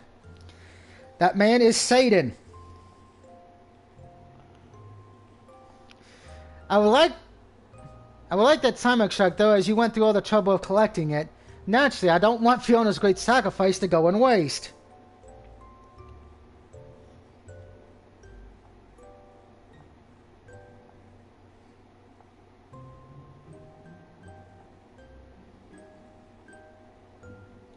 So we got to remove that. Well, we're still streaming this if you haven't figured that out, Brian. Naturally, I don't want Fiona's great sacrifice to go to waste. I hand the witch the virus of slime extract and she smiles at me. Now let's see what happens if I add this in here. The witch uncorks the virus and appends them into a cauldron. The slime is thick and various and it sticks stubbornly to the inside of the glass vials. The witch has to give them a little shake, tapping their hands with her fingertips before all the slime comes out. The streamers went longer than I thought, though, so probably after the stream's over, I'll take a break, rest my voice, and watch the Broncos-Colts game. The slime is thickened. We already read that. The slime bubbles and pops when it makes contact with the liquid inside the cauldron. The surface of the mysterious potion shivers and the stream rises from within, becomes thicker and denser than ever. I had to press my hand against my mouth to stop myself from coughing. My eyes water. Just what is that foul stench? It's the smell of success! It looks like this potion worked after all.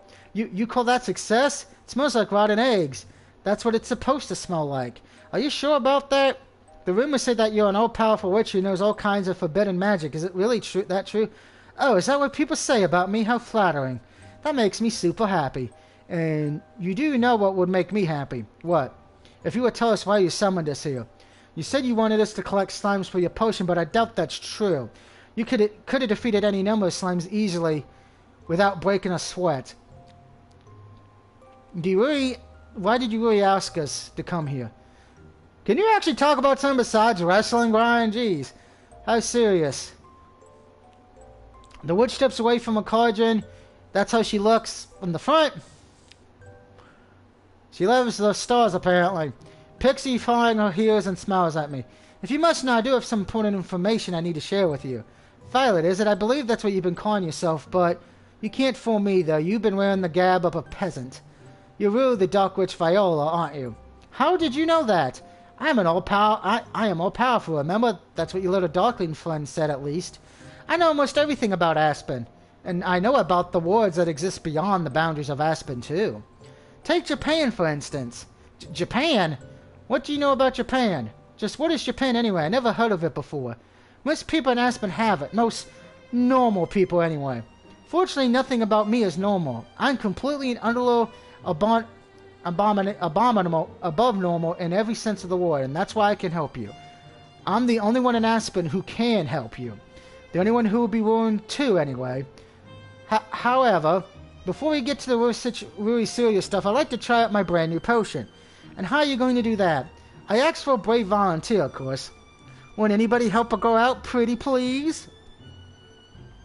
Already helped you gather ingredients. You have no obligation to aid you in any further. Then I have no obligation to tell you what I know. This isn't fair. The word isn't fair, sweetie. You should know better than anybody else being a Darkling. Your kind ain't treated very well, are they? Nev bites her lower lip and falls silent, her expression stony. The witch must have hit her where it hurts. So, any takers, who wants to try my potion? I thought you said you couldn't drink it.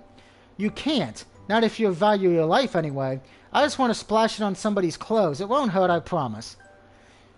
I'm not sure about this. What is the potion supposed to do exactly? That, the witch taps her nose with her finger. Is a secret. It's all part of the fun. Testing out a strange potion for a strange woman I've never met before doesn't sound like fun to me. And there's no guarantee you keep your word either. How do we know we can trust you? You don't. But listen to me carefully, Anna. Ellen Gab, as well she might. Anna is Ella's real name. It's her name her parents gave her and the name she used when she lived in Japan. Nobody in Aspen should know Ella's real name. But somehow this witch does. Does she really know everything? Nobody in Aspen will be able to tell you how you got here. Or how to get back home. I advise you not to get on my bad side or you might be stuck here for, well, forever, really. For forever? That's right, so how about it? You want to help me test this potion out? It will only take a few seconds, I swear. Well, if that's the case then, alright. I will let you test the effects of the potion on me. Wonderful, this is really my lucky day. Then let's get started. I'm curious to see what it would do. You mean you don't know? I have a vague idea. But life often finds ways to surprise me. Now sit back, sweetie, and don't struggle too much. You might end up regretting it. With less than reassuring words, the witch scoops some of the potion in a glass, a vial of her own, and then throws it all over Eleanor. Heh, it's eating her clothes! What happens next seems to occur in slow motion. Ellen jumps in alarm as sticky fluid spread all over her body. As soon as the oddly clothed liquid contact with the clothes, a disturbing fuzzing sound fills the air. What's going on? Now this is interesting. I watch dumbfounded as Guardian Strange potion slowly begins to eat through Eleanor's attire. The fabric of her skirt flays and hose open in the black gloves. Not even Ella's chest plate, which is made of steel, is free from the ravages of this potion. The metal begins to burnish and turn black, and then starts dripping like melting candle wax. And under less than 5 seconds, Eleanor's clothes have been reduced to nothing more than scraps. Every single part of her outfit that the potion came into contact with has melted away, exposing her bare skin underneath. What's the big idea? Why would you throw a potion like that over me, and why? Her lower lips tremble. Why did you make a potion that dissolves clothes in the first place? Well, why not? I thought it would be funny, and it is. You... Anna glares at the witch. Her expression would be quite fearsome were it not for her bright red cheeks and her trembling legs. You're a terrible person. I can't believe I ever trusted you. You might be surprised, but I get that a lot. Don't sound so gleeful, you jerk. I get that a lot, too. In fact, as far as for insults go, that's one of the more child-friendly ones. You are... Wow, Eleanor's wearing even less than I usually do. And that's saying something. Isn't this a tough choice? Well, at least you know how I felt when I was being mauled by that slime. Revenge sure is sweet. Why do you want to get revenge on me? I didn't do anything to you. I don't know what to do.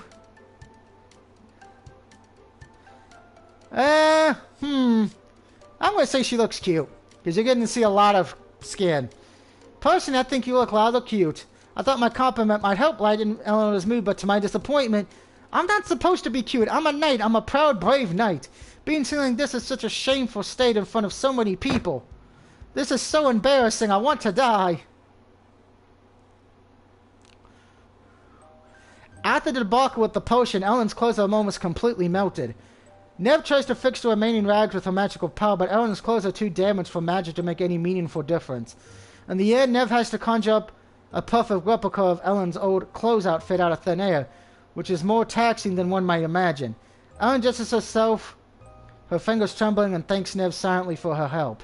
This incident is over and done with. The four of us sit down in the witch's house and wait to hear her explanation. So I'm curious. Why did you summon us in? Just how do you know who we really are? I already told you, it's my duty to know everything. That's not very helpful.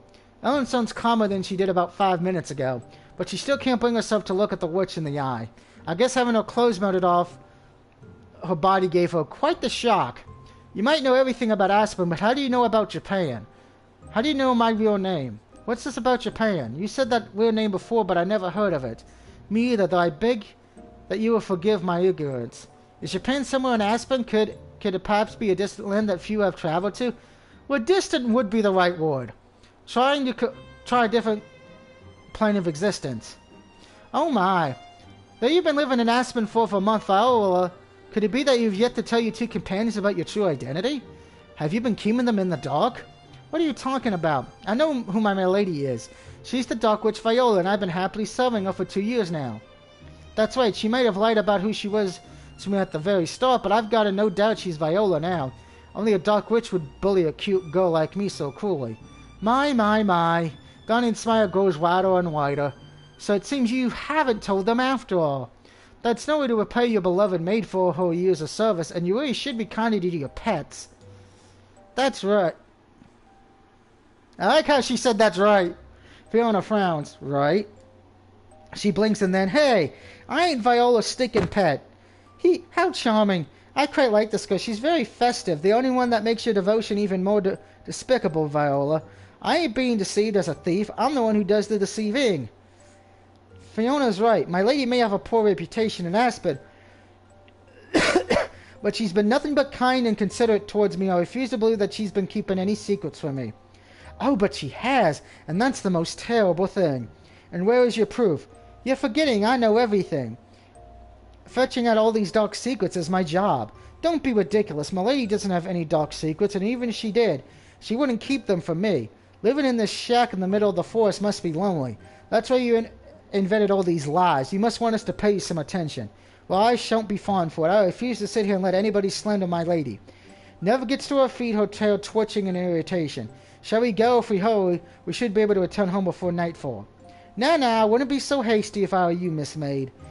If what I'm saying is really nonsense, then why has Viola not tried to refute my claims?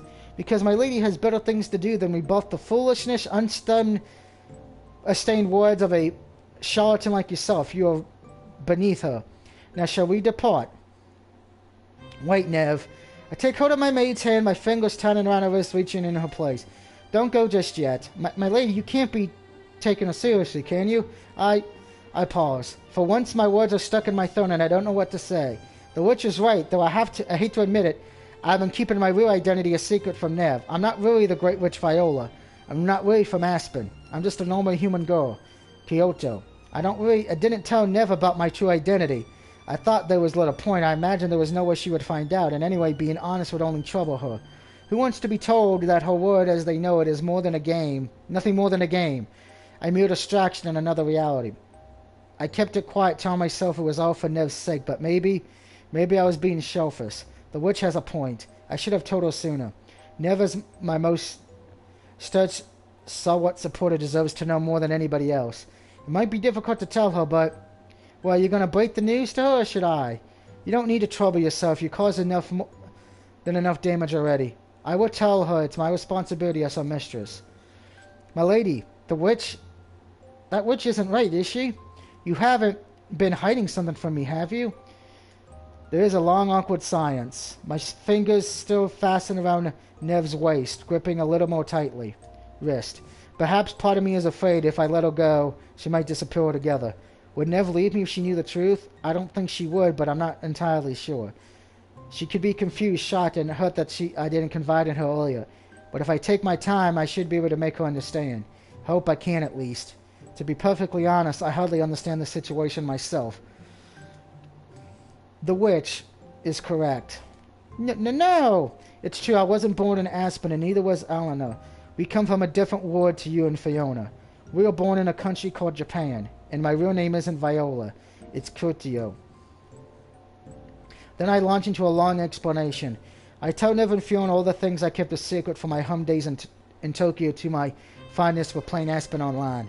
I tell them about creating my character Viola, completing quests, and accumulating enough in-game currency to buy the Nightmare Cathedral. I don't tell Nev that she's an NPC that I created to give me a bit of extra inventory space. I think that would upset her, but I tell them everything else. I tell them that I've already been to Roseberry Forest, Hawthorne Market, and the City of London, but it was all a fantasy to me, a fiction, a game. Then I tell them about falling asleep or playing Aspen Online one night, and it seemed like any other night at first, until I woke in an unfamiliar bedroom, wearing unfamiliar clothes, attended by an unfamiliar maid. That was you, Nev. Though it took me a few moments to realize where I was, somehow my body had been transported into the nightmare Citadel, which I had brought and furnished inside Aspen Online. I was no longer Kurtio but Viola, and I decided to live as I imagined she would. That's the truth, and it's how I got here. Silence descends. The witch is smiling smugly, no doubt assumed by the shocking revelation. If she lived in Japan, I find myself thinking bitterly she'd be the kind of person constantly checking social media for new drama and making inflammatory videos online trying to tarnish the reputation of various celebrities. As I thought, she really is an obnoxious person. Nev, are you alright? I look at my maid hastily. She is standing in place like a statue, and she doesn't even move even after I wave my fingers in front of her face. She doesn't speak. She doesn't blink. She doesn't do anything. She just stands there existing. The witch giggles. Looks like your little maid's had quite the nasty shock. I knew telling her the truth would alarm her. That's why I wanted to keep it a secret. So you did it for Nev's sake? How Admiral, and silly old me thought you were being selfish, trying to live your new life with as few problems as possible. Grr. I grit my teeth together. Of course the witch words have a grain of truth to them. That only makes them sting more.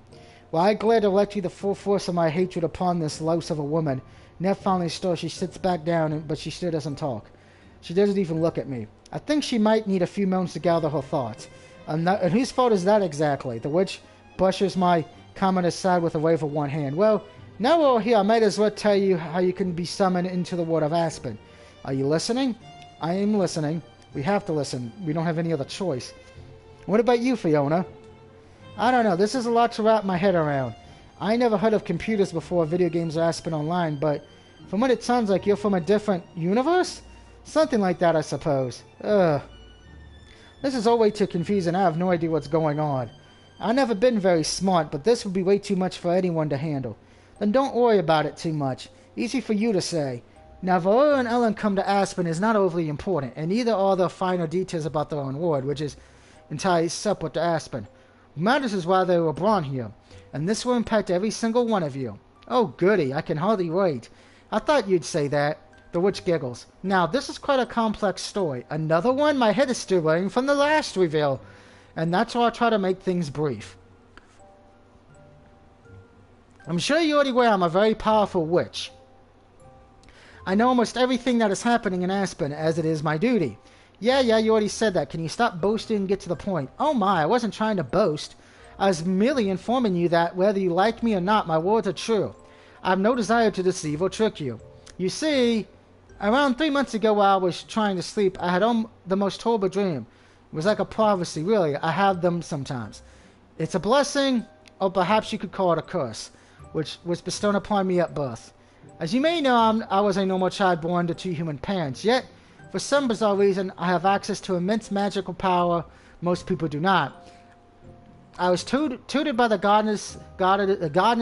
goddesses themselves. By using my magical abilities to the fullest, I've been able to survive for hundreds of years. My visions have never failed me before, and I Fear what I saw 3 months ago will come to pass if nothing is done to stop it. And what did you see in your vision exactly? Oh, it was horrible. Aspen, as we know it, was in ruins, and all the greenery had been burnt away, and the earth was dry and arided. Everything was destroyed, no trees or plants would grow. And as far as for the people, yes, what happened to them? They were all dead. Dead? Everyone? Without exception. So what's going to happen? Is Aspen really going to be destroyed? Like I said, my prophecies always come true. But it hasn't been destroyed yet. I'm still alive, and so is everybody else. The trees are still growing, and the grass is still green, and the sky is blue and bright and blue. For now, at least. But soon, very soon, this will all change. The evil goddess Oi will soon escape from the underworld, where she's been banished for more than 1,000 years to take her revenge on mankind. Huh? No way. The evil goddess is really real? Indeed. She's as real as you or I, and she's been waiting for many, many centuries for her chance to extract her revenge. Now it seems the time has finally come. Ioia? Fiona repeats the name of the evil goddess with a frown. I've always thought she was a character in a storybook. My sister told me about her when I was a kid. She said if I didn't sleep like a good god, I'd be taken away to the underworld by her. I was scared of Ioia when I was a kid, but I haven't thought about her in ages. That's perfectly normal. Those who know about Ioia regard her as little more than a scary story. But she is real. The threat she poses to Aspen is insurmountable. Ioia, I know a little bit about her too. According to the lore of Aspen Online, Ioia was one of the goddesses who first created the world. After a disagreement with her fellow god and lover, Aeronor, she was banished to the underworld. While stewing in the underworld, the goddess who became half-mad with rage vowed she would destroy the world she had helped create through any means possible. The legend said that Lauren was a Darkling when Aaron was a human. Darklings were created by Orin in her image, while Aaron created the humans. That's why Darklings are so widely discriminated against in Aspen, and that's why humans distrust them so. But that's not really important right now. So the fallen goddess is returning to Aspen. That's right, I don't know exactly when or how, but I know it will happen. It's only a matter of time. And that's why Ellen and I were summoned to Aspen? Indeed. I'm glad you catch on so quickly. You really are a smart girl. Bringing you here was a good decision on my part. You already accomplished so much more than all the other so-called heroes who answered my call. Does that mean you're the one who summoned us? Yeah, with my magic, it was rather a tricky spell, but I got it right in the end. Being trained by a goddess has its perks, and you brought me here so I could defeat Iona? That was the general idea, yes. I summoned dozens of heroes to Aspen for this very reason. Humans were extraordinarily talent in the online game Aspen Online, which just so happens to have a few striking similarities to the real land of Aspen. It's funny how these things work out, isn't it? But before I told any of you heroes about the evil goddess and listed your services, I wanted to test you. You may have been brave heroes in the safe, digitized world of Aspen Online, but how would you fare in the real Aspen? Would you be strong enough to defeat the goddess? That was what I wanted to know. And so far, after summoning you here, I watched you from the shadows. I thought for a month about would be enough time, give or take, to assess your abilities. But oh my, some of you were very disappointing. Many of the brave heroes I summoned here died within days. They were defeated by monsters or thieves or simply gave up. One or two, unable to go back home, even took their own lives. No, that can't be. These people you brought to Aspen, they're really dead? Isn't that what I said? But what happens when the people summoned to Aspen from other worlds die? Do they return to their own world, or they die naturally in the end? That's what death is, whether you're in Aspen or Japan. I might be a powerful witch, but not even I can bring people back from the dead. But what about their parents, their families? That isn't any of my concern. But you're the one who brought them here. You wanted them to fight to protect Aspen, and they died because of you. Now that isn't very nice. They didn't die because of me, they died because they weren't strong enough. It's a good thing I never actually was forced to fight Iowa. They never would have been able to do it. How can you sit there and say that so calmly? These are people's lives we're talking about. They were normal people living normal lives until you destroyed that. You destroyed everything. I appreciate your sense of justice, but I think you're being a bit melodramatic, dear. I'm doing what I have to do in order to save Aspen. The legend says that those who hail from Aspen cannot defeat Iowa, for she helped create this world from the time she was first beginning. It isn't possible. That's why I needed to summon people from another world to fight her. A few people did die along the way, and it's sad. But what are 6 or 7 lives when stacked against the lives of everyone in Aspen? I'm doing this because I have to save the world. It's my duty as a witch strong enough to make a difference. I don't want people to die, but some sacrifices have to be made. And what about me and Viola? Do you want to sacrifice us too? Oh no, you're different from the others. You managed to make a name for yourself in Aspen as heroes, and you defeated so many strong enemies already.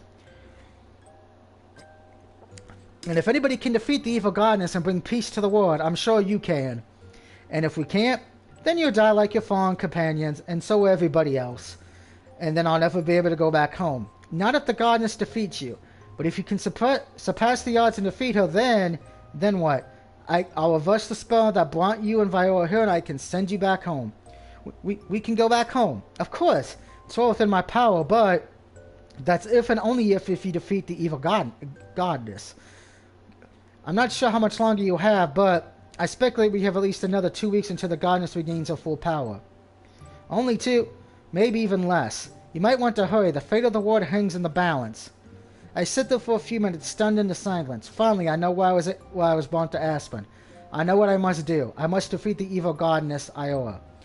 It sounds ridiculous, but the witch sounded usually serious when relaying this information. I have no doubts that she's telling the truth. In 2 weeks or less, the goddess will be reborn and Aspen will be reduced to ashes. We have to defeat her to save the world. And if we fail, we die.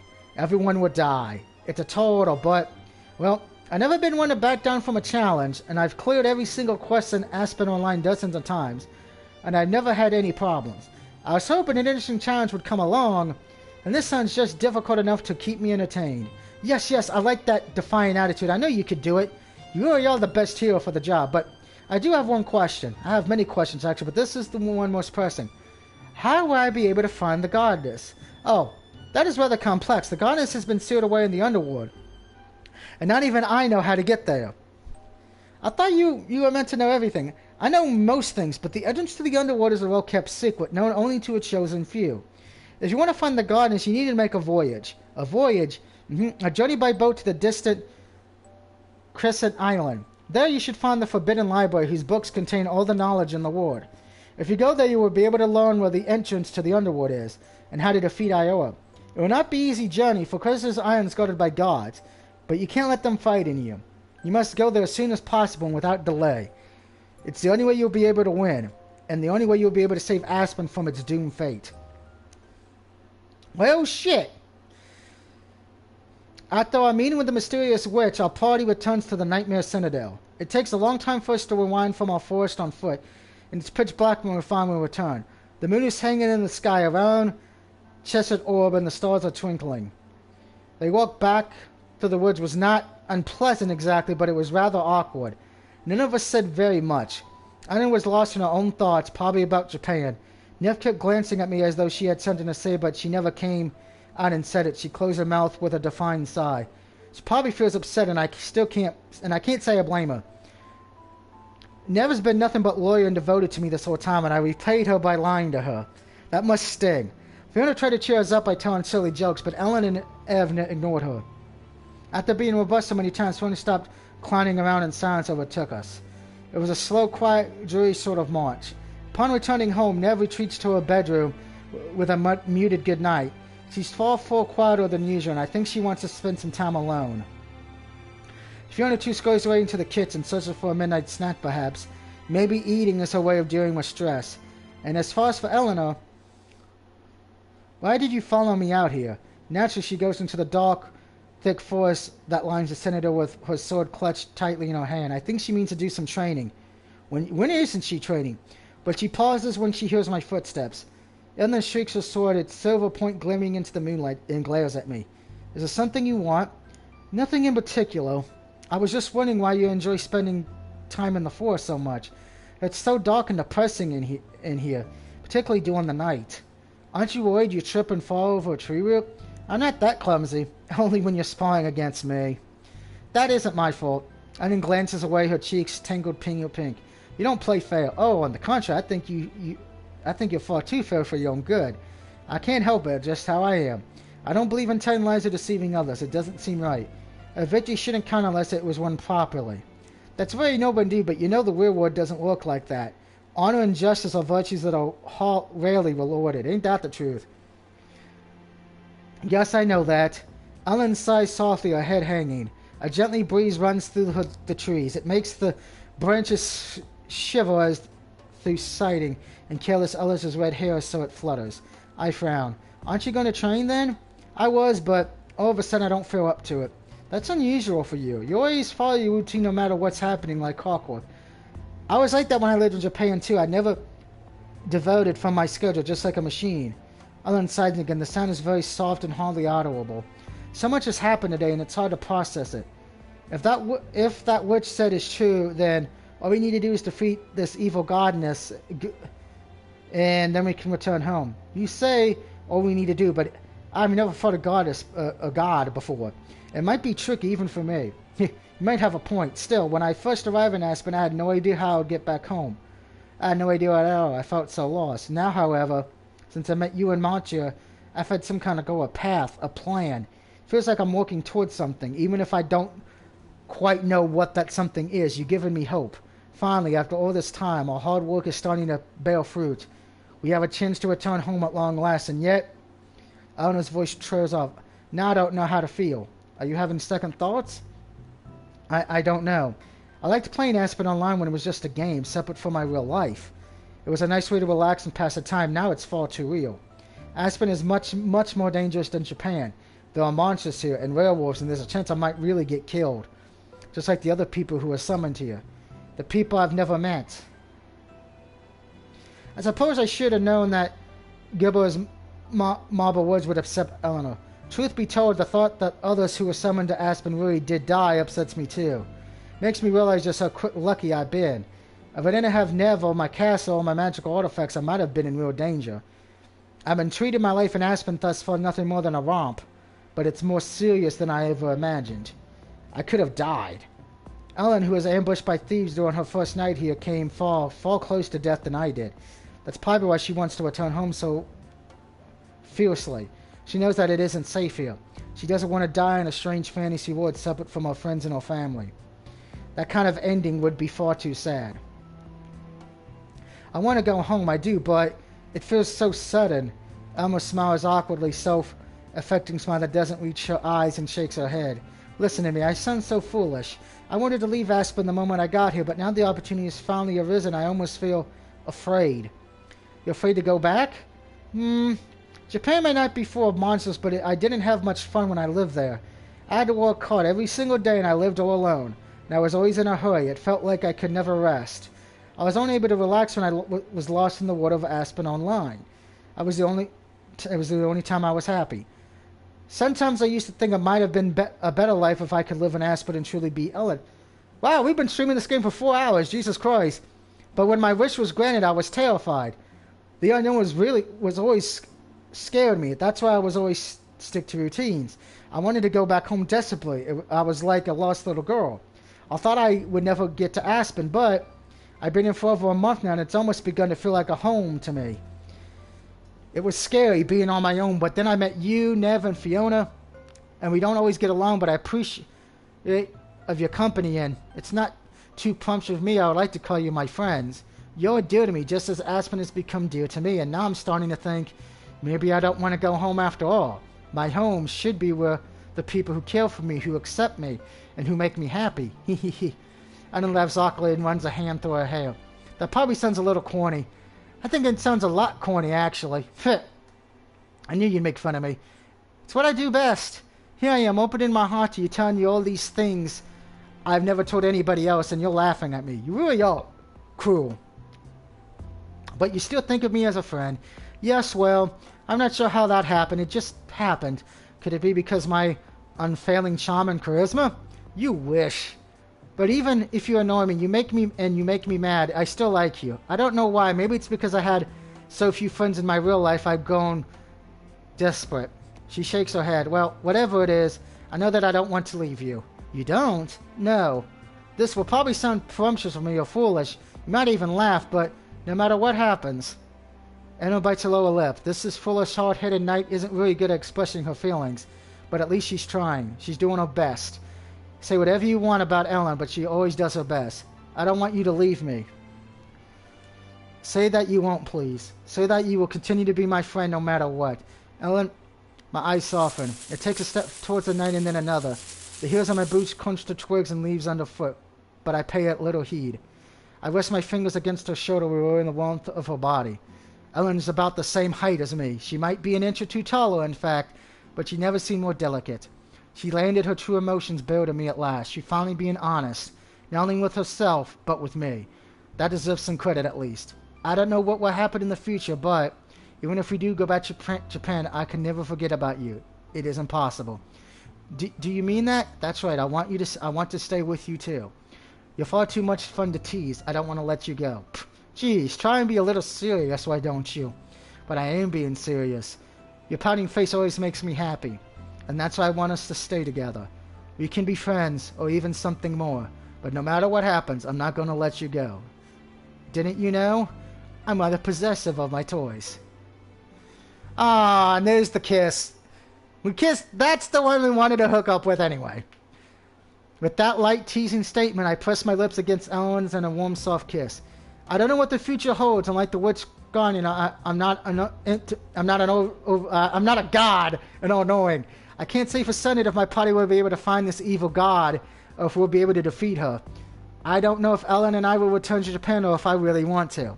There are far too many variables. There are a few things, however, that I'm sure of. I like spending time with Eleanor. I like teasing her, and I'm glad that I met her, and I want us to stay together. I don't think that will ever change. By the way, there's the boobs zoomed up and whoa. And that's gonna do it for Sakura MMO. We got the one ending. That's all we were gonna get anyway. I do have the other endings I gotta get off stream, but we're gonna do that off stream. A 4+ hour stream tonight. Jeez, whew. And I still got to do the Madden stream later. But I think I'm going to go hop off. I'm going to go eat. And probably after the Colts game, we'll be back. We'll discuss some shit.